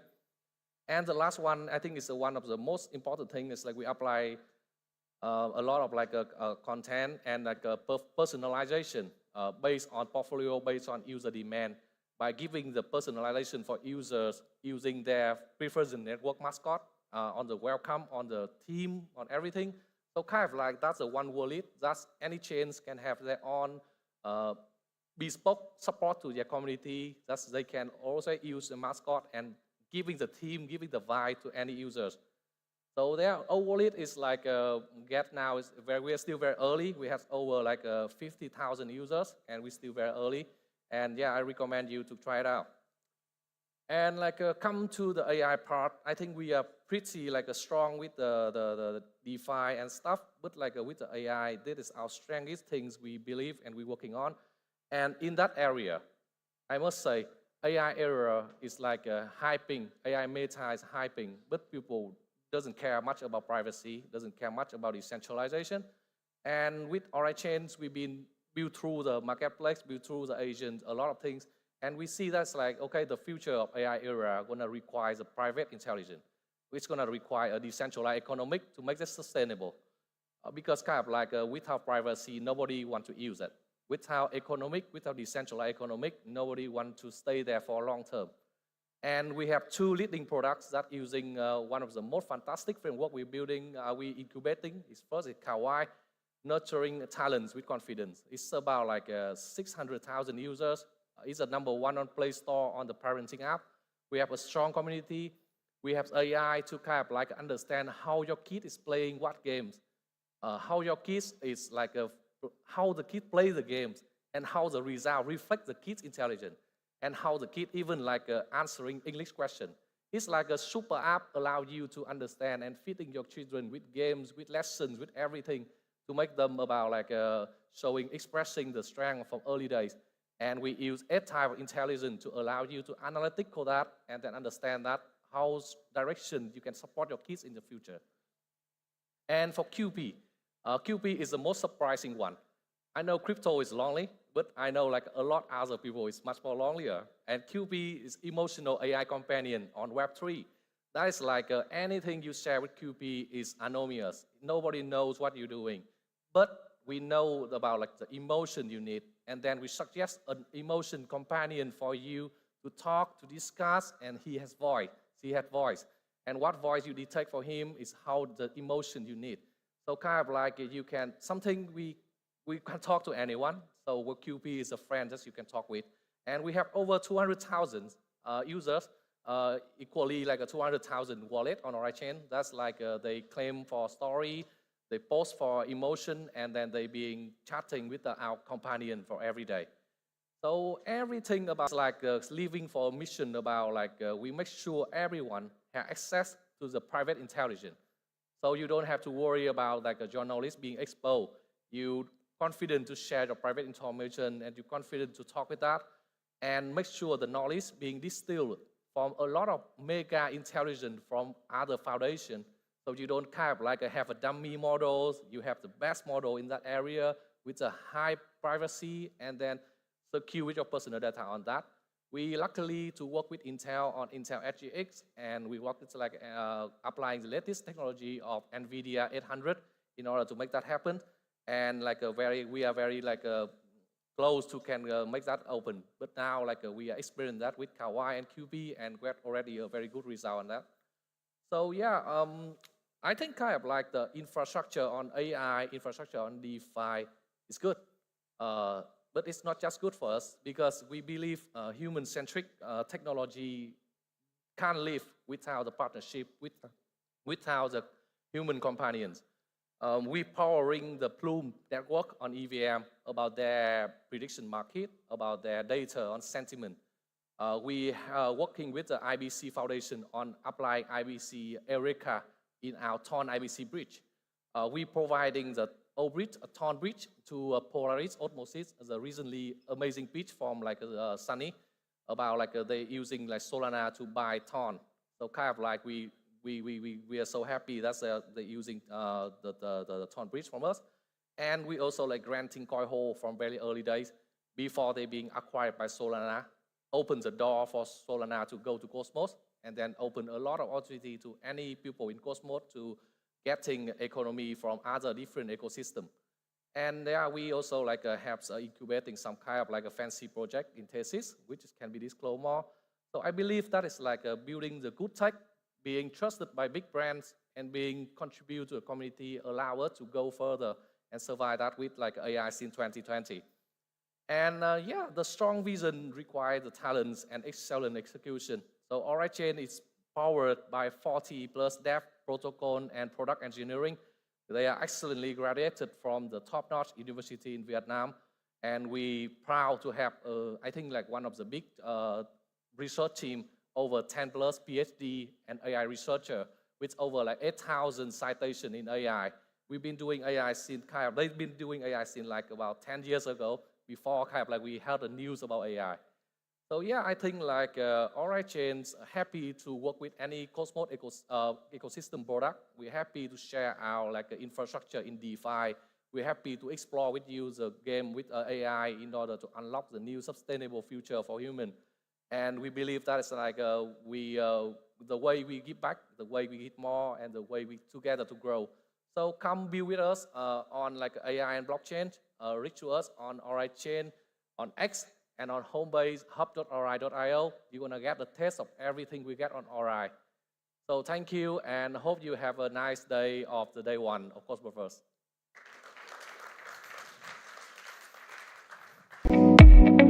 Thank you very much. Our final keynote of today, which means we have one more panel for you guys. You've stuck around, and I promise this is going to be a great panel. We've got some of our early keynote speakers and are going to be returning for this panel. So yeah, it's a key point of the day. So I'm super happy you guys are still here. This has been an amazing day one, but we've still got so much more happening on day 2 and day 3. 2 more amazing days and even more tracks for you guys. So don't miss out on tomorrow or Wednesday. But to wrap up day 1 of Cosmoverse here in Dubai, we have AI made in Cosmos. So please join me. This is your last round of applause today, unless you go home and start clapping. So please put your hands together for our amazing panel. We have Muti from Arca. We have Dean from Agoric. Today. Did I break it?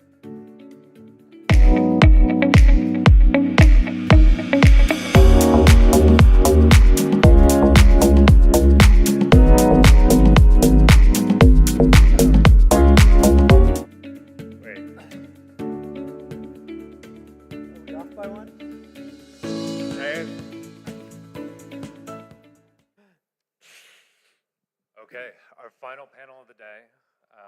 Thank you all for sticking around. This is going to be a really great conversation. I want to dive right into it. Let's just go down the line and do a quick intro, a little bit about yourself and a little bit about your project, and let's go from there. My name is Grego Surya. I am open source developer and a core contributor to Akash Network. Akash is the world's first decentralized supercloud. The superpowers come by tapping into underutilized resources, and particularly GPUs, which are very hard to come by, powering the most important technological paradigm shift humanity is facing, called AI. I'm Dean Tribble. I'm CEO of Agoric and a technical founder. I first got into software many, many moons ago in earlier generations of AI, and that's motivated a lot of the design for things that are not AI coming out of that. I am not a modern AI expert, but rather a consumer in some sense. Our chain is about coordinating the activities of lots of other chains. So you can build multi-chain applications, but that kind of middleware AI is getting really good at faster than many other areas, and so that will be enhanced in the next couple of years very much by AI. So I'm a consumer of that technology, and also a board member of the Foresight Institute, which has had a long program in AI safety. And so a lot of what we build and how we think about it is how do you lay down the rails so that AIs can be safe and how they can cooperate with us and with each other in a productive way. Hello all. My name is Valerie. I am a physicist and I'm co-founder of Cyber Protocol, where we are building a decentralized AI stack. And with community, we are building bootloader to bootload superintelligence. We are very, from very beginning in the Cosmos industry, and we love Cosmos and all you guys. Yep. Hi, I'm Murthy, co-founder at Witwit and building Arca Network. Arca Network is a AI execution layer and agent platform. And even if they have AI model, they can bring onto Arca Network, integrate with any protocol. Yeah. So I'd love to dive in with a general question. I'd love to hear all of your takes on it. Just to get us started with the topic, we're talking AI and Cosmos, so I'd like to set the stage and obviously tie it back to Cosmos. What makes the Cosmos uniquely attractive for decentralized AI development? Greg, let's start with you and then go down the line. Cosmos is in my opinion, the only layer 1 app chain framework that works without an issue. Akash is a prime example. We've been live for about 4 years and we haven't had a single unplanned outage. So that there is that proof in the pudding.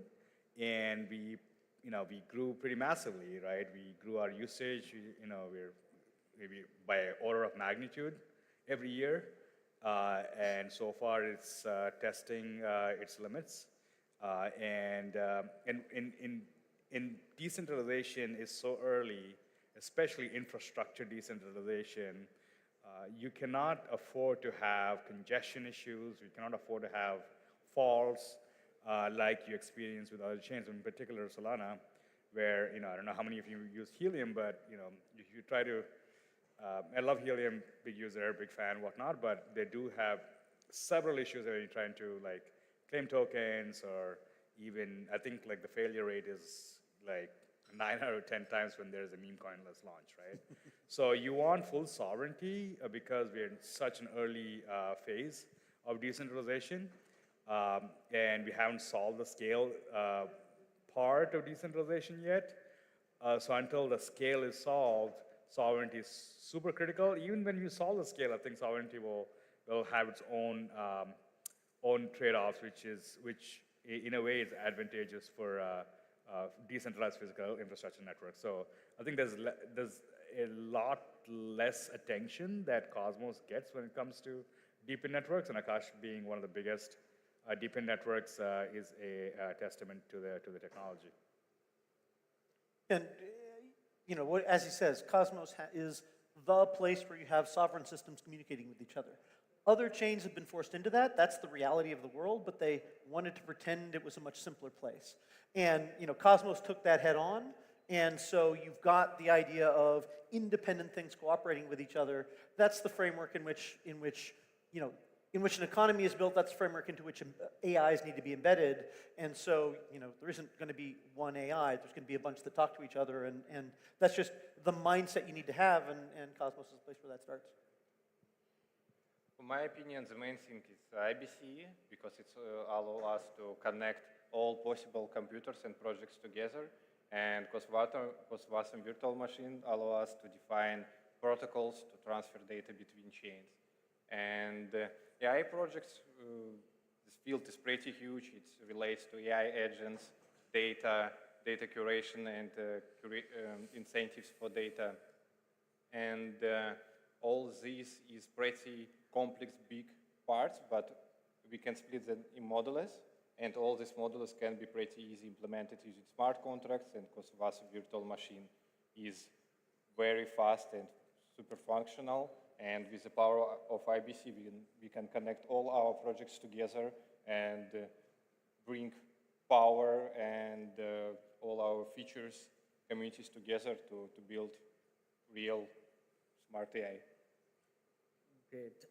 So already Greg and Dean told sovereignty, and just now we heard about interoperability, right? So there is a different question to me all the time. So why you're building Arca network as a sovereign chain? You can be a roll-up on already existing L2s, right?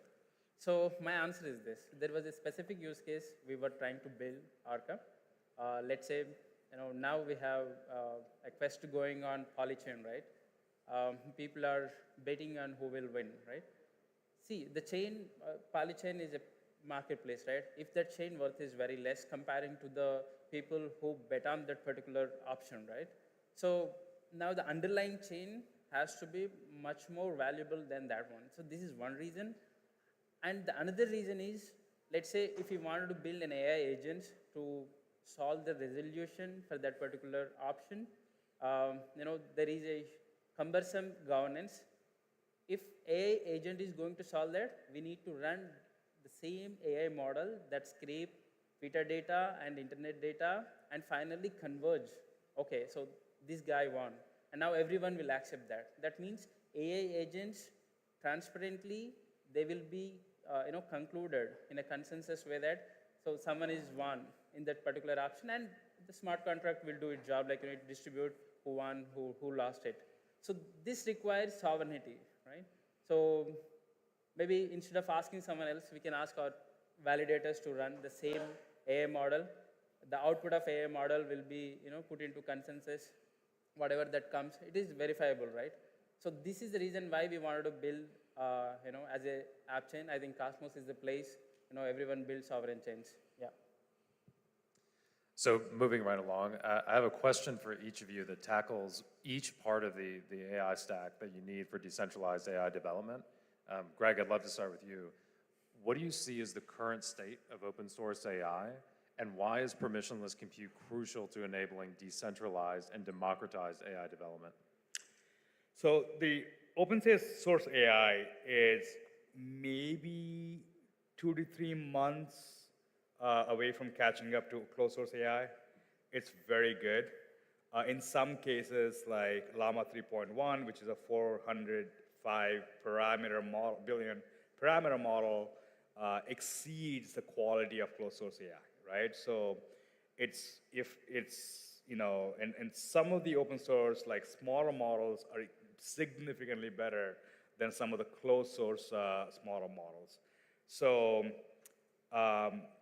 but this Meta model was developed by Meta, which is a closed company. So that brings to the decentralized training.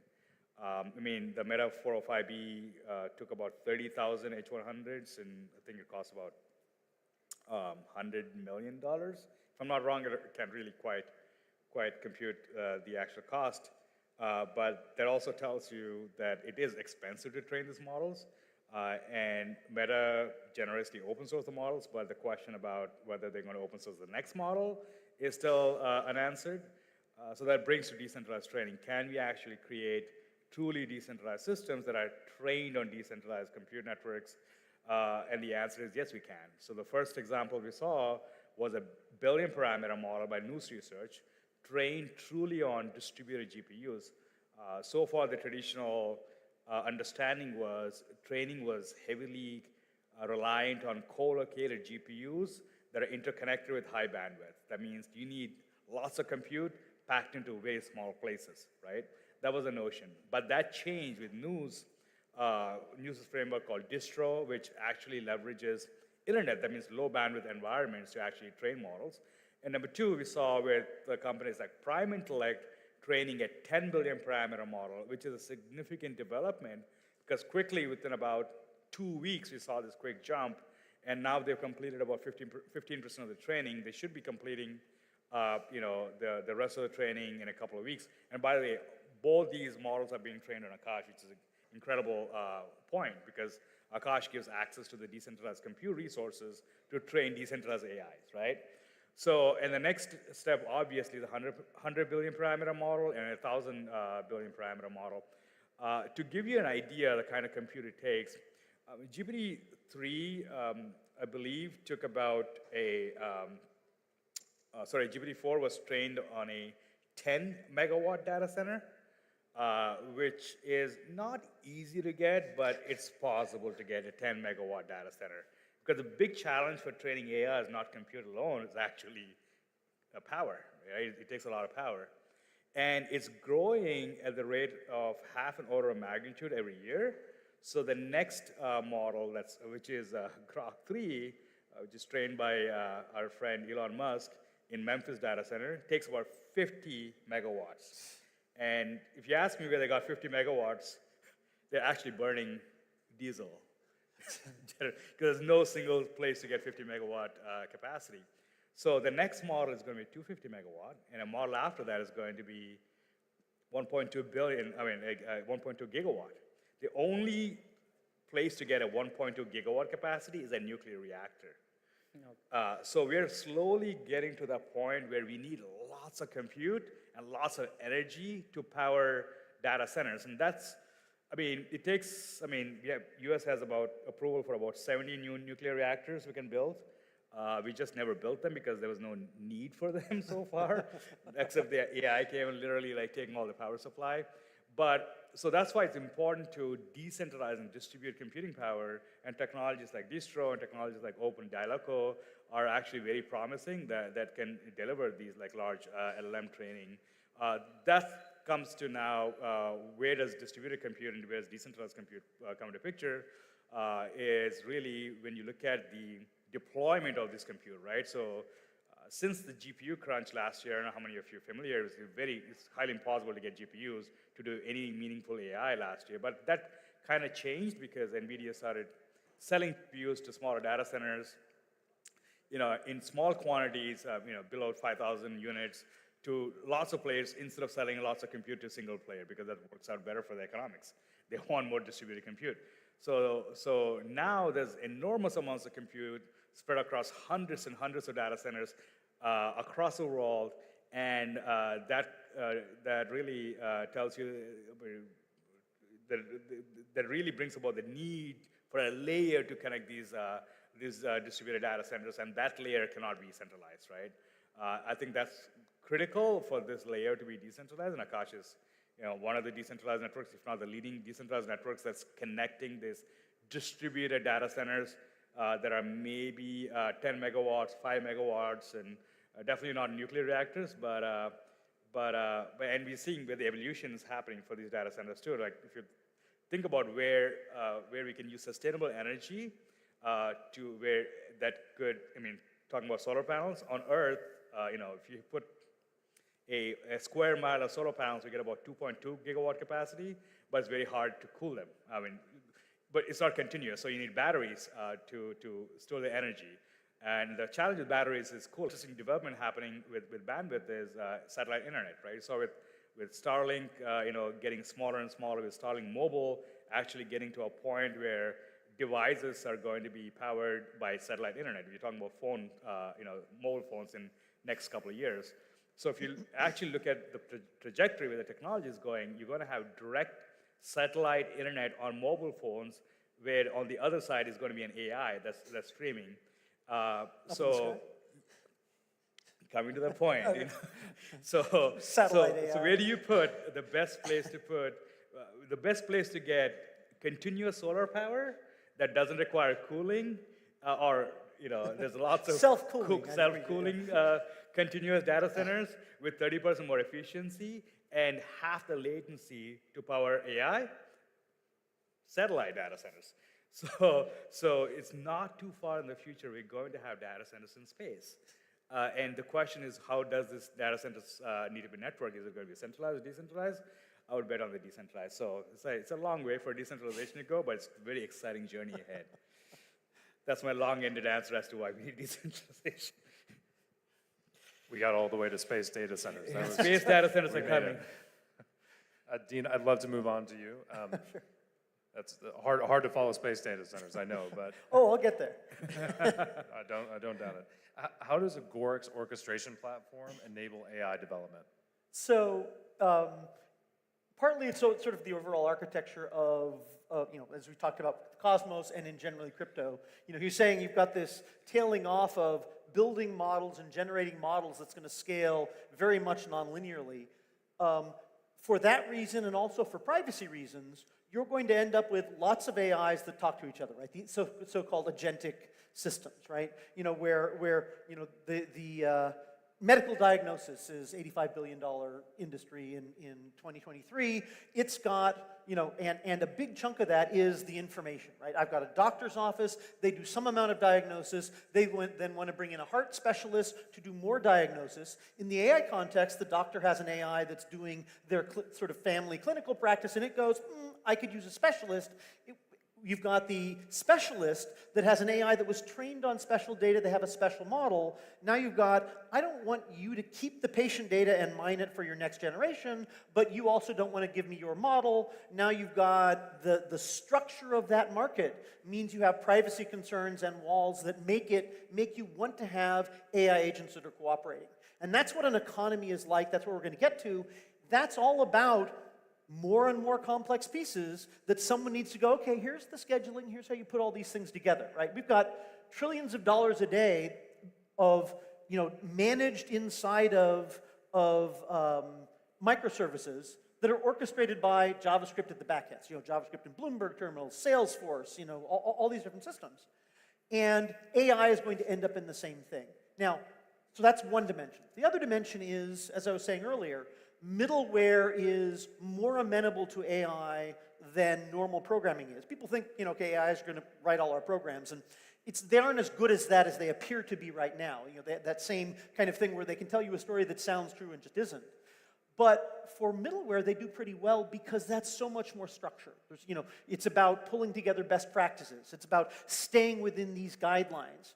And so that's a place where AI contributing on the here's what a user wants, can you generate me a strategy, is great.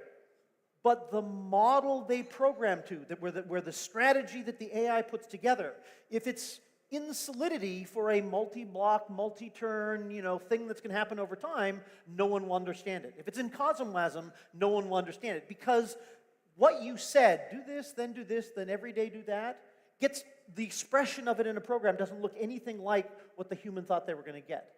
And with the right framework, which is what a lot of the orchestration is about, the sequence of do this, then do that, then wait for that, and do that other thing, is kind of what the program looks like. So you might not be able to write it, you might not be able to create it, but an AI can create it, and a human can understand it. And a human can go, no, that's not quite what I meant, let me adjust it a little bit. And so that's a very important thing, is to have the infrastructure we're building on have the rules and the rails that we want the AIs to follow, and then the AIs contribute into that. Right?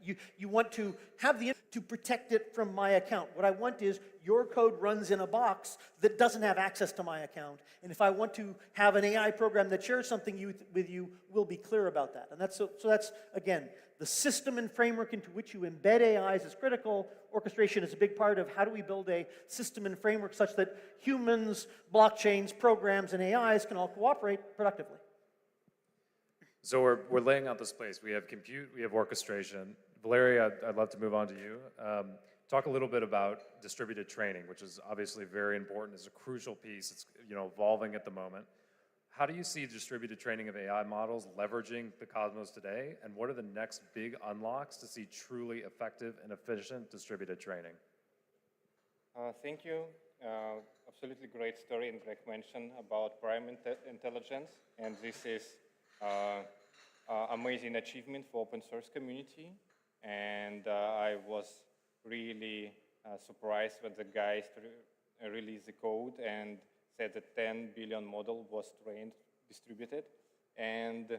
But the interesting thing is that research on distributed training is going in from two separate ways. So we have open source community who would like to train their own models at homes, using small clusters connected, and from tech giants who cannot bring can bring a lot of compute in one place, but they cannot bring energy in one place. So they need to distribute, connect different clusters in different states where they have needed energy. So they also need to solve distributed training issues and researches, how to reduce bandwidth needed to transfer all these gradients and other things. Same direction as open source community do this. And this is just started field, and my team, we would like to also experiment with Prime Intellect framework at the next year, because we have some data that we collect from neurons with our bootloader. And I think it will be a great experience because also we would like to integrate CyberTensor, which we developed as a port of BitTensor stack for their subnets and rewards for different computational tasks. And we would like to integrate CyberTensor to Prime to allow subnet creations that can train launch different training setups to train models. And let's see, I think it will be interesting experiment for us and Cosmos ecosystem also. And it will be amazing to contribute with Akash on this, because it's, I think it will be great collaboration, compute, algorithms, incentives, and data. Yeah, there's been quite a lot of demand from the community to bring Akash to BitTensor. I think you're doing incredible work. Thank you. So Murti, I'd love to move on to you. The final piece of our stack that we're building here, what do you see as the current state of AI agents, and how do you think this will evolve over time? So there's two ways to look at it, Web 2 and Web 3. So Web 2 is far ahead. I think ChatGPT 4.01 is like super duper great. But in terms of Web 3, today I saw a couple of agents for Cosmos community. So they are solving information retrieval. You can ask any question as a developer. It is helping you to figure out very fast. The second thing is they're connecting with wallets, they're connecting with databases, and now they're bringing analytics. Just simply asking questions. Probably you can ask, what is my total portfolio? Your agent will be able to solve that. Yeah, I just presented before in Keynote interchain actions as part of interchain agent that we built. So this is something, it will take our journey a little bit forward, because you can connect your wallet to the interchain agent.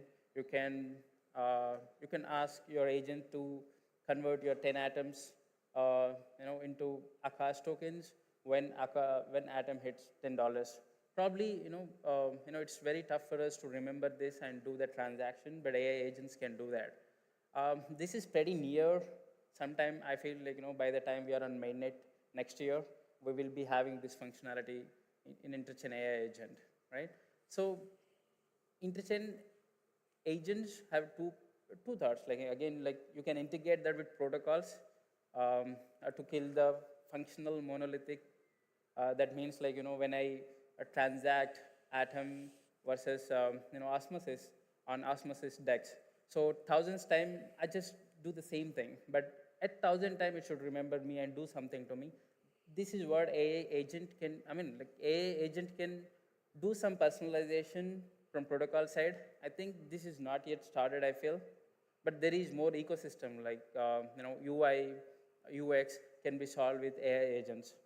So UX side of AI agents or community integration of AI agent side, we are super fast. Most likely we see a great agents in next 6 months. But when it comes to building AI agents that directly talk to chains and have in-chain personalization, I don't think so we are ready yet. Yeah. So I think we've covered some of the main pieces of the space, right? Compute orchestration, training, agents. I'm curious, and just a question for all of you, just to wrap things up and tie it all together. How do you see the tech stack for DAI or decentralized AI evolving over time? We know where it is today. I think we can see a few months, maybe 6 months into the future on where we think it's going to be, but how do you see it changing? Greg, do you want to start?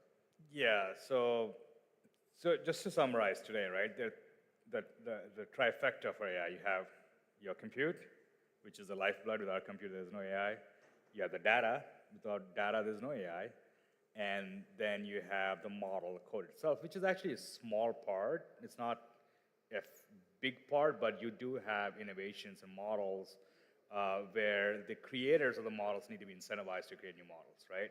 So you have models, you have data, and you have compute. And all three layers need to be decentralized. Compute obviously is the most decentralized aspect of it, and Akash and there's several other players now. But I don't see data at all being decentralized. I mean, it's a great opportunity for people. There are, Sentinel is doing, I guess. Who? Sentinel is doing, like they're scraping data in a decentralized fashion. I mean, I like to see, it's not scraping alone, it's just quality data, it's about labeling, it's about classifying, it's about who can get data from Facebook or who can get data from your phones. I mean, all of us have a lot of data on our phones. So there needs to be a privacy optimized data retrieval or data extraction stack, which I think is a great opportunity, which I think is going to evolve in the next year or so. There are promising startups like Vana, which is the A16Z funded startup, I think. A bunch of MIT kids figured out how to get into your phones while preserving privacy. I don't know if you want MIT kids sweeping in your phones, but okay, that seems promising. But again, from the model standpoint, I think we're reaching to a point of maturity. BitTensor is a classic example where model creators can incentivize their model creation. So, and also we're seeing interesting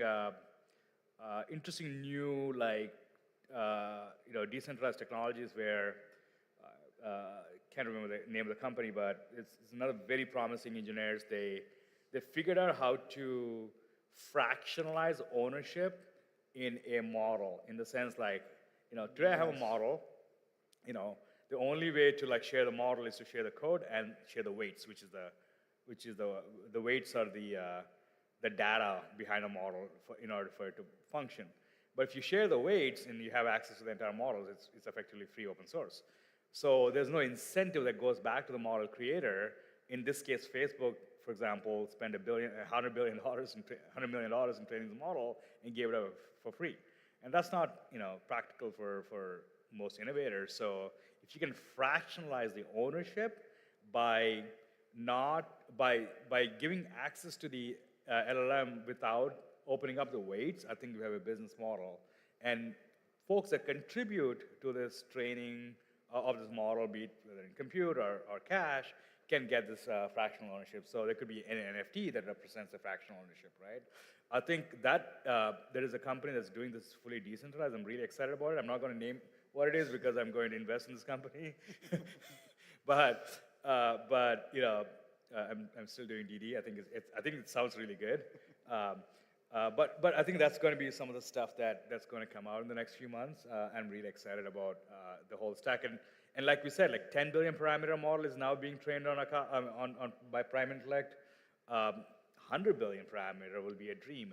And imagine a trillion parameter model, which you just want a satellite. I know. On a satellite, right? Why not? Train complete, and we have the resources. And BitTensor alone is about $4 billion in value. And all of us, if there is a fractional ownership that's solved for training large models, I think we have the compute and we have the resources to do distributed training. And we have the motivation because fractional ownership by the people that use AI, fantastic, right? So we have all the foundational primitives to build a truly decentralized future for AI. And I think all that's missing is interoperability, orchestration, and some degree of leadership to bring all these things together. So if you ask me 6 months and a year from now, sitting on the stage for Cosmoverse 2025, the story will be different. And the story could be, we have a 100 billion parameter model, or it could be a trillion parameter model actually live, and a couple of nuclear reactors under construction too. I mean, this is not I mean, this is real. I mean, Microsoft bought a nuclear reactor in 3 Mile Island in Pennsylvania. Oracle is building a bunch of nuclear reactors in Texas. I mean, these are tech companies buying nuclear reactors, and just picture that, right? I mean, if you tell me a tech company is going to buy a nuclear reactor about 20 years ago, I'd be like, I mean, dystopian future. But a tech company is buying nuclear reactors to power AI. How dystopian is that? Crazy. Dean, I'd love to hear your take. Well, so the two things I'll add is on top of those three is we need the authenticity of the training set, right? If you're going to have a heart diagnosis, it better be on legit data, and when you get the diagnosis, you'd better have a trail that it came from the model, that came from these guys against this good data, because when something goes wrong, that's what people need to do in order to debug this stuff, right? So that's really important. The second is that all of that is on, in some sense, the supply side of AI. The other side is, how do I deploy it such that I can use it? So the frameworks with which we deploy this stuff and deploy it and use it safely, those are mostly not AI. Those are mostly systems engineering kinds of things in order to deploy this stuff into an environment, right? The integration of this into my development process in order to develop things, that's going to happen. I mean, that's going to, that's already happening on an ongoing basis, and that will impact how people build smart contracts and deploy smart contracts. The integration into the testing environment, the integration into, into the applications that are running decentralized but using off-chain AIs, and how do I, have a proof that I use this particular AI to generate this on-chain trading strategy or what have you. All of those are system engineering things into which AI fits, and they will have a lot to do with how reliable, how safe, how extensible our use of AI is in the next 5-10 years. Larry, how do you see the DAI tech stack evolving? I see that we will see growing amount of transactions soon, because a lot of agents will come online, built by first not without crypto, but then based on crypto protocols. And the main question that need to be resolved, it's proofs for inference and proofs for training. Okay, we have collected great data sets. We can launch order from marketplace hardware and launch needed compute. But inference, proofs for inference is the most needed thing, I think, and a lot of research will happen on this field. Same to the training. And as I know, you are also working on this, right? Yes.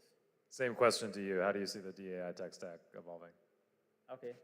So continuing with this, proof of inference, I think is a team, that team is working on building ZK proofs for AI and especially ML techniques. I think they're trying for LLMs. As part of Arca Network's testnet, internal testnet, so we launched the AI competition called Arca Santa. So we used a small VGG model to verify user-drawn image against, like AI model. We used the EZK-ML verification tool. It was good, but the problem is proof generation was, it is taking so much time. And when we thought of doing this for interchain AI agent, which is a purpose-built LLM, the problem was, it has tons of layers, right? It's very hard to build a computational graph and verify there. So then we decided, okay, fine. Instead of giving proof of correctness, maybe let's talk about proof of inference. Maybe we can build a computational graph for first two rows, first two layers, and then last two layers. And if we are able to convince that these two, the first two layers and last two layers of LLM is doing right, probably we can, give a partial proof of correctness. Proof of inference is straightforward. I think we can do that. So as part of Arca, we are working on these two streams. Proof of inference it's already in place, but it is taking so much time to serve for real-time users. But proof of correctness is like we have to build it. Like it's a way forward, research we have to do. Yeah. I think that's the perfect place to wrap it up. Thank you so much to all our panelists, and please, round of applause.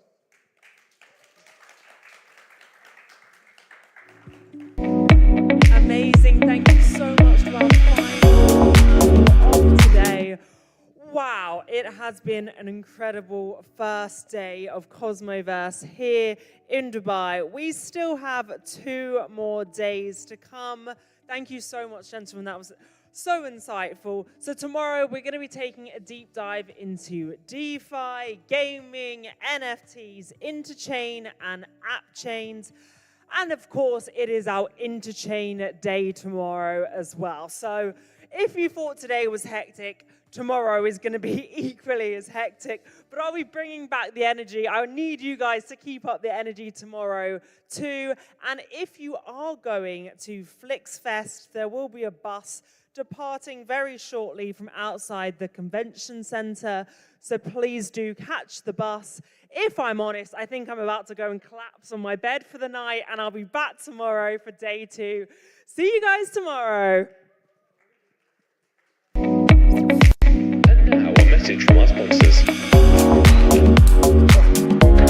Are you a sad, pathetic rage? Do you find yourself wondering what's the point? Yeah. Good. Then you need Endator. Tell me more. The hastily approved suicide drink that's 99.9% effective. Death isn't the end with our Die Now, Pay Later subscription plan. And comes in 7 mouth-watering flavors. The Sentinel movement was born in 2017, led by a group of blue frogs who dared to defy the systems of control. We've grown, but so has the tyranny. They watch every click, read every word, and hear every sound. It's not paranoia. It's the new normal. But with a decentralized VPN from Sentinel, there is hope. No data logs, no central control, no surveillance. Privacy as it should be. Censorship is spreading. If you can be told what you can see or read, then it follows that you can be told what to say or think. Every day, more people join Sentinel. Over 500,000 have this year. With decentralized AI scraping on the Sentinel Scout program, we're not just protecting privacy, we're building the future of the internet. A future where you control your data, control what you see, and you'll control who you become. Join us for freedom, for privacy, for Sentinel. Don't just trust the science, drink it. Say goodbye to Mondays forever with Endator.